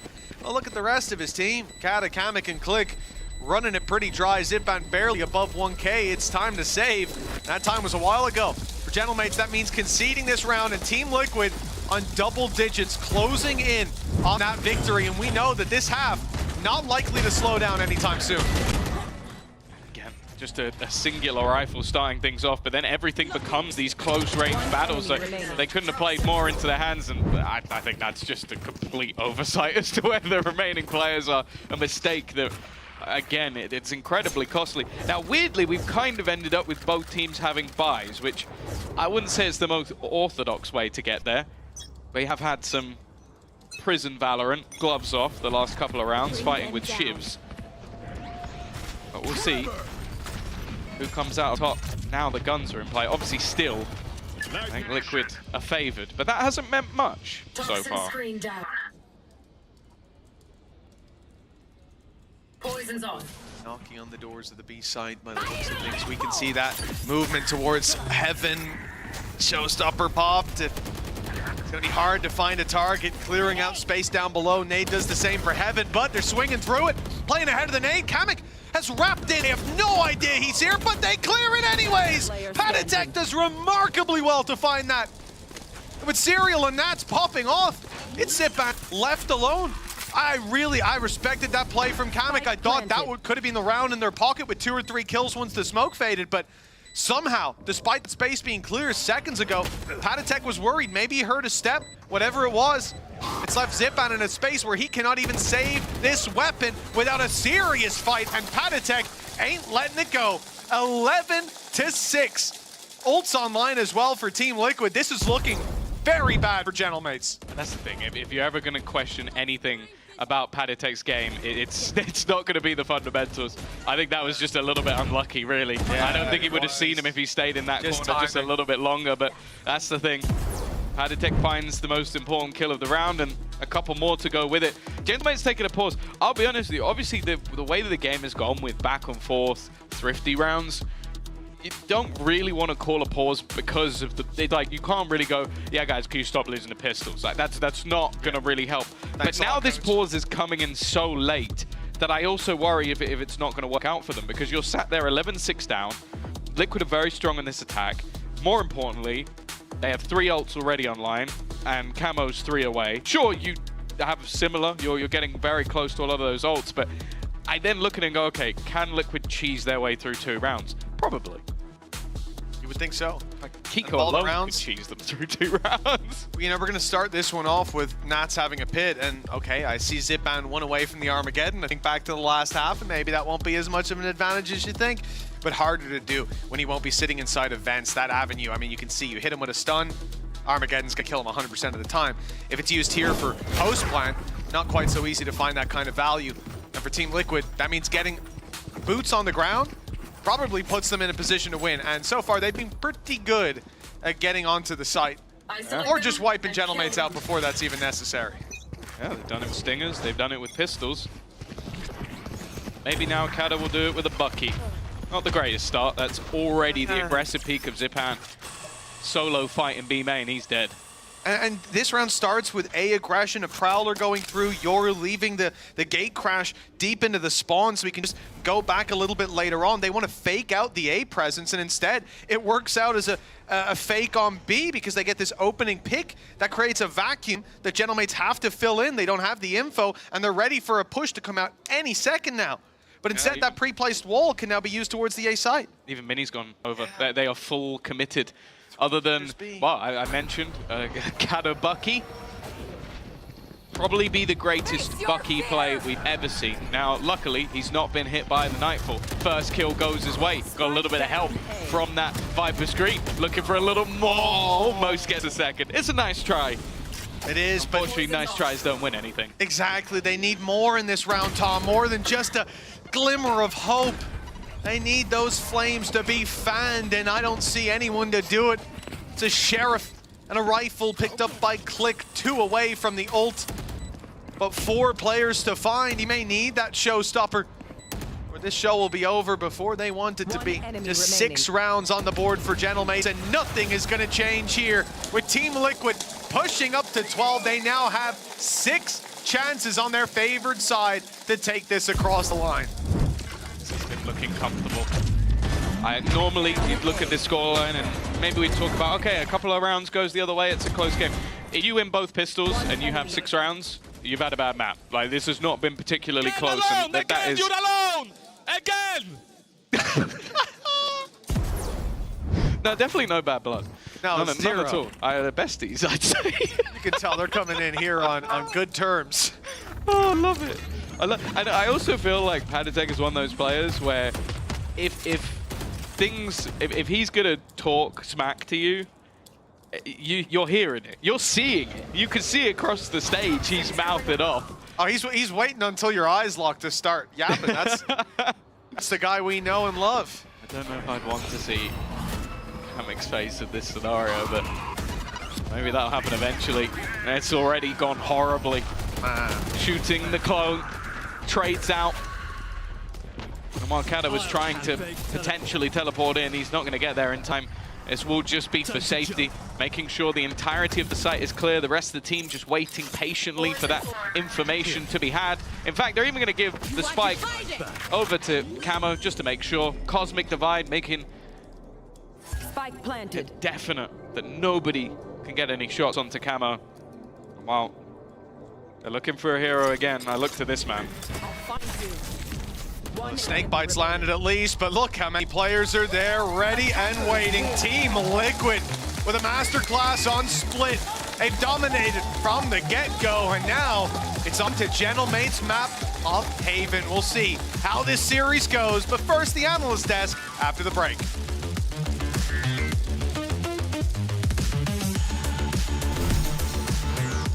Okay, boys, let's remember about what we spoke yesterday, what direction means for us. Direction is not us just throwing abilities, what we're gonna do with the ability, make a call around the ability.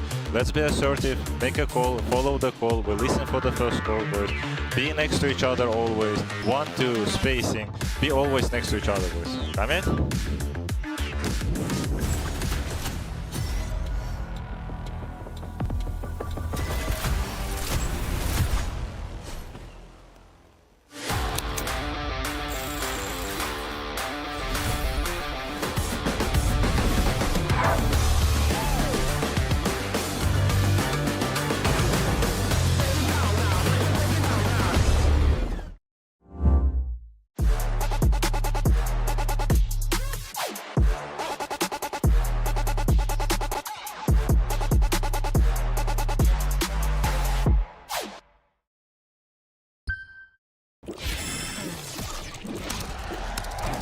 Red Bull gives you wings.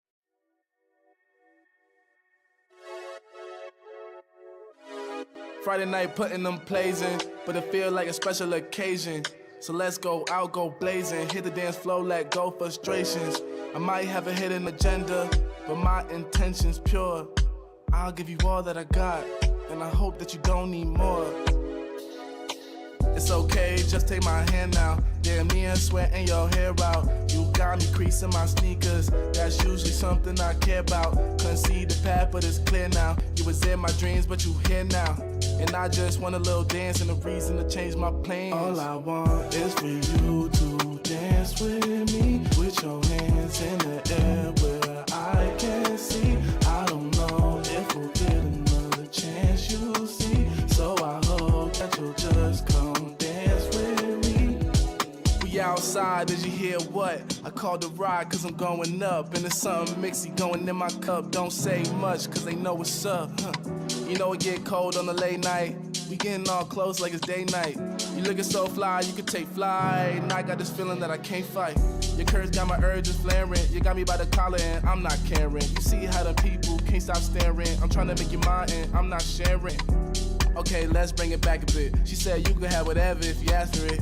Well, I just want to have a little dance and a reason to change my plans. All I want is for you to dance with me, with your hands in the air where I can see. I don't know if we'll get another chance, you'll see. So I hope that you'll just come dance with me.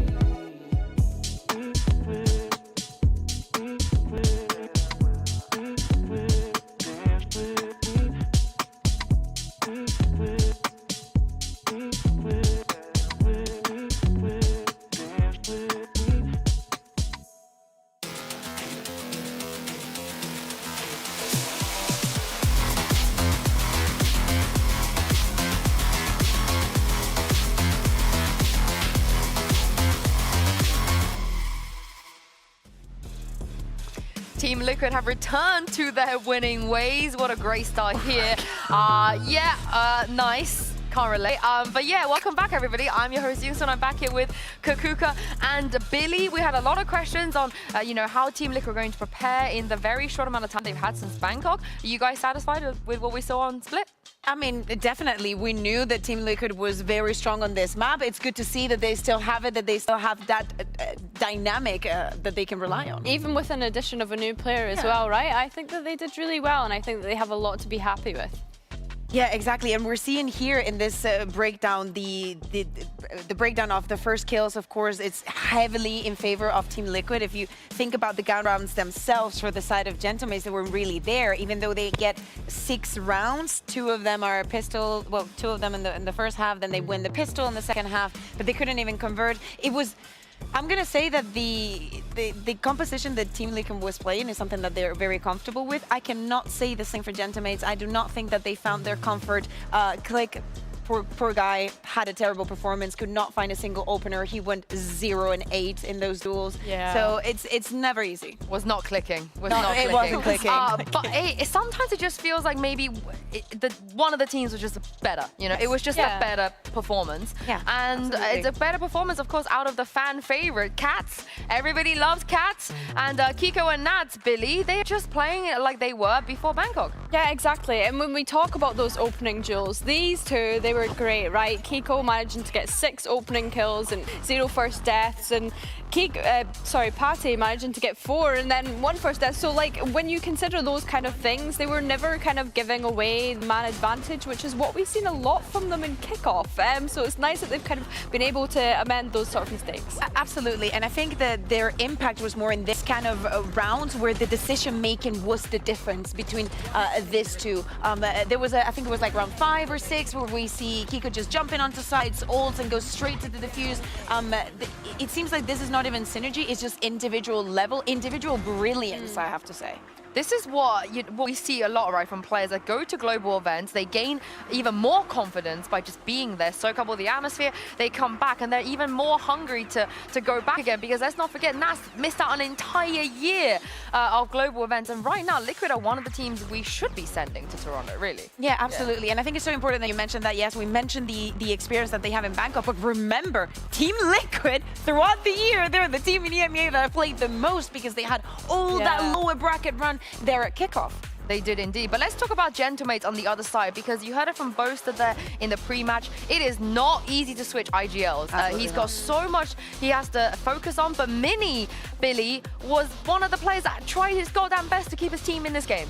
Yeah, it's really difficult because you kind of see the approach that they were trying to have, right? They were having a lot of slow contacts on their attack, and despite having a double duelist composition, Team Liquid, they just were not feeding into that whatsoever, right? So I think that he was trying to work around what he was able to provide from his lurks, and the rest of the team just weren't really like on the ball to follow up with that.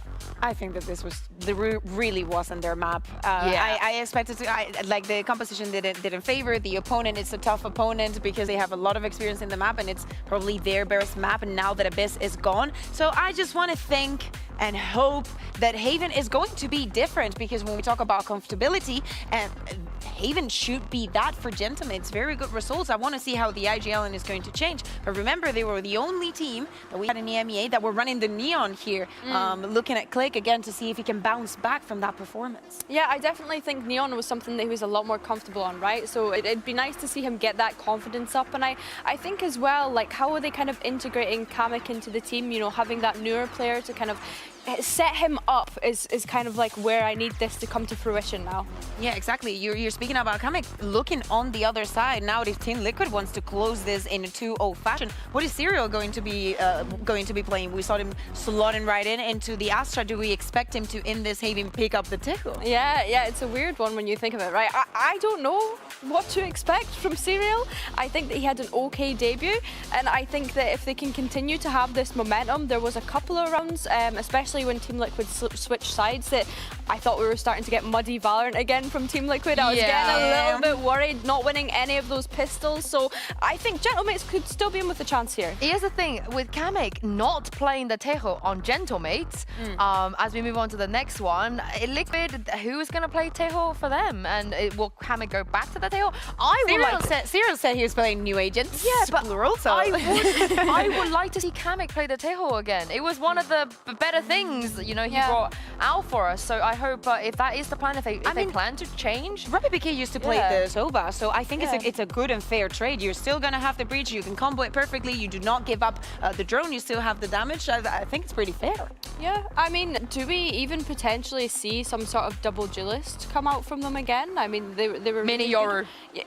I mean, Mini Yoru, give it to me. Maybe Mini Yoru. Actually, race. Honestly, I was thinking a Click Waylay potentially, because of course he enjoys the Neon on this map. So do we see them try to implement that Waylay? I actually wouldn't hate it. I agree with you. I really wouldn't hate it if that's the route they go down, because why not just throw a surprise out at Team Liquid as well? Because there's no way they would have been able to prep for that. Yeah, exactly. You're not going for the new maps, right? Like, think about this. Team Liquid has gone to Bangkok. They've also had the change. They only have a set amount of time to prepare for everything. You, on the other hand, we were saying they were one of the first teams to leave the competition and kick off. It's almost 2 months that you have to prepare. If it's not the new maps and it's going to double down on the ones that you have already comfortable and that you have already played, what is going to be the surprise? Because you cannot tell me that you're going to keep everything the same, even though you've changed a player, that you're going to keep everything the same to surprise a team that has had so much experience already. And to be fair, it's not even a crazy thought, right? Because it suits Click. A character like Waylay, you can really see him pop off on it, but that's the problem. He's got to get into the game. We saw it from Kayak earlier. All it takes is a couple of kills and you're there, you know, you get the confidence back, everything's going to be good. And this is also their map pick. So, Billy, do you think we're going to see map 3? We want to. Yeah, of course we want to. I think it really just depends on if they can, like you say, get their heads back in the game. I think that Click didn't find any success at all really on Split just then, and that's why I started questioning, you know, is it because we have Kamek on that breach? I was surprised to see Zipan on the Tejo. I thought it would have been Kamek. So yeah, I think it's more just like, how was the rest of his team also helping set him up for success? Yeah, I think after the last map, it's just a massive GG go next. You know, GG go next, let's not think about it. I do also want to give some kudos to Nats as well, because what a phenomenal player. He just keeps getting better. We see so often some of these players have been here for such a long time. It's hard for them to improve, to learn new things. But I stay hungry. Yeah, but I just cannot believe how great of an IGL he is, on top of how great of a player he is. He's honestly one of the best we have in the region. Mini's doing the same on the other side, though. I don't think that his personal and individual performance has been affected by the fact that he is IGL, and I do want to see, now that we're jumping into familiar territory, how much of the old Gentlemates we're going to see in new one, because the coaching stuff doesn't change, but maybe he likes things done in a different way. I remember a Gentlemates that was extremely passive, just playing everything for the retake, with having very good retakes, do not get me wrong, but having that very marked and and by now, predictable style. I want to see Cadaver step up as well, because a lot of the vibes from this team is Kada. He's the big brother, he's the dad at this point of this team, and I want him to come in and give them some energy, give him some noise, you know, get them pumped up here, because I didn't really see much of that in the last one, besides the mini 4K from the pistol. I have to agree, and then on the other side you have Patty shouting across the stage, and I think that, yeah, Gentlemates, they looked a little timid when we were watching them throughout Split. You know, they weren't really shouting things back. He's smiling. And Mini was hyping himself up. I mean, yeah, maybe he heard you, I don't know. Yeah, he's cracking up. I want to know, oh, Mini's giving a little smirk as well. Maybe he was joking around. No, but it's good to see that the vibes are up, that they can move on from whatever it was that it happens. We're seeing Click right now. Whatever happened on that first map has to go out of the window. You just need to focus on Haven.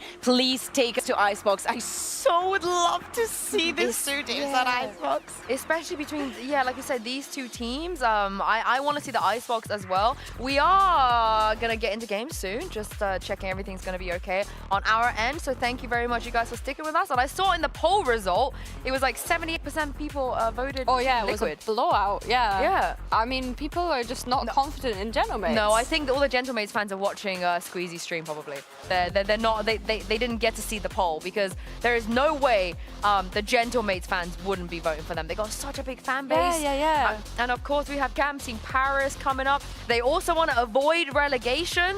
We don't want to see a team like Gentlemates being in risk of that, and they have to start here. Even though their group on paper doesn't look, you know, like the hardest group in the world, you got to get all the wins you can get. You know, I was thinking about this yesterday with Koi, and how, you know, some teams are struggling to get the wins, and how that ends up playing on the players, like when we see them on stage, and how the dynamic, the aura of the team. Some teams honestly just need a win, any win, to start building up towards something. And I think that for Gentlemates, even though Team Liquid is one of the toughest opponents that they're probably going to find in their group, I think that they can take this win, but it has to start here. We got to start on Haven. We will be bringing you Agent Select in just a moment. One last thing, Billy, you want to see Camo back on the Jet here, or maybe switch it up?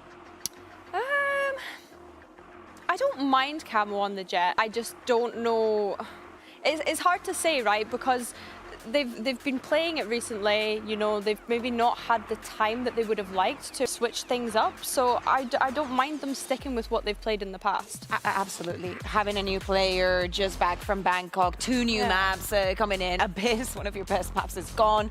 You have already too much on your plate. I do not think that switching the composition. Also, if you were to tell me that this composition did not work, then I'll be on your side. Well, let's take a look at the Agent Select and see if we will get anything different coming out here. It will be Serial on the Tejo, and then Kamek will just do Breach instead of Sova. Oh, so now since Sova. yeah. So Zipan has moved on to the Sova, which was with Robbie BK was playing Kamek, probably just out of comfort, just like we saw on Split, just sticking onto that bridge. Serial, of course, playing his first Tejo here, just lotting in for what Kamek was doing, and we're going to see no surprises in terms of the compositions. Yeah, I mean, like you say, no changes on either side other than a couple of like role switching here. But Serial being on that Tejo, I'm intrigued to see how that will go.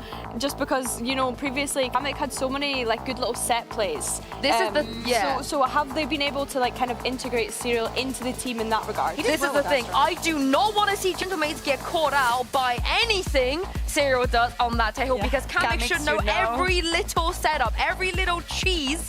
He should be able to tell his teammates. So let's hope the Gentlemates, Bitch and Tom, can take us to a map 3. Well, I'm a fan of Icebox, so I wouldn't mind if we end up there, Tom. But after that performance in the first half, I think most people will be coming in favoring Team Liquid. We saw it on the poll, but who knows where the French fans have gone. Maybe this will get them back out of the woodwork. Attack side start for Gentlemates here on Haven. Are you going to sow the seeds of hope, Tom? It's one of their better maps. I think they won it a couple of times when we were back at kickoff, but again, the opponent caliber was not the same. It was a very, very close victory versus Apex, and then a dominant victory versus Koi. But these are teams that I think on paper you'd expect them to beat, whereas Liquid as a team you don't expect them to beat. Whereas on the other side of things, you go on Liquid, they beat both Foot and Vitality over a kickoff on this map. Those are big names to take down. Lost to G2. Most people lose to G2. So I think this is going to be a tough one for them. Obviously, it's the plug and play. Can Serial match up to what Kamek was doing? And more importantly, on the other side, can Kamek match up to what Zipan was doing, and Zipan matching up to what their IGL was doing. It makes things a lot more difficult, and I'm going to miss seeing the Kamek Teo, because I think it was fantastic on this map. The pressure being put onto the C site by Gentlemates, and although it was relatively undefended, that paranoia, the stun, has reinforced the site nicely. A rotation from Gentlemates, but just the same for Team Liquid. Already moving through the spawn are two players. It's Camo and Patatek. They'll have utility. Both the Breach and the Tejo being here alongside Camo on the Jet. This is where trouble starts to brew. Players already spotted in the drone, stops them from using their abilities. Camo sees one on short. They're starting to tick all the boxes here. Team Liquid know exactly where the hit's coming in, but Click tries to use the stun to get back sight. Unfortunately, Kiko's there, filling in the space and filling the bodies with lead on the other side. It's Team Liquid with a 1-0 start on Mate's map pick. Yeah, a scary thing to bring up as well, that Kiko has actually moved over to his favored duelist of Omen.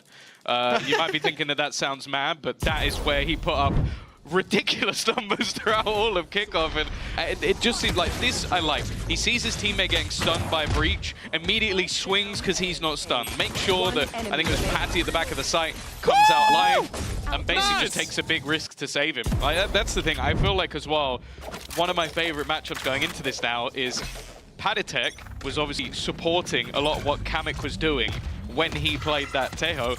Now Kamek is going to try and match the Master on the Breach. And I'll be honest, I don't know if he's got what it takes. It's a big task, that is for sure. Team Liquid, defensive success starting this out. They filled in C site, but Mates already up close. They've used these smokes to get into sneaky little angles. The big swing, but Nats is there to catch them all. Patatek and Kikov is back well and truly covered, and I think Mates ran into a few more bodies than they expected to. I disagree. They did not have him covered. They ran through the short smoke, and Nats got killed. That was horrific. They traded him out afterwards. Yeah, but they didn't have him covered. He holds onto the right side of the site, does all the work, and kills in the back. Terrible team. He's being betrayed. They are there. They are looking at it. Look at how's he got to there? What? Oh, yeah, that's tough. Hey, I've hung him out to dry a little bit. I expect better. Obviously, only one player lost. And I love it. We just mute the whole thing he's saying. We're just looking at his face at this point. Patatek, I plead with you, if you ever watch this back, which I don't think you will, but if you do, please say something we can put on the broadcast. Just once. Just once. It would be nice. Just hold back this one time. It's our only request. 2-0. Relatively clean. And actually some heavier investments in the last, meaning that if they want shields, heavy shields, which they do versus that sniper, they're going to have to go down to Guardian. So it's actually, on paper, other than the Sheriff, which is in Nats' hands, it kind of almost looks like a better buy for Liquid. Well, the seaside hits have not really been working for Mates, but it was a pistol and a low buy this time. With rifles out, with Guardians in play. A movement towards A site is going to be tested out. Wait, see Nats' setup. It's only Nats with a Sheriff. Sheriff in hand. He'll use his cages here, just hoping to pick them up as they step into those traps for now, not intending to move towards the backside, and in fact, just tapping the spike and giving up control. 40 seconds left, though. Nats is a big pick. It's going to free up a lot of the site control, but Serial has filled in the gap, making his way into this corner. He'll be spotted, revealed, the spams into the corner, not landing on him. The trade, at least from Patatek, numbers thinning out. Patatek holding strong, and Camo's here to help. Mini giving away his flank, but gets it to a 1v1, 15 seconds. The spike has to go down on A at this point. There's no time to turn tail. Patatek going to expertly reposition down below. It's a gamble from Mini as to where he could be, and Mini wins! The Red Bull clutch for him in a round where they put their credits on the line. Mini shows up again for Gentlemates. We might actually have to start putting in the corner how many rounds that Mini is winning on his own for this team. They said that he would take over the in-game leading, but it seems like he has to take over the game if they're going to have a chance in this matchup, because, again, like, you look at that round, you go, okay, Nats basically just died, but in essence, the amount of time he was able to buy and just surviving at the back of the site, it gave so much over to Liquid that, yeah, it literally came down to just one player on the clutch, and my camera is destroyed. Well, as said, I must wait a moment. That was just the bonus. Now have a full investment coming in from the side of Liquid.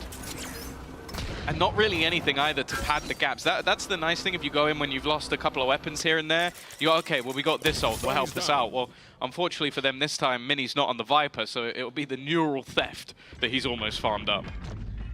Oh, this push down by Camo is risky. The head spotted and connected on, and he has his dash to get right out. That's a nice start. He's come back out for more. They won't expect it. After seeing him fall back, short push as well. Kiko and Patatek, Serial was there, but they're backing off. They've gotten Patatek into this position. They'll bait for him. A little bit risky, depending on where they come from. They might see that barrel on Patatek, but if they're focused up top, that's a different game entirely. Timing. They've seen him. Timing. They saw the barrel. I mean, it's just a bad position unless you've got that bait. It was also, Kiko was, I think, setting up a smoke, so because of that, that setup completely fell apart. They've given up the space. Serial, that's the second time he's been scanned after missing the dart. Luckily, though, oh, when you've got Nats, you've got Kiko. Sometimes that's enough. Still 2 players, one of them Mini. Kamek still looking for something versus his whole team, and now needs to do it all. 2 players standing down to low HP, and more Camo kicked it off. Camo finishes it off. Well, the only round on the board was the one that Mini pulled across the line. I'm looking back at the last map as well, and I think you can put 3 or 4 more, either half or more than half of the rounds down to Mini. I think 4 is fair. Between the 3K, the 2 4Ks, and the clutch. The 4K where they should have won a round. Exactly. Again, Exactly. I don't know what that was. Cookie Monster style laughs. Goodness gracious. All right. He's literally saying every time that he is lost alone. That's what he's calling him out for. And to be fair, if he's playing the breach, maybe it shouldn't be the case. But hey, it is very entertaining. And I think it will be difficult for that not to get in your head, especially with the fact that it is literally being screamed across the stage. But there you go. He said something that we could put on the broadcast. So I appreciate that one, Patatek. Although if you were watching live, I think we have bigger issues to deal with. An early pause, though. A break back that, well, you have to bear in mind the round they won was 1 player surviving. So their economy has been obliterated. So it's time for coaches go ahead to try and come out with something here. I can only assume that this pause is this early because there is something either within communication or something severe enough that you need to stop it early, otherwise this could get out of control. Oh yeah, with 3 to 1 on the board. You think back on the last map again, you know, it didn't feel like mates really had their hands firmly on the reins at any point, and then you come into this 3 to 1. That Team Liquid continue. It seemed like they didn't have their hands firmly.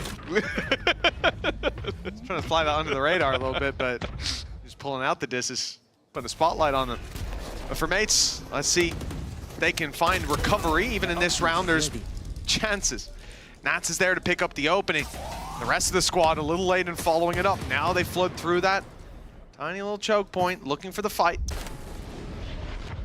They might get it. This is a good opportunity with the Stinger up close and the Sheriff follow-up from Kamek. That's about as good of a start as you could wish for. All the information as well that the C side's clear.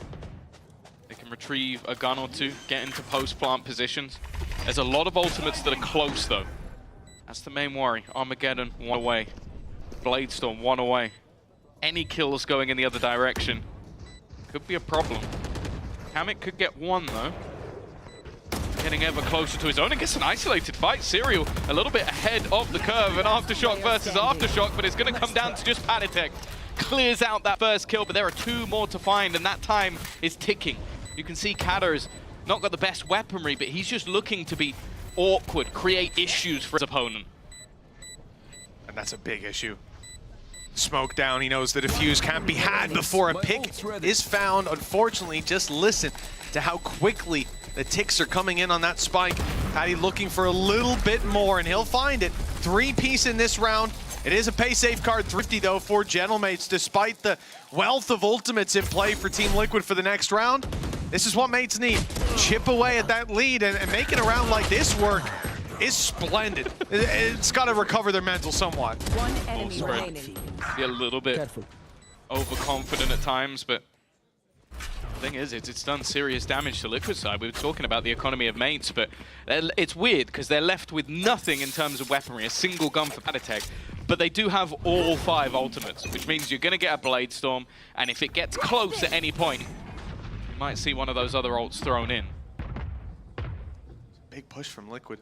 They got to take risks in a round like this where you don't have a lot to work with. That was Kiko to land the headshot on the Sheriff, but the rifle doesn't make it out. The knives from far away, though, able to land the kill onto Kata, removing the smokes for this side. And mates really going to struggle to find map control now. Look at the push down from Team Liquid, too.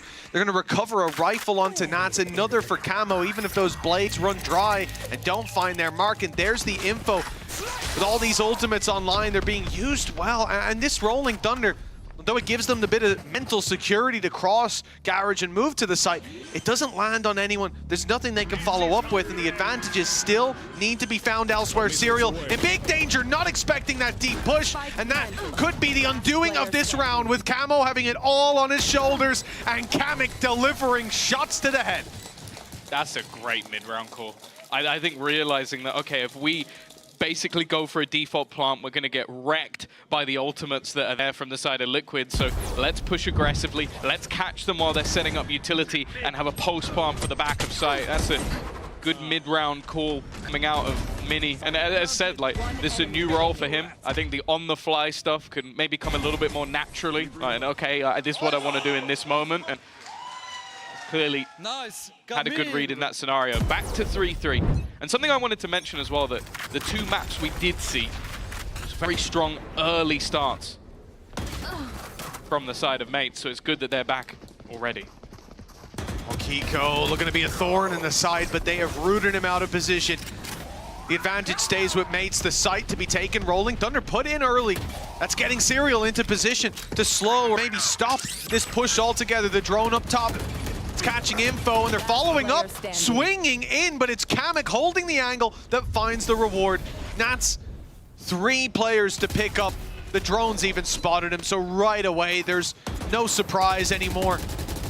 Mates know exactly where he is, and I don't think you see very often a player look for that spam battle after being spotted up, so an ambitious play by Nats, and he did some damage. I think that's exactly why he did it. Oh, close angle. That's risky. This is not the sort of guy that you want to give opportunities to. Nats now turning it into a 1v2. The crossfire is still nasty. Realistically, when contact is made, there should be a swing, and while Kata doesn't give the chance for anything more. Another solid round from Kamek as well, back-to-back multi-frags as he now moves up to the top of the board. It literally is him and Panitek at the top of the moment. They're doing it all. And yeah, when you look at how we've gotten here for Team Liquid, 3 out of 4 of the first rounds, mates, like you said, we need that early success, and they are most certainly finding it here. This is comfort for them as well. A map that they chose, and a battleground that seems to favor them from what we've seen so far. For Team Liquid, a pause. Taking the time out here, and they're coming into a round where they don't have a lot of credits. They came in with 5 ultimates not long ago, and no success found. And they spent those ultimates, the Blade Storm used before, the Rolling Thunder, and the Armageddon, nothing, finding the reward that they needed. I think it's worth noting as well that, again, when you look back to their victories when they were playing at kickoff, it was 9, 8, and 9 rounds on this defensive side. So they have been stellar on this side of the map. A lot of it came down to solid set plays based around the Tejo. And, if I'm being brutally honest, it came down to Kamek having a fantastic game. Like, each time, as I said, I think it was the last 4 times, including their loss to G2, he either finished top in 3 of the matches in terms of rating, or he finished second. So removing that as a piece of the puzzle for this map, it's going to be difficult to plug and play, and I'll be honest, Serial looks a little bit more jittery. Like, I think some of the fights he's been taking, it looks like he's been set up to succeed. Rolling Thunder in the last round gets absolutely nothing for it. Granted, but when he swung into that angle, there were 2 players holding him. Sure. This is the thing, and the fact that I think Click was the only one really affected by the Rolling Thunder because it was quite early. Players were still out on long. So yes, he didn't win the fight, but also we look to the utility as potentially could have been used a little bit better. Or maybe we look to mates and say they avoided it very well, regardless of why that happened. There's no denying that it did, and for Team Liquid, 3 rounds on the board. It was a good start with 3-1, but now mates have full control. They have their hands back, and they're firmly on the reins. Now, for the defensive side, not a big investment, not a round we expect a lot. And the push coming in towards this A site. Mates are running right in to a mostly open site. The only danger is spotted now. He's able to get out of there at least, and I mean, if he finds a kill, I am surprised and perhaps perplexed. Well done by Zipan to deal with that, and it looks like just housekeeping across the board going well. Yeah, very nice take. Methodical as well. The mistakes that we saw in the last map have seemingly dissipated. As a much more of a comfortable pick, and maybe a few confidence kills coming up for Serial. It's unlikely to change the round, but I think maybe Really? Use the ult there? Are you sure about that? Was that a misclick or just ego? I don't know. That seems mental. Maybe just doesn't like the ult, but he'd be the first. Yeah, I'm really not sure of the logic behind using the ult there. I'm gonna go with it was a misclick, but I'm sure it's possible it was just a confidence play as well. Yeah, there's no way he activated it there in the middle of the open. Yep, yep. Definitely misclick. Okay, that's fine. Nail on the head. It Well, happens. that's, yeah. If he looked happy about using it, we would have to bring that up in the interview later on. 5-3. Gentlemates continue to put rounds up here on the attack side. And it's Team Liquid looking to hold on to the C side as a lot of presence is sent this way early on for Mates. Ult even used by Kata, committed as he's now got deep back site control and a Hunter's Fury out of Zipan. This is a lot invested for Mates. All of that to kill Nats, and he still still walks away. Yeah. You need to remove him from the setup. And to be honest, that is the main thing. You've got him out. He's not lurking, he's not hiding somewhere in there. Spike planted. When you look what's remaining for the retake, Panatek, no util, no paranoia. It's only going to be what comes back line. Timing is going to be everything. They're going through at the same time, an even trade to start things out, but it seems like it's eventually going to swing into the attack's favor. 2 remaining for that defense as they get picked apart one by one. This started off level, but the fact is Mates are starting to run away with it now. Obviously, when we switch to Kamek, you can be a little bit worried seeing the ult just being held in hand, but there were 2 teammates close, ready for that fight. He's close so that the ult doesn't hit his teammates, but still gets them. And the gamble a lot of the time is they're going to use utility. Who retakes through a smoke without using util? That's your sign. They're on their way. Ult fired through and worked well. But again, we go back to the start of the round. This is somewhere that there were a lot of ultimates for Mates. Oh, wow. Especially after Click using his ulti by accident at the end of the previous round. They came in and invested 3 ultis. That's a big ulti con dump, but it works out. It's an important round, a swing round perhaps, as Team Liquid invested their money, and now they don't have any. Now we've got Camo with a hero rifle. Something to note as well, mentioned the pause from Goked. Correct me if I'm wrong, 3-1 down? I think so. Haven't lost a round since. So whatever he spotted, whatever the words of wisdom were from the coach, they have definitely made a difference. Well, deploying drone. This round at least, expectations incredibly low. For Camo, he's either got to get enough kills that he's close to his ult, or he's got to basically win it. This is going well for Nats though. This is why you want to get rid of this guy as soon as possible. Kiko gets one as well with the shotgun. And they have not got rid of Nats. That is, as said, in the last round the goal was kill Nats. The goal is still kill Nats. Yeah, and it ain't going well. No, He's picked up a third. First 2 with a Sheriff, and now the recovered rifle working wonders. Goka's going, I said kill Nats. Well, that strategy might have to be repeated in the next timeout. Finally, Nats will go down, but so does Kata with a pay save card. Thrifty.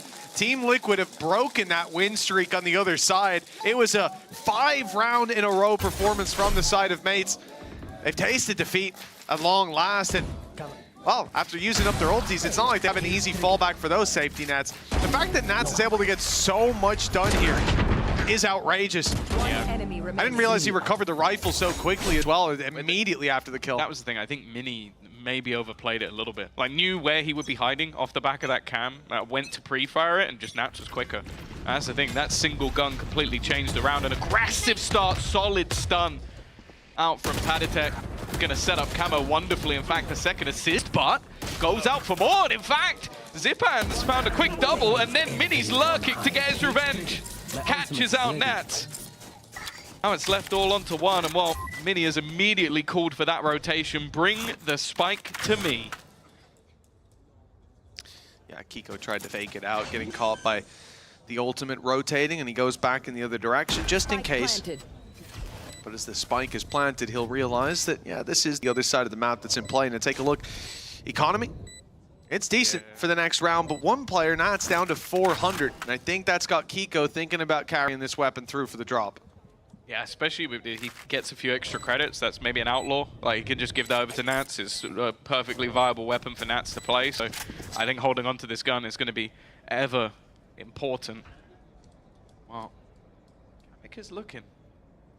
He's been called out throughout the match by his opponent, but he is now the top fragger in the server. Removing this gun would be nice, but I think it's such an unexpected angle to be held. And well, the rest of the players a little bit further away. Kiko actually going back to the side. Got to be careful. Well, loses his life right at the end. Big kill for Zipan. I think they may still scrape a bye together, but it's definitely not going to be quite as nice as they would have liked. Yeah, there's going to be gaps now. I think, you know, early fight for that defensive side. Camo's able to land so much, and it seems like this one's locked down. Serial's still on long, but Zipan comes swinging back through, and you lose 3 players on the other side of the map. You see 3 players there fighting you. You think maybe you should rotate pretty quickly, but that ends up being Nats' demise. 7-4. Team Liquid behind by 3. A different face to mates. Armageddon used. Salvo sent through, and it's Kamik and Katakon. A huge performance from Team Liquid with early aggressive util on A, and they have sent Mini into a difficult scenario. A 1v5 to pick up. The spike's down. Kamik just died to the setup he normally runs. Like, we've literally seen him do that exact setup, and they've just fallen hook, line, and sinker for the exact same thing. It is very difficult to avoid, I'll say. If you're set up outside A, it's a disgusting combination. And while Mini, leading by example, seems like an impossibility, an in-zone flawless to close out the half, it's close going into the second. Yes, a better face from the side of Gentlemates. They've done well to go in with the lead. 2 rounds separate these 2 teams. We'll find out if map 3 is in our future after the break. 1 enemy remaining.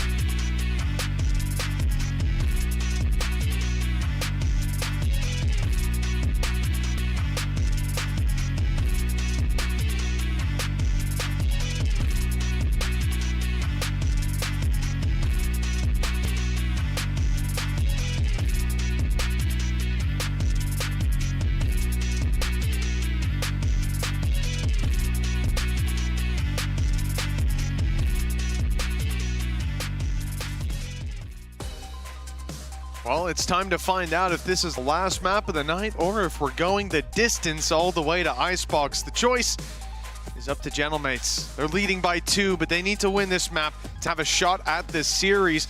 Some good signs of life, though, in that first half.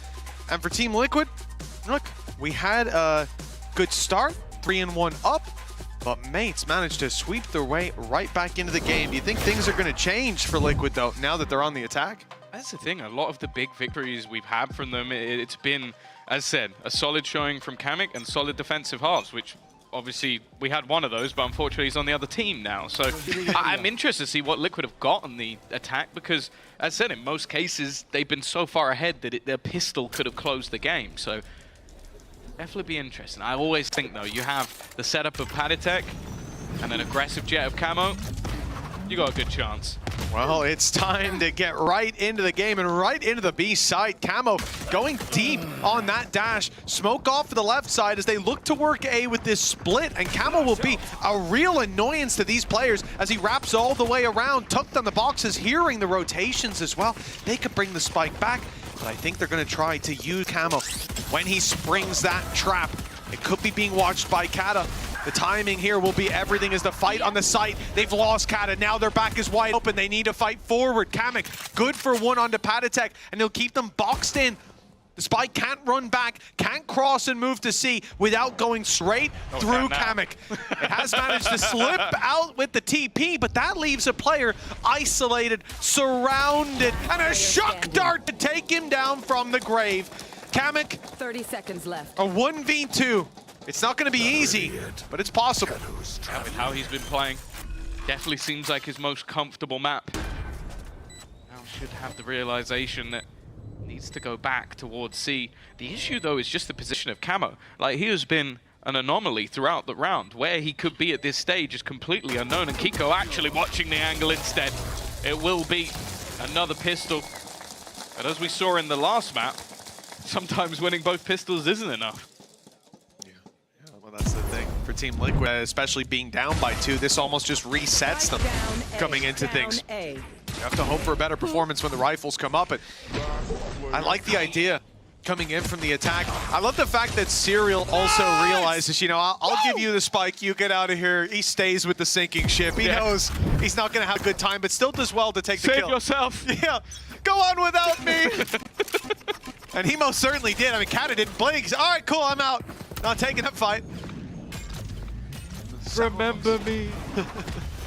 Luckily, they don't have to remember him for too long. He's right back on the server, and lots of rifles here. 4, in fact, with a Spectre. Team Liquid don't really want to be losing anyone. And what reality, mates have only got classics, but they have got numbers. Now with the spike ticking, post-plant utility in position. Element of surprise is not going to be an easy one. They know there's no flank. Trips are still in play. Part of me does wonder if mates just get to the stage where it's go, okay, we don't want to just feed them orbs. We don't want to give them ultimates going into their bonus. Let's just try and hold on to whatever we can. Oh, well, Kata's at least found a kill. That's an extra gun dropped to the deck. It's not one of the rifles. The next kill would be a rifle if they could find one, but that's a lot easier said than done. And well, at this stage, yeah, he does actually have to run back in, otherwise he's not dying for that spike. Yeah, obviously Serial there just sidestepping the stun caused a bit of issues, but real potential for lasting damage in that round. 2-0 start in the half. Team Liquid find themselves neck and neck. Investment from them, decent. Yeah. You look at that and you think Bulldogs, especially going together, it's not going to be as much of a disadvantage as you might think. For Gentlemates, that means they've got to be cautious in this round. Click on the Neon. 7-13, it's not the strongest of starts, but I think he might be looking to add up and tally up a few more eliminations to the board. He's close in Garage, and he's heard a TP. He's heard lots of noise moving towards this B site. It's all about his timing. Oh, but he's paranoid. It's still good for one, but the trade so quick. And as they pull back into the angle, the close range weapons, well, they love that fight. They don't like that one, though. Mini shutting them down. Again, solid position. Well, the second he's on an angle, that crosshair placement is pristine. Another round to add to the tally of, yep, that one comes down to Mini. And a lead taken. I do agree, though, that the issue with Click having a tougher game, obviously when you're diving into the sights on the attack, you can kind of forgive it, but he needs to pick up here because a passive Neon, I don't know if there's many of those. The one that springs to mind was, I think it was Defo back on Split. So it was a while ago. Oh yeah, we're really then it was just him like bouncing stunts to slow people down. Yeah, the initiator Neon, support Neon. I'm not sure it's going to catch on. No, it shouldn't. And I don't think Click's going to be looking to make it catch on either. Zipman doesn't get the info, but still fires the shock dart through, knowing someone broke his little arrow. But Nats has gone down, and yeah, it was the peek into the window. Now, he's gone down, no control over your back. It's time to go forward. Already pressure in. I like that. Isolates the kill on the non-blinded player, but that does give Zipan time to regain his vision and take down the majority of the squad. Kamik came in as backup, and this deadly duo of initiators has slaughtered Team Liquid's entry into the site. Well, they've done a wonderful job. After initial pick as well, you know, you get very pigeonholed by that. You got to go forward, because if you don't, they can be coming behind you at any given moment. You're losing players to having to secure your flank. You're so good, Kamik. Let's go. Click hit him and look at my ass. As they go diving in, well, Gentlemates are all too ready to receive that party. 9-7, 2-round gap. Mates climbing back up. They lose the pistol, they lose the follow-up, but since then, nothing but success. Now Liquid have got a lighter buy, Sheriffs, Stingers, and no ultimates to fall back on. Patatek could maybe have his, but realistically, this is just going to be a brute force round. Looking to use the numbers, and a few, well, to be honest, I thought more shots hit than did. I think none hit. No. He's being robbed. Blinding. Well, they will have the site. The main thing that can work in their favor here is time. Walking into the trip won't help. Mini is going to go through this. The cavalry has arrived alongside him. You can see that the only goal from Liquid is to play up close, and I think they've misread how far forward these players on Gentlemates have gone. They wanted the close angle onto the spawn. Patatek's done well. Kill, you don't really expect him to win. One enemy remaining. The rest of them are not going their way. Left all onto Nats. Quick and clean. It's starting to feel like things are, well, heating up for Gentlemates, but maybe cooling down as we move to Icebox next for Team Liquid. If they want to have a say in that, if they want to stop it, it's in the coming round. See those blockades put up. Right now, everything's working. The A hit. There were some numbers there and quick rotations coming in from the B site that helped out. I know it was Kamik who ended up picking up a double. Here on C, again, showing that they're more than ready to receive a bit of a direct hit in that direction. And that's going to leave Liquid scratching their heads. Where can they take it? They call a timeout to discuss that as, like I said, with the economy being invested into the next one, and Gentlemates pushing 11 if they win, facing into a lighter buy, it's do or die, more or less. Yeah, I think also, similarly to the first half, it was a pause that flipped the script for Goked and the squad, but do we have the same from Lohan on the other side? Can he bring something to the table? They come in with a Rolling Thunder, always going to be helpful, but Hunter's Fury, and actually almost every single ult coming online, as long as Click's not going to accidentally use his before, it really has the value. But to be honest, at this stage, round or two could just reset Liquid into that third map, just not having the economy to really fight back from it, and some of the performers on their side definitely being a little bit quieter. As I said, you have taken your best performer on Haven, given him to your opponent, and unfortunately it's not always going to happen that your youngster making his debut is going to do as well as someone like Sibo, who just happened to have like one of the best performances we've ever seen. That's not the expectation. Don't get it wrong, don't get it twisted. Especially when Serial is literally just plug and play at the moment. Oh, we talk about the passive Neon. We're not going to see it from Click, thankfully. It is that aggressive hold, but there's a trap waiting for him. Look, Elite, if he keeps pushing forward, he'll get that information. Thing is, you know, usually when you push through that point, you're already committing to the deep control. Locating targets. So they won't know about that trap late into the round. The drone sends him flying backwards, and that's just causing a bit of an eyesore, popping up that cage so they don't know what's going on. They can't see the play at hand. The B site threatened, but also spotted out. I think they were just trying to fill in the space, hoping that there would be an overreaction to C, but that hasn't occurred. Again, like Gentlemates have been fairly happy with their positions. I think as well, when you have that Hunter's Fury available, you know that you can buy yourself time. Like, you don't have to overcommit to these fights. Like, you saw there was a moment Zipan gets a tag with the drone. He could have used it just for that kill. That's not the goal. The goal is delay. The goal is to make sure that no plants are easy. This battle going to be an interesting one. Is it read by Nats? We've seen this position, but on the other side, back in the cam, knows there's still a guy there. Stun comes through, just looks to try and clear him out. That's wonderful. And then the Hunter's Fury used as well 20 seconds of the move is made, and that kill was everything, Kiko. The time is going to be rough just to try and get back in. A solid stun might even close this one out. And they're ready. Everybody's here. Aftershock in, and Zipan swinging with support.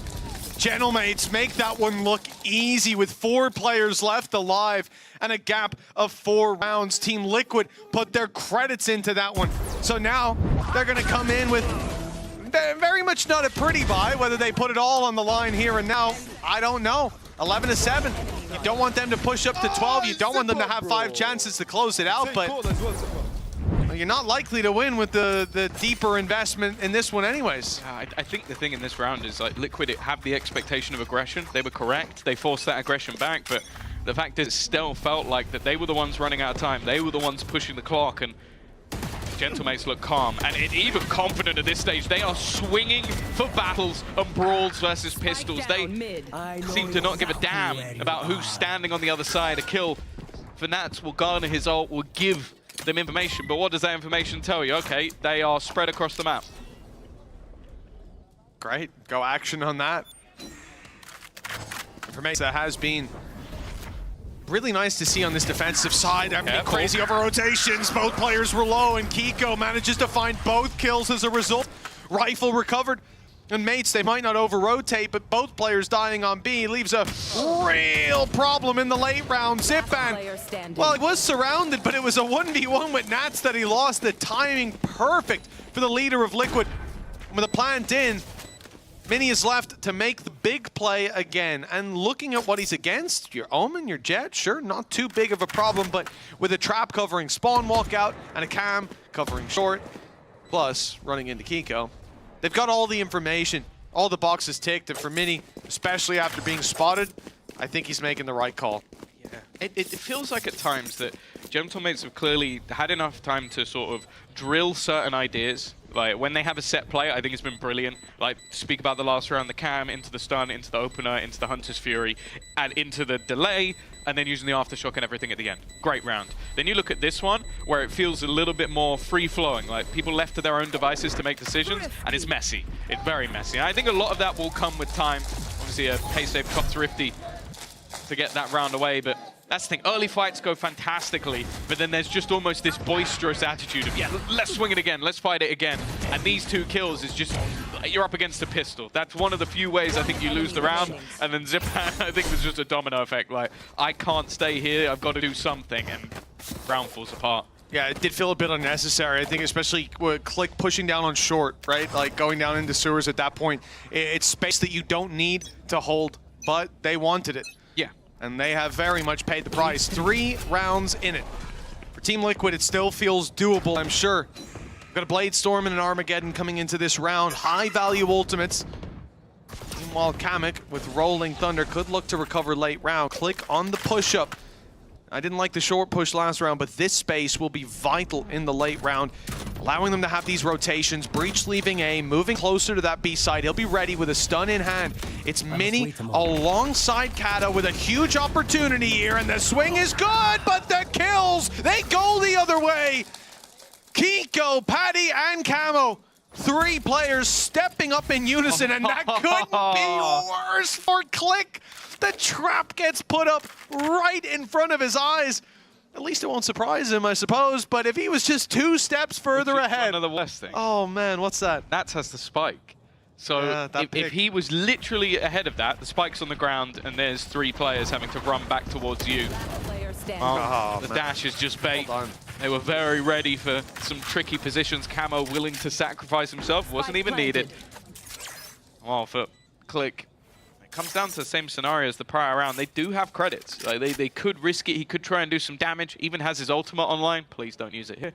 But realistically, just wanting to make sure that they're not going to get into those later rounds and start to have issues. But that, again, it feels at times a little bit unlucky. Yeah, the ball is very much rolling now for Team Liquid. It's picking up pace, picking up mass, and for mates, they'll really want to pump the brakes soon.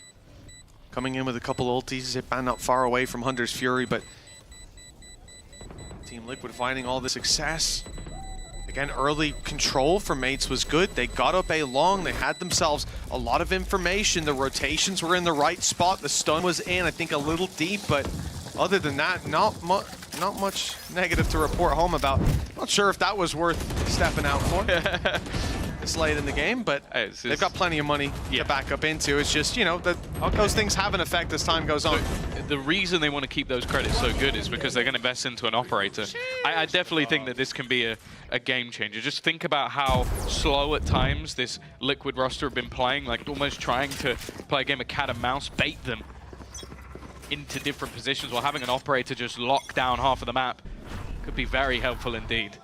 And also seeing that the back isn't being left open a lot for Team Liquid, so Click's not finding value in the late round pushes. But if he can hold that information passive on A, they can rotate in and again be much heavier stacked up elsewhere. Armageddon put into play for Team Liquid. It's towards the C site. Pressure put onto a player like Mini, but he delivers every time under this pressure. Kata, having snuck in along, was in a good spot, but Kiko pulls it right back. Nats sneaking through, catches two, and now it's Kata with it all to do. He's left the spike behind him.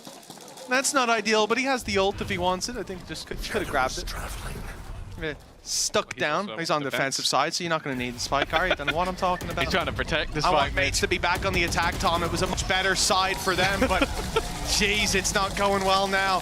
That early pick, that aggression from Kata, the fact that Mini is there to pick up site pick, avoid the ultimate from Serial. They get spike, they get control, but Kiko being able to sneak into this position is outrageous. You're a bit like Gentlemates. They got lost in the sauce. Yeah, they exactly. didn't know where Exactly, these man. players were coming from, and the fact that Kiko manages to even get into that position feels like an absurdity. I think it must have been around the timing of that Armageddon. You're so focused on getting out of the way that he's taking that spot at the back of the site, and that caused them so many issues. And then, of course, he is the show, and Nats, well, that's the nail in the coffin. That's the guy behind to stab you in the back every single time. I said he had quite a first half. I think they did well to sort of get him out of position a lot of the time. Still had a round of two, of course.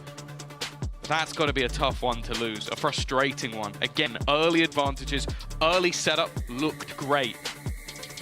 But, and that's the problem, there's always a but. There's always been this turnaround, 3 in a row now for Team Liquid, and we are seeing diminishing returns for Gentlemates. A chance to go to map 3, but well, they're going to need this pause to be effective. Last one was. The big investment as well from the operator, it being on the other side of the map here, certainly doesn't play into their hands. Now they don't have that choice. I think Click could have gone for glass cannon. Also, it's going to be on the other side. Oh, no, it's not. It's gone. That disappeared as I said it. That was a magic trick. Can I do that with anything else? Maybe click one of the ults for Team Liquid. Get rid of the Blade Storm. Give him a chance. Oh, wait, maybe at the beginning of the round?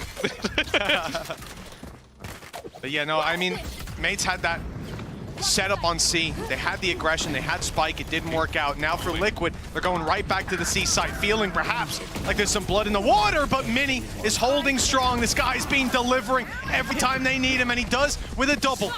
In comes Click, ult activated, information there for him as well. He's trying to force the fight with very low HP on Kiko. It looked like a good decision until Patatek piped up for 2. Team Liquid 11-11. The comeback, it seemed possible, but far out of reach for a while. But with 4 in a row, the shoe's on the other foot, and Mates, they're stalling. Well, that's the thing. The saying is a hero rides in on a horse, a knight in shining armor. Well, Liquid have a few of them. Like, the last 2 rounds have literally come down to what? Kiko Nats having like crazy clutch rounds. Panatek in this one. Nice! 2 massive kills. Now the pressure really does have to be on the shoulders of Gentlemates. They look like they were home and dry. They've had multiple rounds where they should have been. Now they're starting to falter, starting to dwindle. The credits fading away behind them as well. You wouldn't want to go into the next round with nothing to play with and everything on the line. The question is the confidence even still there? You're 11-11, you're not out of it yet, but it's got to start to dawn on you.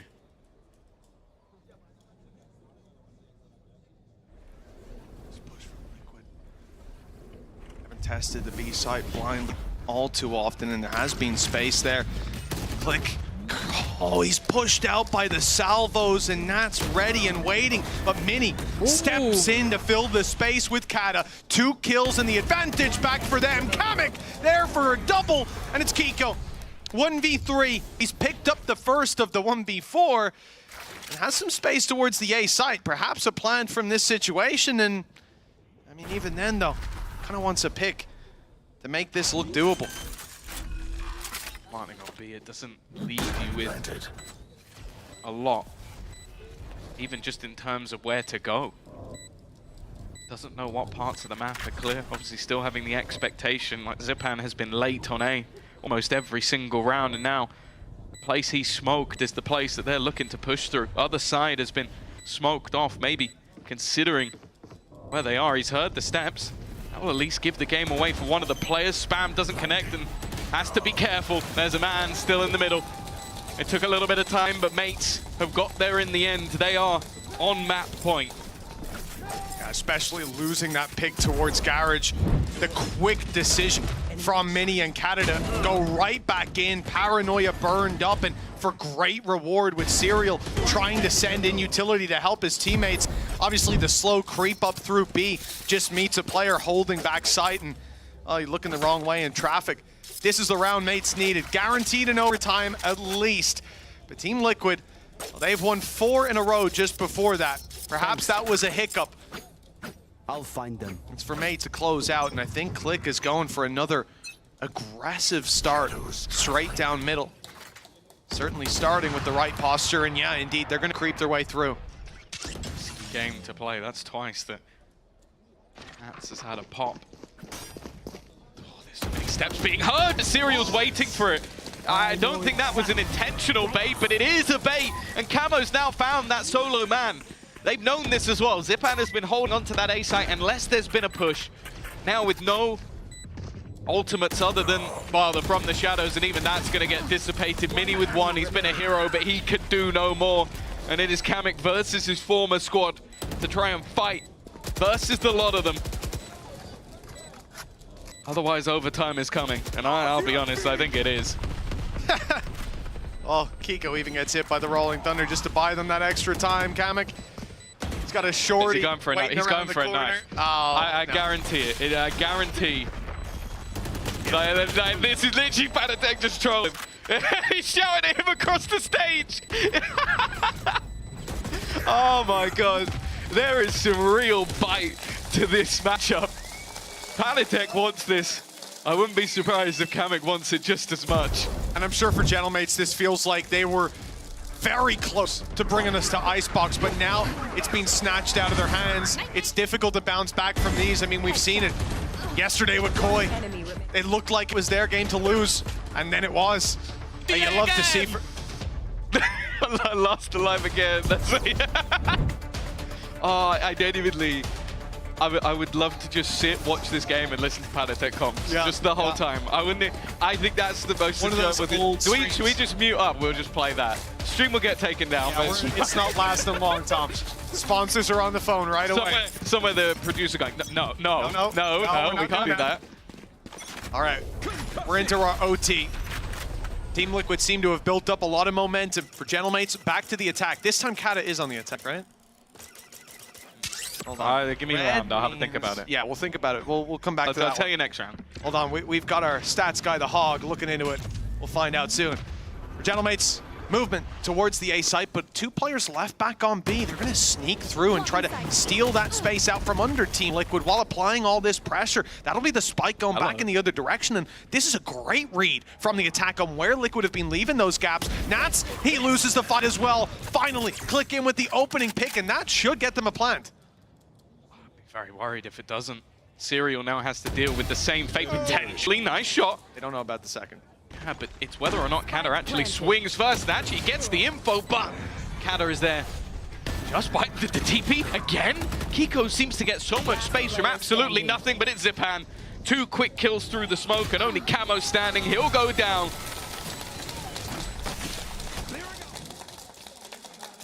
It's nicely done.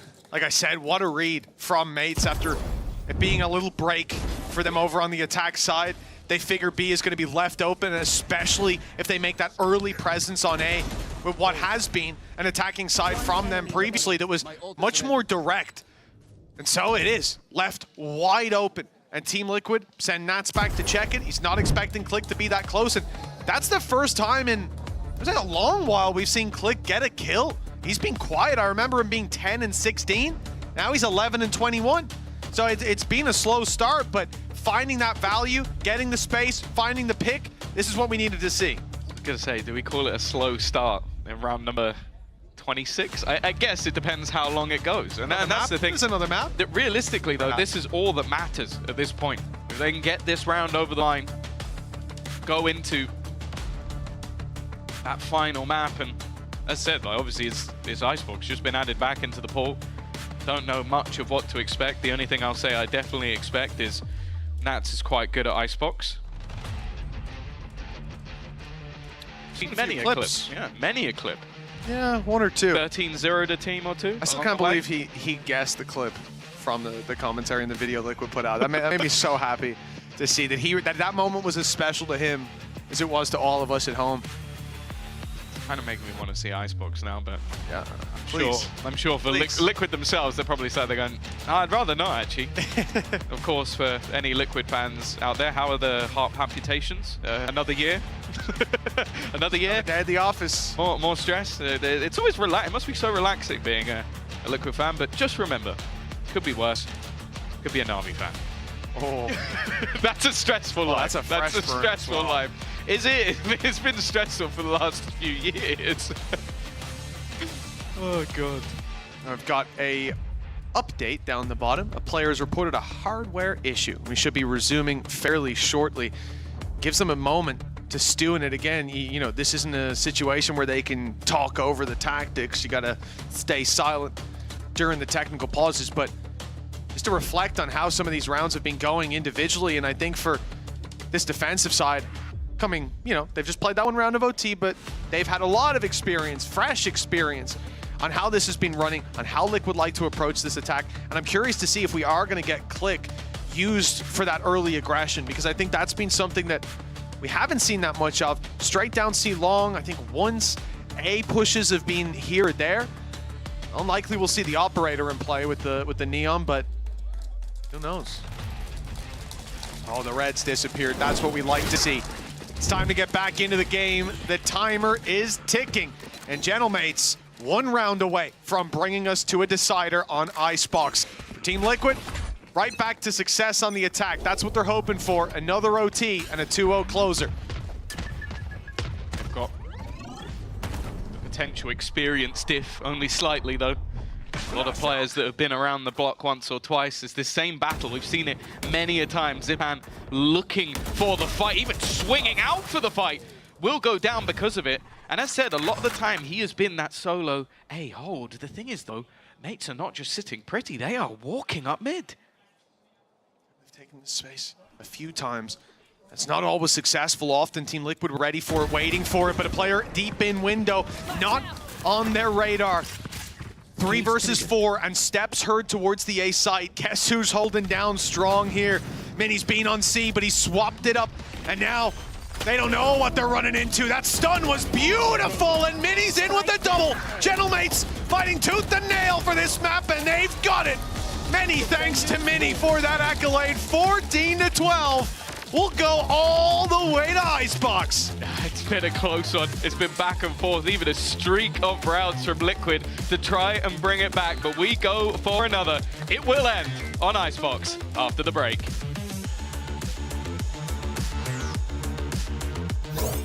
I'm so good! Let's go, guys! Let's go! This game's on me! Let's go! Let's go, bro. You're the goat. Let's go, Mini. I have them in my pocket. I have them in my pocket, guys. You got this, guys, okay? Bro, you're the goat, bro. You're the goat. Come on, lose to serial killer. This guy played for cheap jump, guys. Come on, focus. So, guys, please look at them. No one win a fight against us. Even in real life, bro. They are so ugly, bro.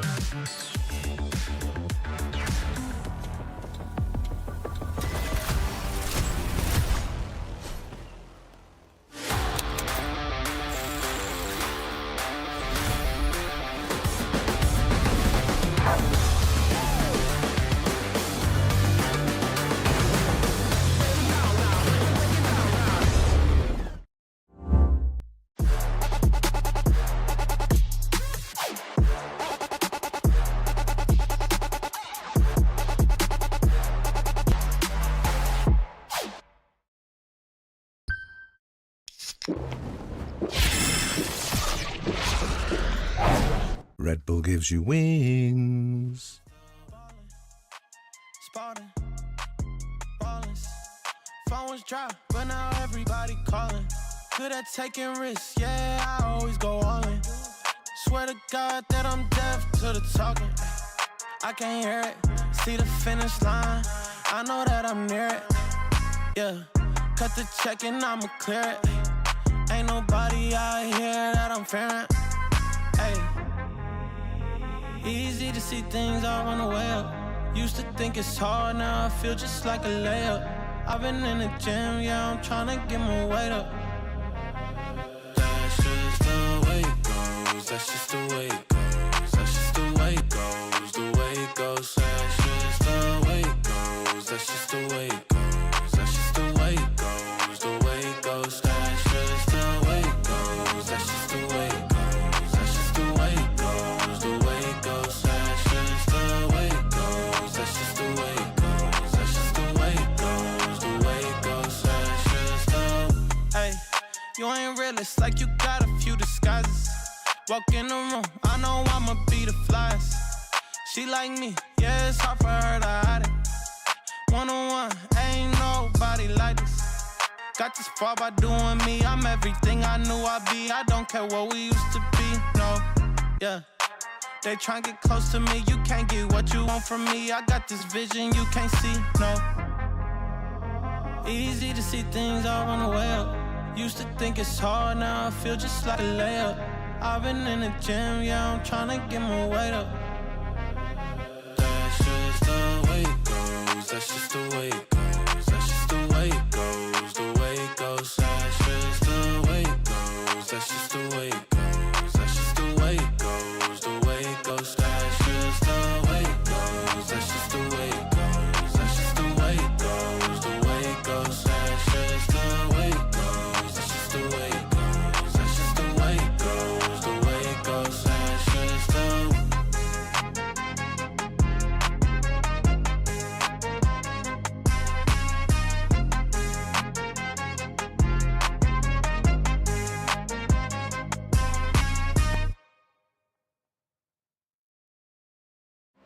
One time for your mind, get rockin'. One time.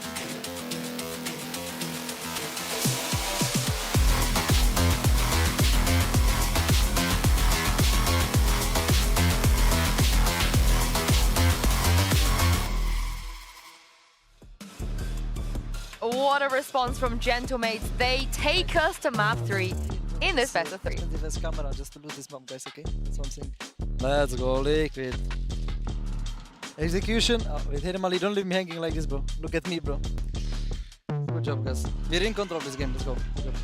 But...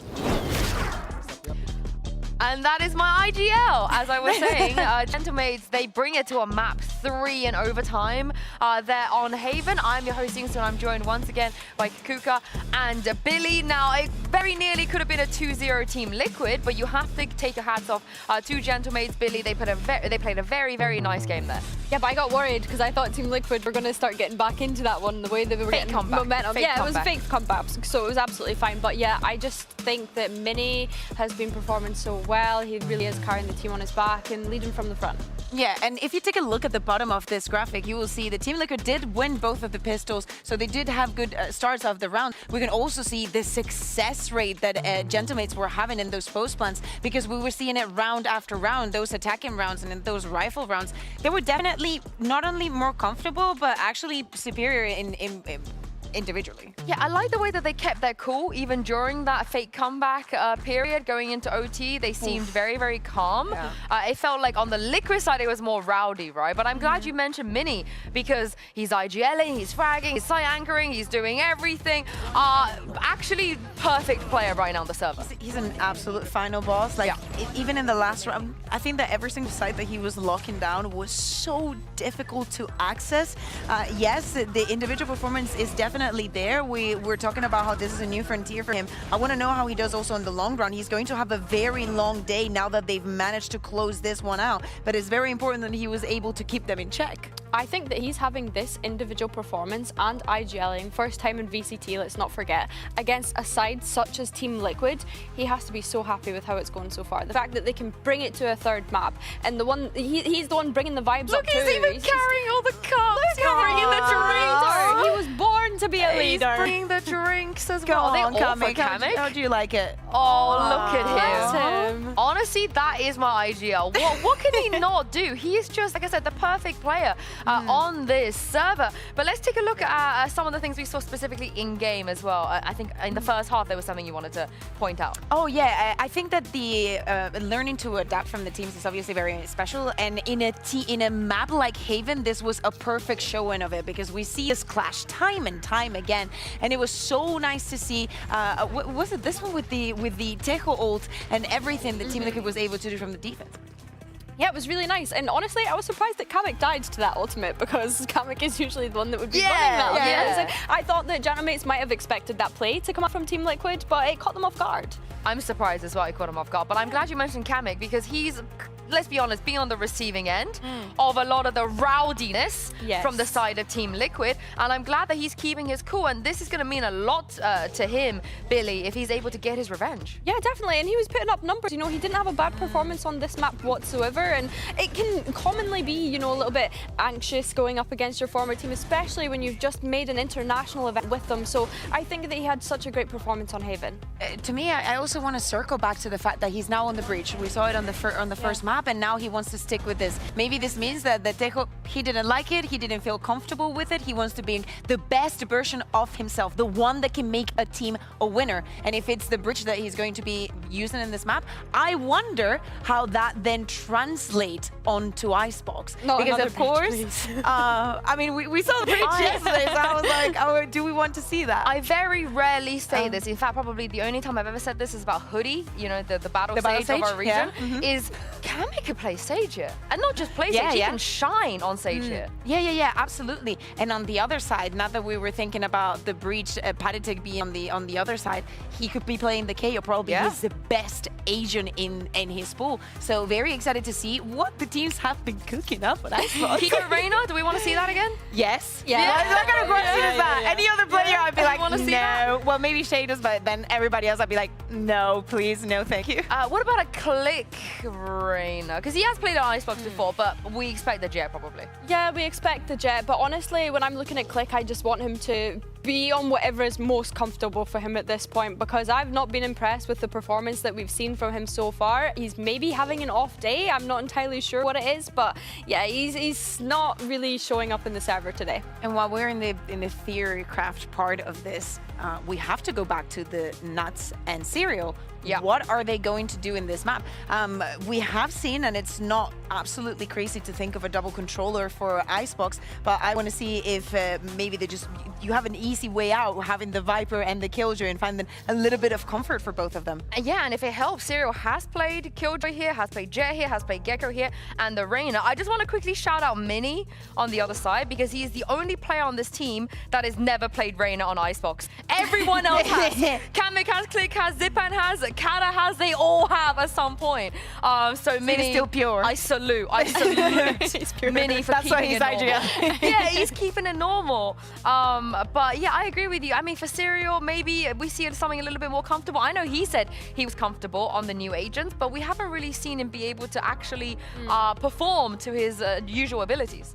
And I think like a lot of that is because it is a jump, right? Going from tier 2 to tier 1, and he was dominating in VCL Spain, and he had a pretty decent performance in his outing in challenges recently as well. So I think that playing in front of a live audience, you know, getting used to having the in-ears and everything, you know, like it's a new environment. Having Paditek yelling in your ear. Exactly. Like these are all things that he needs to get comfortable with. So if it takes him a couple of series to warm up to that stage, then I'm okay with that. Yeah, absolutely. And we've seen worse. We have definitely seen worse. He's playing, as we're saying, new agents under new circumstances and a new team. There's still a lot of things. But I would, and also the most important thing is the pressure of being on the losing side, of getting a map like Haven so close to getting that victory, to getting that comeback, and not being able to close it. That is also that you have to go through as a team. And I like that this is a middle ground for both teams, right? It's a new map. They both obviously have something prepped for it. It's map 3 as well. It's where usually everything goes out the window. That's also very good for Genomates, because when we think about, the obviously they will only get a championship point if they are to win.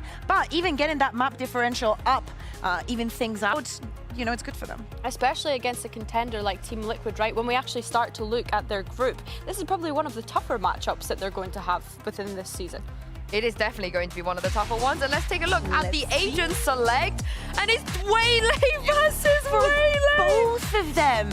Okay, so we are going to be seeing the double controller for the side of Team Liquid. Kiko and Nat Serial just going on that Killjoy. Paddytech on the Tejo and Camo on the Waylay against Click. Wow. Absolutely love that we're going to see this head-to-head. So the agent will remain on a 0% win radiating EMEA. I mean, one of them has to win. It's impossible now. It's impossible. We're going to get one Waylay win. I guess. I think for me, I'm interested to see that Camp is going to be on that KO, right? And we are going to see Zipan to continue with this Tejo. So yeah, that's really nice. And then Mini on Killjoy. We know what he can do on Killjoy. That seems to be a big comfort pick I'm for him. so surprised the Paddytech went for the Tejo. I want to see what it's behind it, because as I'm saying, I was expecting him, out of all people, to go on that KO because it is his best agent. And we've seen two very good Waylay players already. They both had their own individual things they brought, you know, their own lineups, their own flair. So I can't wait to see what Click and Camo, Mitch and Tom, can do on Icebox. Well, it's always exciting to see how teams adapt to a new agent, and now both teams coming in with Waylay. This should be an interesting head-to-head. The old Icebox is no more, but Nat's still coming in on the Viper. Makes me feel good to see him on this agent. Well, the fun thing is as well is now they have a second Sentinel player. They could still run the Killjoy, and it works wonderfully. So this might be, I think, obviously we've seen Serial be sort of pushed into roles that he's never played a Teo. Controller's not something he was particularly strong on. Sentinel, though, that's what he's been playing the majority of the last few months. So I think that this is a good opportunity to see what he's truly got. And of course, see if Waylay can finally put up like a stellar performance, because it's been very underwhelming so far in EMEA. Yeah, definitely. It seemed like a curse for either team that picked her, but now both teams have picked her. So someone has to win. Someone's got to take the dub. Well, Team Liquid will start on the defensive side. That's not for you at home. I'm just saying that for me. Hopefully I'll remember. As we move into round number 1, and the pistols are pulled in full effect. It's 4 Ghosts. Gentlemates moving quickly towards this A site. They've already ran into the Nano, but that won't slow them down. Quickly filling in around the backside, and cancelled utility. The alarm bot is no real danger, but Team Liquid are taking their time before going for this engagement. Kamek stuck that despite going down to 1 HP. Fair enough. That kills! I don't know what strat that is, but I need to note it down. The whole round so far from Zipan. We've definitely seen some of the individual brilliance that we know he's had in his locker this whole time. And I thought Kami was going to get the final kill. Got to be careful. It is still Nats, but up top, Canna was remaining in the sight. Gentlemates are going to win themselves a pistol. Though I'll say, Mitch, winning pistols in this series has meant losing the map so far. About as much of a curse as picking Waylay, so we're really just trying to cancel each other out, I suppose, with this one. If this goes 9-3, I think I'm going to have a breakdown. It's just insane, no, that Kamek stuck that plan. After the first, second, third, fourth, fifth, sixth shot, you know, eventually you think he goes, oh, they can see me, I should probably skedaddle, but his HP was gradually going down, and it looked like he went, they'll run out of ammo before they kill me at this rate. Fair enough. See a little bit of frustration. Camo's face, and no surprises. It's quite common in these sort of rounds that you will stack up that A site. A lot of angles that can go unchecked and potential to fight for the orb, but it's not gone fantastically. A quick dash of the light speed into the site, and well, looking like this could end quite quickly. Nats is nowhere to be seen. More importantly, he has to almost go all the way back around just because of he's being out-ratted at the moment. Yeah, well, it was even better. I think not long before that, he was here. So he was like literally in the spawn at that point. So it's an interesting position indeed. That has sent Nats in the other direction. I mean, he didn't even see that Kata was there, so maybe he'll get to keep that deep spawn control later on. For Nats, yeah, you're probably just going down to the spike, but if you can manage to find a pick or two, thin out the herd. Kata's miles away, so he won't pick up any weapon that goes on the floor. Solid connection here. Definitely be worthwhile. Salvo's used, the turret draws his ire, and that gives Kamek the window he needs. 2-0 start for Gentlemates, and lots of weapons saved for the next. Of course, it's very early in the season, but I think we can also just bring in factors of the group. I think many have sort of argued that Group A is very stacked in terms of the teams that have ended up within it, and I think for Liquid, obviously, a team that made it to Masters, looking at the group they're in, probably expecting to have maybe even a flawless victories, maybe them versus a Foot or something like that might be a little bit tougher, but the fact is a loss here to Gentlemates would be a huge starting point for the mates to work with, of course. Just getting into that top 4 is enough for playoffs, but obviously the higher up you are in the seeding, you can even skip stages, even get yourself, I think, 1 match away from making it. Every win, every round, every map is going to count. Of course, for those Ascension teams, it carries a little bit more weight as well. Yeah. Nats' stun is good. He won't be able to swing out wide and stop that aggression from Gentlemates. That's at least 1 pick found for free, and Click from miles away is recovering, putting it down to a 4v3 with Camo's pick as mates look to take this in the other direction. Kiko. They've got to go right past Kiko. The jump peek works out for Kamek with the Spectre. I can't believe he's won that, and a 4v2. Liquid are going to be kicking themselves. Has he found a way for the KO to actually be made out of metal? Like, because at the moment it seems like he's being sprayed and just is not dying. There's like a final stand on. Oh. He thought he had the kill. A little bit too quick on the trigger. Even still, though, he comes back to finish the job. Quick trade, Haditech nowhere to be seen. In fact, he's going to get snuck up on by, well, I want to say his nemesis at this point. That's what it feels like. I'm so perplexed that, you know, the 2 shots, it looked like it was on the head, and no doubt it felt like it to Camo, but him hitting that retreat a little bit early, refracting his way out, it's caused issues. And Team Liquid can call a timeout here. Especially the fact that, you know, you lose opening pick to Zipan. It's unfortunate. He's hit a good shot. Click on the side was one thing, but that fight from Kamek is insane that he wins that. You know, if one of his teammates traded him, all right, fair enough. But him getting the kill, that's just nuts. Got a weaker weapon and he was bouncing. He was literally jumping in, hopping in like a kangaroo, and then on the A side, and no, that's the second time actually, just copping that. We had Kamek in the first round, and now Zipan. You can just plant on A, man. Even if they're shooting you, don't pull off the defuse. Just go for, or the plant. Just go for it. Commit. Pros don't fake. Wow. Liquid already sensing the danger early in this one. I think as well, you look back to mates at kickoff, how they performed. When they had early starts, they ran away with it. It was very much either they dominated or got dominated. Like, I think back to the Heretic series, winning a really clean map, losing an even cleaner map. So I think making sure that momentum doesn't start to stick, because more importantly, I want to look back at this series so far. I don't think Click has had the most amazing of performances, but we know that when he is on form, he is terrifying. Now, Kamek's been very good. I'd say Zipan, Mini, we don't even need to talk about. So I think that they have that depth. If you add in Click, this series could be over in minutes. Oh, absolutely. Yeah, and I think his absence has been felt as we've watched these rounds unfold. Now, Team Liquid, on the other hand, their absence on the scoreboard is not likely to be corrected here. Pistols and weaker weapons invested into a bookie for Camo. And in these rounds on Icebox, you really have to hope that they go running into you. And there's a chance, Spike's on the right side of the map, but mates are showing much more presence towards B. Previously, Nats was able to push up and take a ton of control in B main, but instead now there's 2 players holding around this area. They've got their turret for mid as well, so keeping that control, and that means keeping their options open for the late round. Unsuppressed. The players spotted on back A. It's not going to convince them to blitz B, but they've already made the call to switch in that direction. Of caught the one player, so Be right back. very much still potential, but Click's going to be there to at least clear the majority of the space, and while for Nats, it needed to be a miracle play to get anything from there. Salvos will deny the more default of plant spots, but inevitably it's quite comfortable getting anything from here. Tough. Well, that Bucky gonna find it real hard to get up close and personal. Still that light speed online, the double dash the Camo can use to close the distance.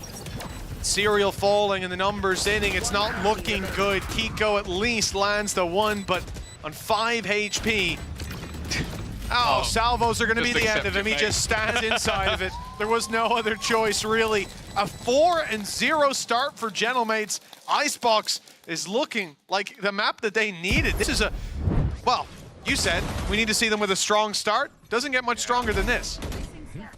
Yeah, oh god, they showed resilience in the last map anyway, but I'm also now just looking at the ultimates. Like, that's the thing, they've been building up orbs as they go, but more so on two very specific players, Click and Zipan, which if I was going to try and synergize two ultimates together, those are the two I am choosing. You can slow down your opponents and then nuke where they stand.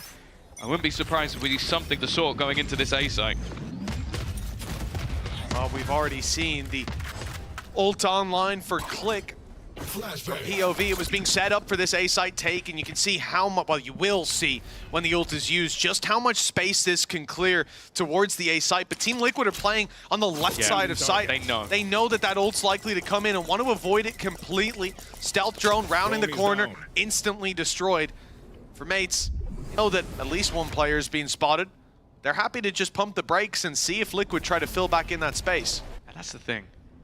We're talking about the convergence part, the Waylay ult.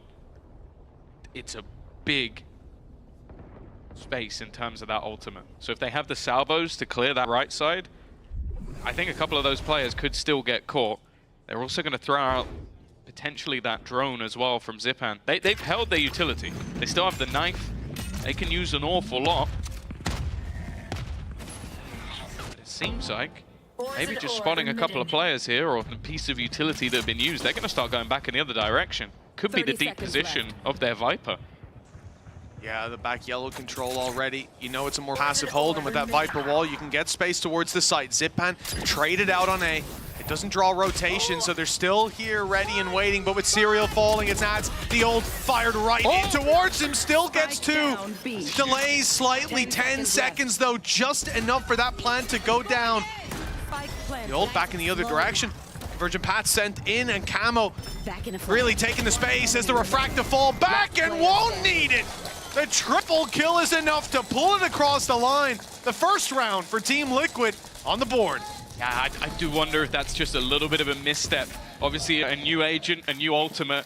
I think they thought that went off much quicker than it actually did. Like, you see the swing, that's you expecting a player to be stunned. And, well, I think it was only the last bullet, the Nat shot, which was a headshot, that he was even remotely stunned for. But you can see, already swinging, then he gets hit, still hits a dink. But that's, again, just a little bit more patience, and that could have gone a very different way. But well played from Liquid, and more specifically, well played from Nats. Yeah, it's one thing for your opponents to make that mistake, but capitalizing on it is something else entirely. And Nats, few players would in that fashion. 100%. Yeah, that was wonderful work, and just enough for Team Liquid to put their first on the board. Yeah, protect Timmy. There's no way that Gentlemates are going to find themselves on Eco, of course, not even if they lose this round, and that's not looking likely with an opening of Mini onto Kiko. Camo having to give up space, but Patek finding the pick, at least stopping Click on the cross. Patty will stay up close, looking for this fight. Kata snake bite buys them a little bit of space, and the stun is good. The Armageddon now fired in will pull them into the open, but with the Viper wall up, there's no way to punish on that deep flash by Kamek. They should know that he could be through this wall. He definitely had to be close to be right-clicking the flash in, and they're checking it, aware of it, and Camo finds the kill as a result. Zipan, as the wall falls, looks for a duel back in the other direction, but the trades keep it in favor of Team Liquid. Rotate as well with Nats coming in. Viper's Pit not likely to be used, but maybe now. with Patatek falling and pressure on for Serial. He's had a tough few fights, but this round stepping up for the double and leaving Mini to do it all. But in clutches, he's been good. This time, Nats is there on top of the rope. Surprise. I don't think he ever expected him to be right in his face. Another solid reaction. Again, a blip at the beginning of the round, but Patatek's response, reclaiming that ground, making sure that every fight, every aggressive position became more and more awkward. And that's the thing with a lot of what Nats is doing with his utility. He just stays alive so that that poison orb is constantly an issue. You just want to plant there. Well, okay, you're going to have to go down to 20 HP, 30 HP in order to really get past that one. Well, this is going to be the early push on B. Omen and Waylay already inside that choke and pushing deeper through the smoke. This is a lot of information for that side. They swap Nats as well. And it's important, Nats needs to be there for the delay. The Viper's Pit even sent up. Perhaps the idea to, if you go for the flank, you have to break the turret. But if you send them back, well, those two players that are pushed up are going to be a big surprise for Gentlemates. This is a wonderful idea. And their reward, well, it has to be claimed, but it's looking good. This angle makes me so nervous, though. And the fact is, there's one gap. That gap is towards middle. Like, if they push forward, there's the turret that will catch them, but there's space for them to get onto the B site without too many issues, and there you go. They have the info. Patatek will know that there's potential for them to have gone back. The spike is still outside of A. That could have been everything. If the timing worked out, it was a split second from them seeing Kamek and the spike being on the ground. Instead, though, Click is lost, but Zipan's position makes this one tough. If they can push forward and catch the players on the edge of the pit, they did not expect Serial to be waiting. And now, well, they have to deal with a man inside that pit. And they do! Mini has done a remarkable job. That's pulled it back into the realms of possibility. Team Liquid floating back in before the spike goes down, but the players from Liquid do instead. It's Mini again, digging deep when he's needed the most, and he won't be needed in the late round. Kamek makes damn sure of that.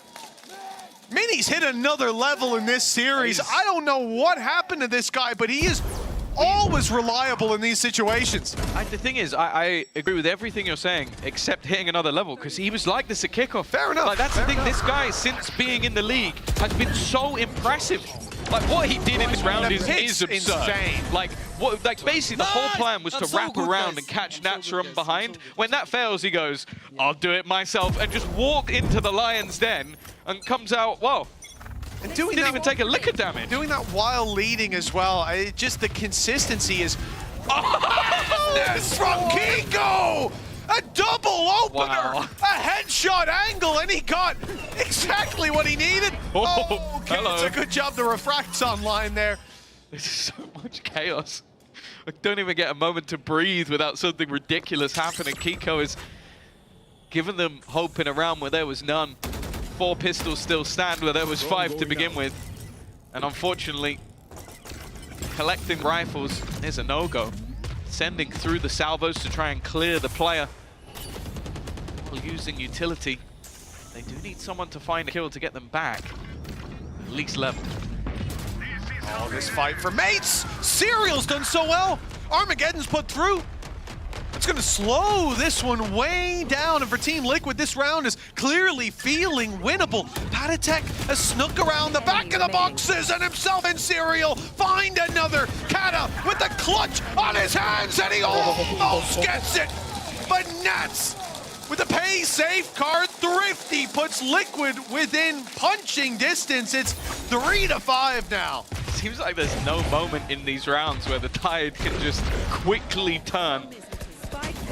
Sitting in a boat, you should be nervous, and to be honest, I'm sat in the studio and I'm nervous. These rounds have been so uncomfortable, and well, big Thrifty round where, again, it looked like there was, after the early start, opportunities for mates to really run away with it. That's something that Liquid are never going to allow. I think for mates, this round boils down to it being a bit too telegraphed. Team Liquid had 4 players alive and 4 players on the A side. Everyone was there ready for that fight. And the initial utility that went out, Serial, who has had a bit of a struggle in some of these games, well, he stepped up for, I think, 2 very important kills in this one, or at least he was assisting the second. For Team Liquid, getting away with a round like that has certainly caused a couple of alarm bells to ring on the other side. We've had a timeout from Gentlemates, 5-3 in the lead, but not happy with how things are going in the last couple. Look at the ults, that's the big thing. Although they might have a piece or 2 missing for this round, every single ultimate is either online or 1 away. So they can throw everything in this round just to try and make sure they get through it, keep their economy strong. That's the most important thing. Well, for the opponents, they're still on the edge a little bit. They've had to invest the majority. They only got 1 player out of that last round, and when you come up against the full stack, it can be tough. You should run. With lockdown in play, there is a lockdown for Serial as well.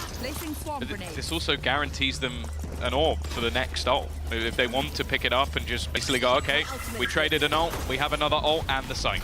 Especially if Kamek's the one finding that. Viper's pick goes into play, big danger again. Serial can just use that lockdown to cause issues, and that's exactly what's going to go into play. And sure, Kamek pops ult before, but it's not going to do a whole lot in terms of stopping the lockdown. They still need to respect it. They've managed to destroy it though, and actually Armageddon almost avoided staying inside the pit now. A lot of presence all over the site being heard by Kata, but they can't find him. They don't know where he's gone, and from the top rope he'll find one. Now they know, but it could be too little, too late. A big round from Kadavra, and a big round for Gentlemates. This was the thing, like they came into it with 5 ultimates. I believe they leave with 0, but it's worth it. When your economy is that screwed and your opponents are on the brink of being reset in exactly the same way, you put everything into it because the payoff is potentially a multitude of rounds just in trade for this one.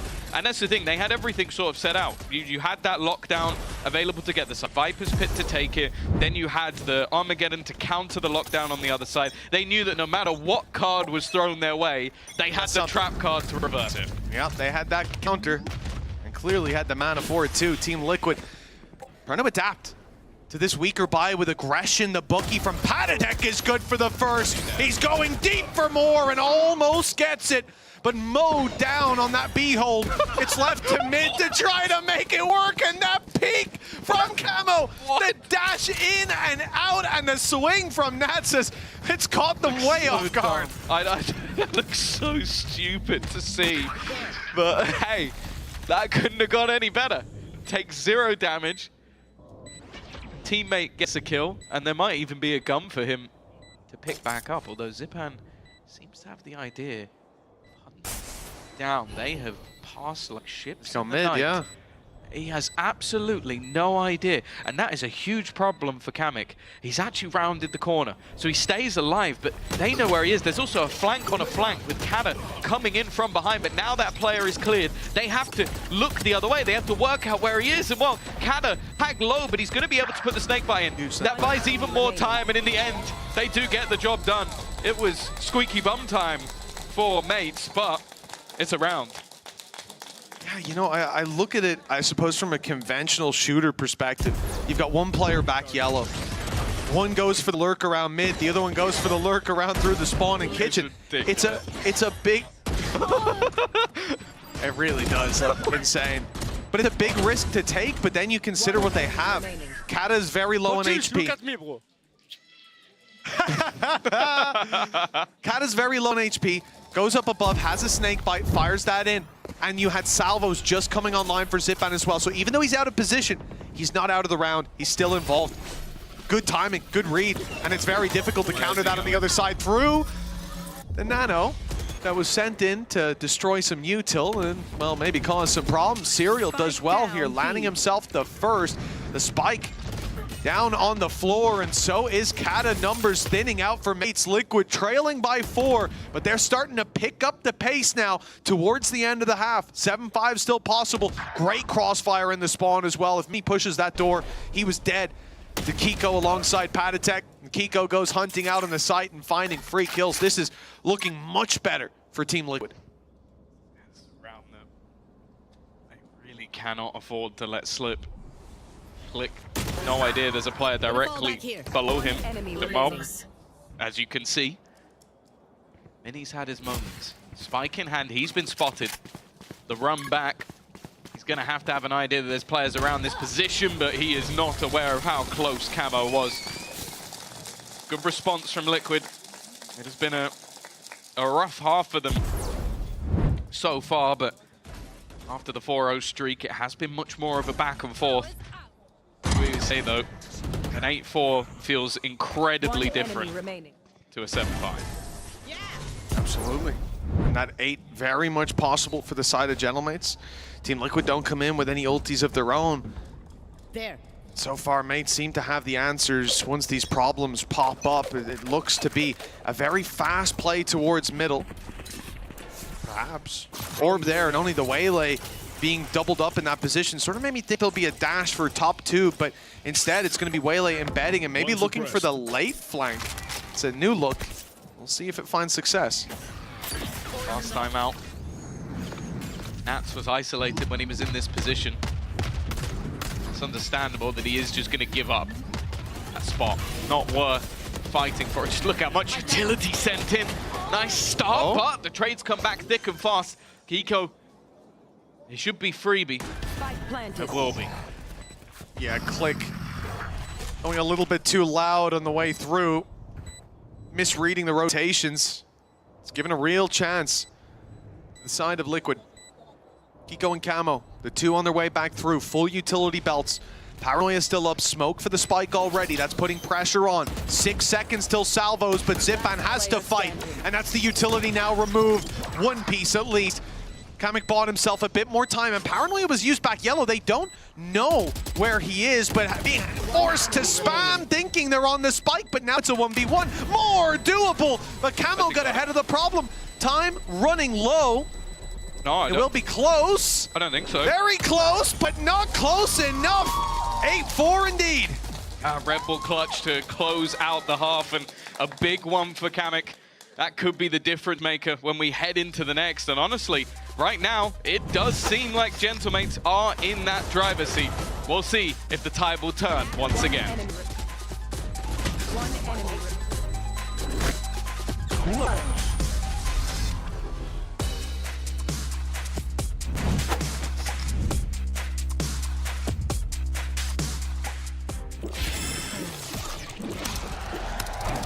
Red Bull gives you wings.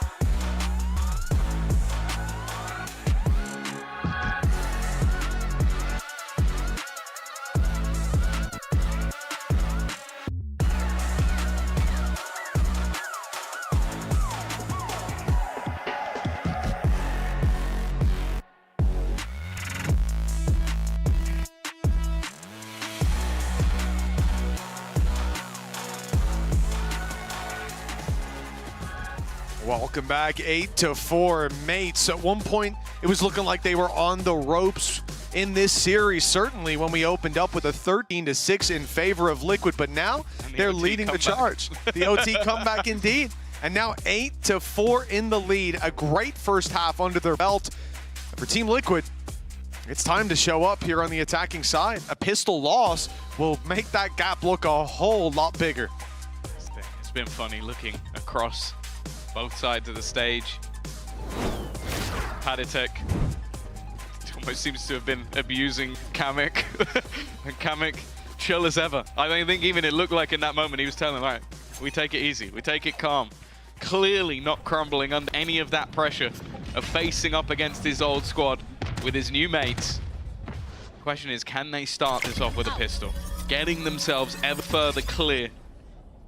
I've already said it. pistols have been cursed so far this series, but they won the first and 3 rounds followed. They do the same again. They're at match point. Swing by Camo. Mini's shutting it down. That's the only pick for Gentleman so far. He's tagged desperately low. Down to 4 HP, forced to fall back, and the site now claimed for a plant. Push in, not gonna work out for Kiko though, and so numbers back to square footing, but it's Mini being so low that makes this a difference. A little bit overzealous though, wanting to try and get that close ground, but instead giving an opportunity. Click now finds another. A few slip-ups, a few missed shots, giving those opportunities over, and that's not connecting either. It is going to be the salvos, but Kamek continues to push. Again, an advantage, a post plant, and a pistol that looked done. But Gentlemates, they're never giving up that fight. Well, the second that Mini gets tagged to 4, this shuts down the ability of mates to contest the plant or even the post plant. These players are able to have a moment to breathe, to step back, but instead, Kiko goes hunting, knowing the player that dropped down was low, but not expecting that they'd swapped positions and that someone else had filled in that gap, ready for a fight. I don't blame him. That's a huge round for Gentlemates, and you can see the frustration in Liquid's coaching staff. This pistol could mean so much more than just 1 round buffer. Starting to look like more than just mates. Oh, goodness gracious. Maybe that's what a Gentlemate is. I'm not sure about that one, Tom. We'll have to bring that up in the post-game interview. 9-4. I won't ask that question, someone else. And it's a big buy from Team Liquid. They've invested fully into the Stingers. They want to stop this madness before it gets way out of hand, and we might already be there. A loss in this round, it could signal the beginning of the end! And Gentlemates! That looked like it! They were facing an eco, Tom! They have rolled Team Liquid on this buy! It's an in-zone flawless, which it's not going to put them in much better a spot than that. Bear in mind as well, they bought up full rifles. Yeah, they knew that was coming. They were confident that their opponents were going to invest into this round. So everybody purchased, taking 0 risks, having, look, when the map comes up at the end, they're all on the site fighting together. They had the right read, the right weaponry. We're in the control of this game, okay? And as he said, in control of the game. Mini, his debut as an IGL, and honestly, wouldn't be able to tell. Well, from not having hands to having their opponents in a chokehold, quite an impressive turnaround from Gentlemates. Camo's got to be fuming to be picked off like that. Desk. Yeah. And Team Liquid, a player down already. Nats has been spotted having pushed all the way up in middle. Mini is just closing in the gap behind. The space left open, capitalized again. It's Mini, a 3-piece on a low buy for Liquid, of course. The consequences of their actions, that's not going anywhere other than up in rounds for Gentlemates, 11-4. This was looking done and dusted. Team Liquid seemed to have it set up. They just had to tap it in, but Gentlemates, well, they still had some bite to their bark. This push from Mini, beautiful.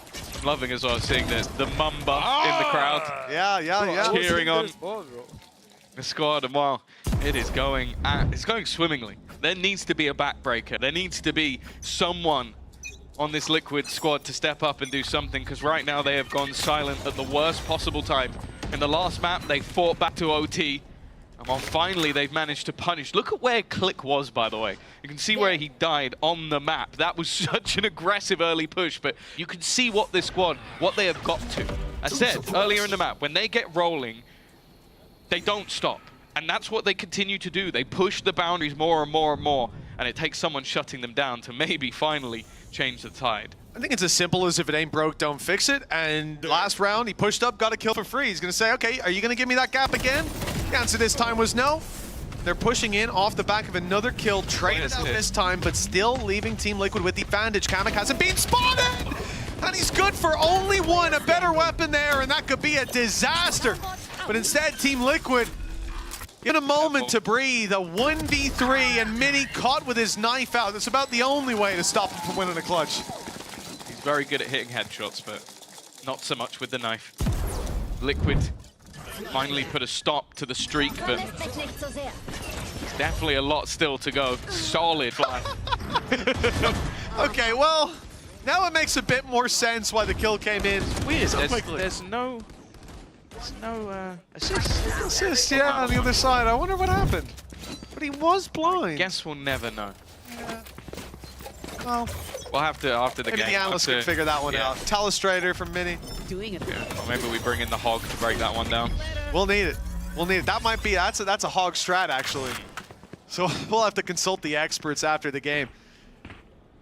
Get the mightiest of Joes involved. 11-5, 6-round gap. And Team Liquid, the rifles out with confidence and perhaps wind in their sails after the last round. But I'll say, when we swapped to cams, it didn't look like Nats was all too happy. And understandably, when they're behind by this much and mates have felt like they've got full control. The ult online and very much ready to be activated by Click. He's ready to throw hands. Exactly. And the lockdown in play for Mini is a big reason why they don't need to have this backside presence. They don't need to, but Gaming started to step a little deep. Looks like he'll tuck in, though. Should be something that we're well aware of. Looks like a retake setup. Camo looking to clear now. There you go. Maybe a little bit of an overface from Kamek. The rest of the team, it does seem almost telegraphed they're playing this one for a retake, but he's ahead of the curve, looking for those fights. Mentioned the potential overconfidence, and these sort of rounds begin to look quite easy. The fact is, though, we have seen many a round turn on its head. It's not pretty from Kiko, but the job is done nonetheless. And, well, getting back onto this is going to be incredibly difficult. Yeah, just a little bit of an overheat. Mini goes through the wall, through the smoke, expecting they've already fallen back, but it was very much not the case. Stun, that's actually decent. That's just too far back to be caught by it, though, and with utility still on the spike and time ticking away, Salvo's still online for Patatek, just now being fired out. This is cementing the round for Team Liquid, and with Kata picked off, it's a little more costly. Zipan gets out, they'll save that weapon for the next, but Team Liquid continue the climb back, slowly but surely getting back into the game. Still a mountain to climb, but I think especially for teams with maybe less experienced players. Okay, you've got the likes of Zipan, who's been around the block a bit, but you're talking about a lot of players who have recently come up from the tier 2. Obviously, that pressure can start to build, because as mentioned, a win here, definitely some other games that you'd expect for Gentlemates would be easier than the team that just went to Masters. That'd be a huge first point at the board. Got to get it over the line. Got to not get ahead of themselves. This comeback is not real until I hear Patatek screaming again. That, for me, is the sign this is going well. Huge potential, and it's Mini to pick up the double. Like was an observer. A shutdown that leaves Team Liquid grasping at straws. No map control, nothing to fall back on it. At least having Patatek still alive for that initiation, that drone through, but Armageddon now with the orb, but I think he was going to get an orb either way. Come hell or high water, mates. 5. Like, look at them. Look at the stack on back A site. All 5 players here. If this was an eco round, it would make sense, but they're doing it with rifles, and that's going to be frustrating for Liquid, attempting to come back into that one. 6 rounds now in a row needed. But this is what I've loved about Gentlemates on the defense, is they call a strat, call an idea. Hot flash in. Mini was basically just watching in case they tried to push through. They had the aggression from Click. Okay, the aggression was a little bit messy from him, but it gave the information that was enough for Mini to then get aggressive again. Okay? They have these ideas, they have these plans, they move as a unit, and I feel like Liquid have really, really struggled with that throughout this match so far. And the most important thing for me is you come into this matchup and go, okay, Click had a quieter map, maybe Mini will quieten down or something like that. No, we've got every single member of the mates performing, and unfortunately, Serial's finally having like a better game than what we've seen so far, but it's other players that have gone missing. Patatek not having that same success when moving over to the Teo, normally on that more supportive role, and obviously Kiko's someone who, as I said, when you go back to kickoff, maybe the best player in the entire event. Well, Icebox normally is home ground. Think back to some of the crazy games he had when on Jet. Well, unfortunately on the Omen, it's not gone as well today. No, it really hasn't. 6 in a row needed for Liquid to have any shot at this. Then they'll have to fight in overtime. Mates, they've been looking clean. Minis popping off. Zipan 17 and 9 at the moment. You have to think that that round is coming, that win, if not now, soon. For Liquid, an airtight strategy needed. They've had their timeout and what could be their last chance to put a round on the board. They've also got to be wary. That's the thing. This becomes less about, okay, what's our plan? What are we doing? And more about what are mates going to do? Like, what are they going to push? What ground are they going to take? How are they going to make this difficult for us? And this is the thing. We saw this setup before, where it's an early, aggressive start to the round. It's already a kill, and another comes up for Click. A beautiful setup. They were ready for a player not to be allowed to move away from that convergence path, and now the attackers, they've got to react. They've got to try and take space elsewhere. They're trying to head to A. The deep salvo combo is just so dangerous, and we get to see it in full effect in that round. Containment is the name of the game for Gentlemates. Turret still watching their back, and the rest of the squad looking firmly forward. Now that ult, it will stop some utility, and that lets them just run straight through on the mate side, dominating the duels as we've seen so often in this series. It's 13-6. Matching a performance Team Liquid dished out defeat on map 1, but even being so close to success on Haven, they couldn't put it across the line, stalling out in the end and leaving mates to find success. It's good to see Cadaver win. Well, that's the thing. Yeah, a curse broken in one essence, but maybe history even repeating itself. We saw a mini dynasty back in 2023. Well, Mini's taken over the IGL of this team, and it's looking pretty damn good. I'm especially impressed with some of those defensive set plays. We see it in the last round. When they have an ult, when they have something to play with, there is a clear plan. And as I said, sometimes when it's a bit more loose, they look a bit more rough. I think that happened a few times on Haven, but it's been a short amount of time. This guy's only just taken over the leadership of the team. There's going to be some teething issues. They've only just brought in Kamek, and well, a huge result to kick things off. The team maybe even expected to top the table after what they did in kickoff. Already sit down that bottom, and it's because of the Gentlemates on stage. Considering the Team Liquid dominate their map pick, but here on the decider, for mates to make it look this dominant, this deep into the series, this late into the night, they deserve that round of applause. The mum buff in the crowd perhaps play a role. You have to come every week now. There is no doubt about it.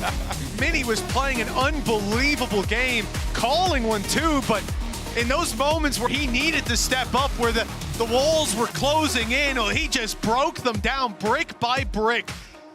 An incredible performance from the side of Gentlemates. Now it's time to send it over to the post plant. Yinsu will be waiting with Billy, and I believe Mini and Kamek will join them in a moment. We will be joined by some Gentlemates in just a moment, and it's Mini as in Gentlemates Mini, not as in our Mini. Not our Mini. There's 2 Minis, but we need to get Mini and Mini together one of these days. But before that, what a series that was. We wanted to see the Icebox. We got 2 Waylays, and Billy, finally there's a Waylay win, you know, we couldn't avoid that. It feels so nice to round out the day with that Waylay head-to-head as well. You know, I wasn't sure if it was going to go to a third map, but I'm glad it was as competitive as what it was. I am glad as well, because we needed to see a Waylay win, and more importantly, I think the Gentlemates were really shakes things up, right? Because Liquid, on paper, they were supposed to take the point today. Of course, especially when we look at the group, right? We had kind of said this coming into the last map, that Team Liquid, we would expect to be finishing kind of top of this group, especially after the kickoff performance. So I think that this is a real upset, but a real good sort of future for Gentlemates to kind of build a momentum off of. Now, before we bring Mini and Kamek here to join us, let's take a look at the Pay Safe card play of the week. And it is the Kicks ace all the way back, Billy, to day one. Yeah, I mean, no surprises by this. I think Kicks has been absolutely phenomenal. If anyone has not seen the Vitality voice comms videos, they should absolutely go and watch them, just so that they can see how much value he actually brings to this team and why he is such a strong player. So yeah, shout out to Kicks. This play of the week was very much well deserved. This was absolutely absolutely insane as well from him. And the fact that he was able to do it under quite a lot of pressure, on his own, 32 HP, gets the ace, and make Vitality just look so good. Right now, they're definitely one of the ones to beat, you know, in their group. Oh, I'm so sorry, Pips, and we have to show the have to show the reaction. But we will see Vitality back in action next week as well. But for now, let's talk a little bit about Team Liquid, because they also went to Masters. They've come back and they haven't been able to pick up a win in week 1. Are you worried at all? I am a little bit concerned, yeah. I think that we do need to kind of give them time because, of course, they're bringing Serial into the roster. And I don't think that that bad performance was down to Serial whatsoever. It's going to take time for him to kind of gel with the rest of the team members. And I think as well, Team Liquid just got really unlucky against some really strong Gentlemates today. Mini's debut on IGLing. Yeah. They didn't want to lose. They didn't want to lose. Yeah. But also, this is very Team Liquid, you know? Yeah. They can't just do things normally. They can't just, like, dominantly win the entire season. They got to warm up, you know? They're probably going to lose the next one, and then we won't see them lose a single game until the end of playoffs, just like kickoff. So I'm not super worried, but I would like to see how they adapt to everything. Because, you know, a couple of maps where they didn't change any comms, they just haven't had time. Yeah. So maybe now they're back here, they have some stage experience, they can finally get some time. Yeah, I think so. And I think as well, like I say, bringing Serial into team, maybe some new ideas and new things that they can run, and they can have that time to build those things out. I do think that given the fact that they were just at Masters, they haven't had the time to prepare and kind of merge them into the team perhaps in the way that they would have liked. And yeah, I don't think that you can look too deeply into that first loss for Team Liquid. Yeah, and of course we had classic Cats, you know, Kiko and Nats. Yeah, they're still looking great. They were frying, but they weren't frying, unfortunately, as hard as the players from Gentlemates. And I am now joined by Mini, the IGL, and Kamik. Oh my goodness, it's so good to see you guys. Come and take a seat. First of all, a massive congratulations. Kamik, that's got to feel nice, right? It does feel nice. Yeah, it feels nice? Yeah? You guys have such big smiles when it happened. And how much of this Mini was for Kamik? I mean, like, for sure, like, everyone before this game, like, we said do it for Kamik, you know, but also, like, we want to win for Gentlemates for ourselves. Oh, yeah, of course, of course. My boy Kamik, he played, like, action in it, you know, we try hard a little bit more, but... Yeah, the motivation, extra motivation. Now, Kevin, while I have you here, we've heard a lot from Team Liquid, from the coaching staff, from Eamon, about what happened, and I just wanted to give you an opportunity, if you don't mind sharing from your perspective, what ended up happening on Liquid. I mean, it's hard for me to say because, like, I don't agree with the stuff. I don't agree with the stuff they did and the decision they made. But it's up to them. I don't have like any control over that. It's unfortunate, but now I'm joining the better team. I'm having much more fun. It's like everyone treats me so nicely, you know. It's like night and day difference, you know. Okay, nice. And Mini, I wanted to ask you about, you know, taking on that IGL role. How has that been for you? And did you find it difficult coming up against an IGL such as Nats and having to call against him? Yeah, so I mean, I'm really happy that I actually end up like on the IGL role, because I always like to IGL, and when like I hear, you know, there's like chance I can beat IGL, I was like, more challenge for me, you know. Like I was excited, you know, to like more stuff coming, you know, more working with the coaches, and I like to get better every day. It was just opportunity to make it even like harder for me to get better, so it was amazing. And yeah, it was a pleasure to play against Nuts, you know. And like every match in VCT for me is like pleasure to play against those players, but no fear, you know. Like I was watching them for really long in tier 2. Now I'm here, now I'm better than them, so I need to keep showing. It looks natural for you, yeah. Now, Mini, I know, you know, Boaster was here before, and he said, you know, this is a very big challenge for Mini because you have a lot to worry about. People don't really understand how difficult it is to just become an IGL, take up all the responsibility, and win and frag and do all this. But I don't think you struggled at all. In fact, I wanted to ask you, did you feel like you have to do everything? Can you let someone else get a kill, you know? Let someone else have a clutch? Let someone else have a highlight reel? Because we have a lot of highlights from you. Because all 3 maps, it was just like, you were in there calling, killing, doing everything under the sun. Did you feel like you have to do this? I mean, but like to be honest, I didn't even feel like after this match, like against the match against Koi, I felt like really, you know, like I was like playing so good. But this match, I just feel like I did a good job. But all my teammates like did great, you know, like everyone stepping up in the mid rounds, like after split, we really felt like there was like not many like mid round calls, you know, and stuff. So like we said it, you know, that everyone needs to start calling more and stuff. And everyone step up their game. So I think we all did like our best game, you know. And Kamik, what's Mini like as an IGL? You know, how does he compare to the others you've played with? I mean, like he has the same pulse as me. Like we share the same mind, like almost, you know. It's like because I do a lot of calls as well, because I finally can do it, and like I'm really happy that I can do it. And yeah, I mean we are on the same point, and we are like sharing the same vision, so it's very nice. That sounds very, very nice. Although, the roles though, we really like your Tejo. We love your Tejo. I'm still playing Tejo on some maps, but I cannot leak. Okay. I think Billy was super disappointed when we didn't see it. I was going to ask you about this because, like, Kamek, we've seen such flexibility from you during kickoff, right? So is there any sort of surprises that we can expect, any agents that we didn't see you play? Super quick because Mini, can we get the Mini stats again? Sorry, I just want to make sure Mini sees the stats. Because, like, that's my IGL, you know what I'm saying? That's your IGL, Kamek. You got to feel good when your IGL's doing stuff like this. Yeah.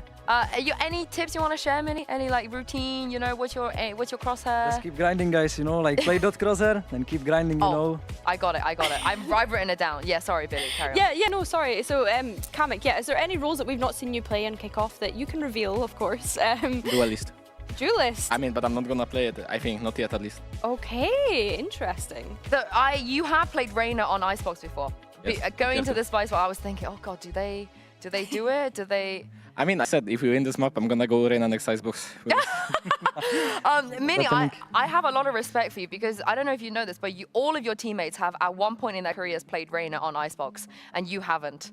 So well done for not giving in to the temptation. Oh, would we ever see you on something like that? I mean, maybe like if I go crazy one day, you know, I will play Euro every map and just send it. I'm down for that. We wanted to see that so bad. Down for that. We genuinely wanted to see that so badly. Is there any? I mean, I guess the Abyss is gone now, but is there any kind of setups we have? Maybe you do. Maybe one day we'll have, you know, but like I like Euro a lot. So if the meta's gonna help us to put me on Euro, I will happily take the opportunity, you know, to play Euro again. So whose decision is it normally on your team with things like this? I mean, I think everyone. Besides. Like, I mean, me, Everyone, Alex, I think, yeah. everyone, yeah. Yeah, so it's not like a coach tell you what to do and then you do it. It's a collaboration. I mean, for sure, sometimes like me and Alex just say like, let's play this comp, like we think it's better, so we play this comp. But we also like check with everyone, you know, how confident they are and stuff like this. So. And Kamek, is there anything that you learned from Bangkok, from the global events, playing against other teams, seeing what the other regions are doing that you feel like you've brought into this, gentlemen? I mean, not only from like Bangkok, but like overall from Team Liquid. Like I'm helping like with the motivational stuff. Like I'm bringing up the energy, bringing up the stuff. You know, it's like I'm trying to keep calm, like calming my teammates and stuff. You know, it's like there is a lot of stuff I learn in Liquid that is helping me right there. Like a teammate, being a teammate. Yes. In which case, I need all of you to start hyping up Mini a bit more. Yes, I was going to say this because when we were listening into the voice comms, a lot of the time, all we would hear was Mini shouting, I'm so good, I'm so good. And I was like, why? We were also shouting that, don't worry. We were like, why is no one else hyping him up? Well, when you got that 4K on the pistol, I was like, why is no one standing up for Mini, you know? Like, if you can take this back, Hammer, you know, let the other boys know. We need them to start hyping you up. We need them to start hyping you up. Speaking of the hype, now you've won a game, which I wasn't sure if you really, in the back of your mind, expected that this was in your favor coming into this. What does this mean for the rest of your split? Because, you know, there is a real chance that you could top your group, you could go to playoffs, and you could maybe even make a Masters. So how is all of that feeling for you right now?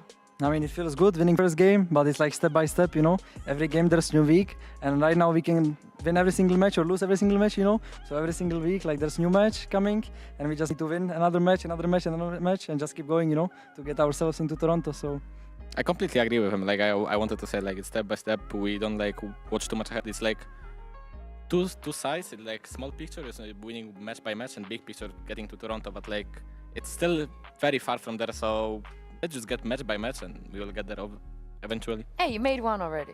Yeah, he's made one already. Do you guys feel as well the sort of pressure, because of course flying the Gentlemates banner is an Ascension team that had to come up. Do you feel that pressure to be able to make these international events this year? No. We don't feel pressure. What about the looming kind of like, the relegation and everything happening later on in the year? To be honest, like I don't really think about this. Good. Like I don't even know how it works properly, you know. Like I'm just chilling, you know. Like okay, I can tell you now. If you make champs, you're Gucci. Yeah. Just make champs. Yeah. I know plus minus, you know, but like I'm always saying like even to our like performance coach, I was saying that like I really want to keep Gentlemates in VCT. Like the care that they're taking of us, you know, the management and like everyone, they're doing such a good job. Like the fans also, you know. So like I just want to keep them in VCT, and we just do it somehow, you know. I don't know. What Oh, are the they rules, must but love you. They must love I can you. actually agree with this. Like, I'm so surprised how good this organization is as a team and as a family, to be fair. What do you think about the fans? Because the fans they love you guys. They're so passionate. Yeah, they are so crazy, and I like it. I mean, I've been in French team before, and it's like the same, same situations. Like, I like this, you know. How's your French? Bonjour. Oh, okay. Kata needs to teach you guys a bit more, I feel like. Because I remember Click and Robbie were saying they also spoke no French, you know. Kata's slacking. We need to get you some lessons. You mentioned earlier, Minnie, that it felt good, you know, because you've been watching these players for so long in Tier 2. Now you get to be here, you get to beat them, you get to test, you know, just prove how good you are. I wanted to ask you, because we do have the 5-year anniversary of Valorant coming up very, very soon. I wanted to ask the both of you, what's been your, I guess, 2 questions. First, what's been your favorite memory so far in Valorant? And what's been your favorite memory that doesn't involve you, you know, just the wider Valorant competition-wise? We'll start with the first one. Your own favorite memory. My own favorite memory, I think, and probably like qualifying into VCL like 3 years ago, when we made it like with Enterprise Esports from VRC. We played against Finest, BO5 on last map, like 13-11, like such an intense match, you know. And like I remember, like I was playing with like my Czech brothers, you know. So it was like it felt so good, like winning and managing to get to VCL. I think that's the best moment. But like being here every single day is my best moment, you know. So. No, I love that. Kamek? For me, when I was in Movistar Riders with like, you would say complete no names, and we got into like a final Spanish tournament, and we literally like tier 2, tier 1 teams, like really good teams, we completely dominated, and we got into final, and we won, and we lost against Ascent, who won the Champions later. Oh, yeah. Okay, what about just in general competition, you know, like maybe something else that's happened in Valorant that you feel like you were watching before you were in Tier 1, you're like, oh damn, that makes me want to be there. International tournament. Yeah, maybe what would any specific one, any specific There moment? has to be one that stands out. Gambit one, when they won Berlin, I think. Yes, So real. That's my boy. Any excuse, that was also mine. Yeah, what about you, Minnie? I think Fnatic comeback, you know, like... The 3-11? The 3-11, I think that one was nice, you know, like... I mean, I think like, since that day, you know, I believe in comebacks even more. Oh! Like that, I mean, it was like very nice to see them, you know, come back. I was like watching it live, so I think that's one of the best ones. Did you believe? I mean... Did you believe when it was 3-11? I remember, I think I would not say I believed, you know, but... Oh, I didn't believe. I didn't even believe when it was 11-11. After the Alpha 1v2, I was like, nah, they're going to choke this somehow. Yeah. Okay, this is very, very nice memories. Honestly, you guys might be some of the people's favorite players now. I'm not going to lie. A lot of people are very hyped about your performance today. So maybe when we sit here again in 5 years' time, we'll be talking about this. Maybe. Remember that time, Gentlemen beat Team Liquid, my favorite moment. Thank you so much for joining me, and we'll see you back here next week. Thank you very much, Billy, as well. Actually, before we throw this all off, sorry, I got ahead of myself. Let's take a look at the standings, because the standings is really interesting now. The points are all over the shop, as you guys know. For every match you win, you will gain 1 point. Of course, Vitality, they won kickoff, so they're really, really far ahead. Yeah, I'm just going to throw a couple more questions at you guys. Kakuka had an amazing question yesterday, which was, looking at the 2 groups, what is your prediction for the top 3 from each group? I want to see where your heads are at. Let me start, I think, Group Alpha. The Scrimbucks. This is the Scrimbucks top 3. No, I mean, I would say... Oh, actually, give me a top 3 according to Scrimbucks in Group Alpha. No, Go on. I think it's hard. I don't follow it that much, you know, and like scrims are scrims, you know, so I'm not sure about the scrims, but like overall, I think Alpha is like Vitality, Heretics, and I think Fnatic could make it. I mean, they won against Navi today, otherwise I would say Navi, but actually they won today, so I believe in Fnatic a That is bit. exactly what Yesterday said. Yeah, and what about your group? Our group, so Gentlemates, BBL for my boy Profek, you know, my old teammate, so I cheer for him. And then I think Food. Food are looking good, so... Yeah, again, very close to what Yesterday said as well. What about you, Kamek? I think for Group Alpha, I would say same as Mini. It's like Vitality, Fnatic, Heretics. I'm not gonna say the order because it could be random. But those 3 definitely. For us, Gentlemates, I would say BBL as well. And it's between KC and Food. Ooh. I like the KZ That's an shout. interesting That is a answer, yeah. good shout. Neither of you said Liquid. Yeah, of course now not. you played against them, you fully don't believe that they can make top 3? I mean, they can make top 3, but I believe in the other teams more, and that's it. Very, very interesting. Spicy. You agree, Billy? I don't know. Maybe. I'm going to do you sit on know the what? fence for this I one. quite like it. I quite like it. But yeah, let's take a look at the schedule as well, because next week we have some bangers coming. And my eyes go towards stage 1, week 2, day 3, match 1, Vitality versus Fnatic. Now, this is a bit of a grudge match, Billy. This is a... I mean, Kamek knows what about grudge matches, I feel like, at this point, but that is... I feel like that is the grudge match I think we're ever going to have. Yeah, I think that's going to be a very interesting one, to be fair. Derek up against his former team. Yeah. I expect the arena to be very full for that first match. Yeah, and I expect Vitality to win that one. They look like the better team right now. But how are you two feeling about the Foot game as your next opponent? What do you think about Foot? I mean, the first game for us, like, we won it now. We are gonna go with the flow, I feel like. And, like, we're gonna keep improving each day, every day, you know. It's like, I feel like this match showed the second map, like, after we won it, we kinda unlocked ourselves. And we finally, like, gained the complete trust in each other, which I really like. And, like, everyone is just, like, trusting each other to the point we are just, like, feeling like a family, I feel like. Aww. Minnie? I'm so excited for every match, you know, but I didn't play against Foot yet, so I'm excited. I didn't actually play against any Turkish team yet, so I'm excited to face the Turkish team now. I hate some stories, you know, so let's see. Honestly, Minnie, if you put up the performance you do today against Foot, you might be my favorite player. You might. I think we just swap the narratives out and be like, It's Minnie's the best player in the It's EMEA. so real. But thank you once again so much for joining me. Thank you, Billy. Thank you to you guys at home for watching in and tuning and staying with us this week. We'll be back with more Valorant action starting on Wednesday next week. Have a lovely weekend, and we'll see you then.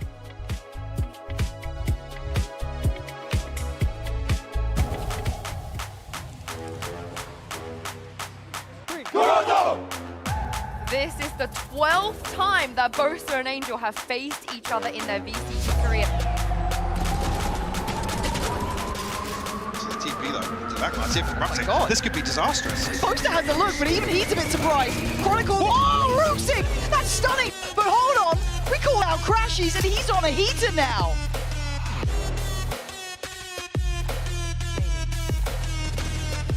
Fnatic with a absolutely brilliant first map here.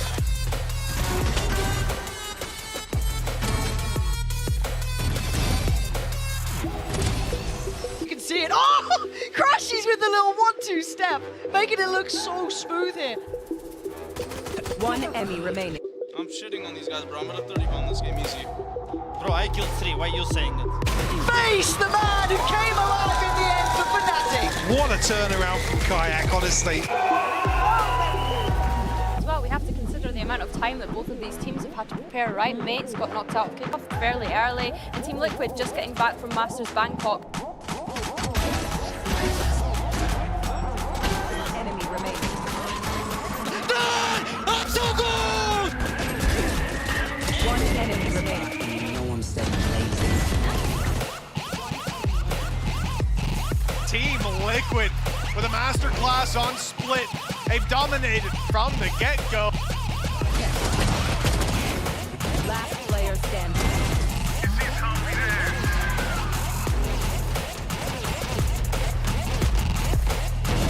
One enemy remaining.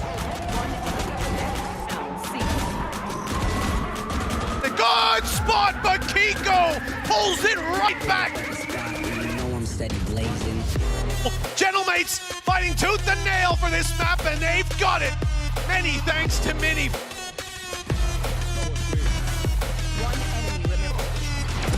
One enemy remaining. Minnie's hit another level in this series. I don't know what happened to this guy. Pull up at the spot and no one said blazing. Mates, they've been looking clean. Minnie's popping off.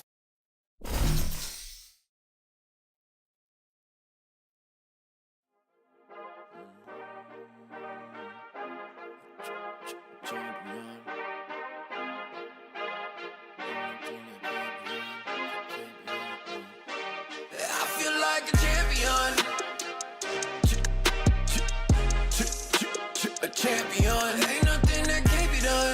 yeah. I put it all on the line, definition of divine. Yeah, I feel like a champion. Ain't nothing that can't be done. They told me I wouldn't be nothing. Came on now, second to none. I need me a trophy, I need me a ring. I'm not with the bull, but keep it a beam. You know what it is, you know what I mean.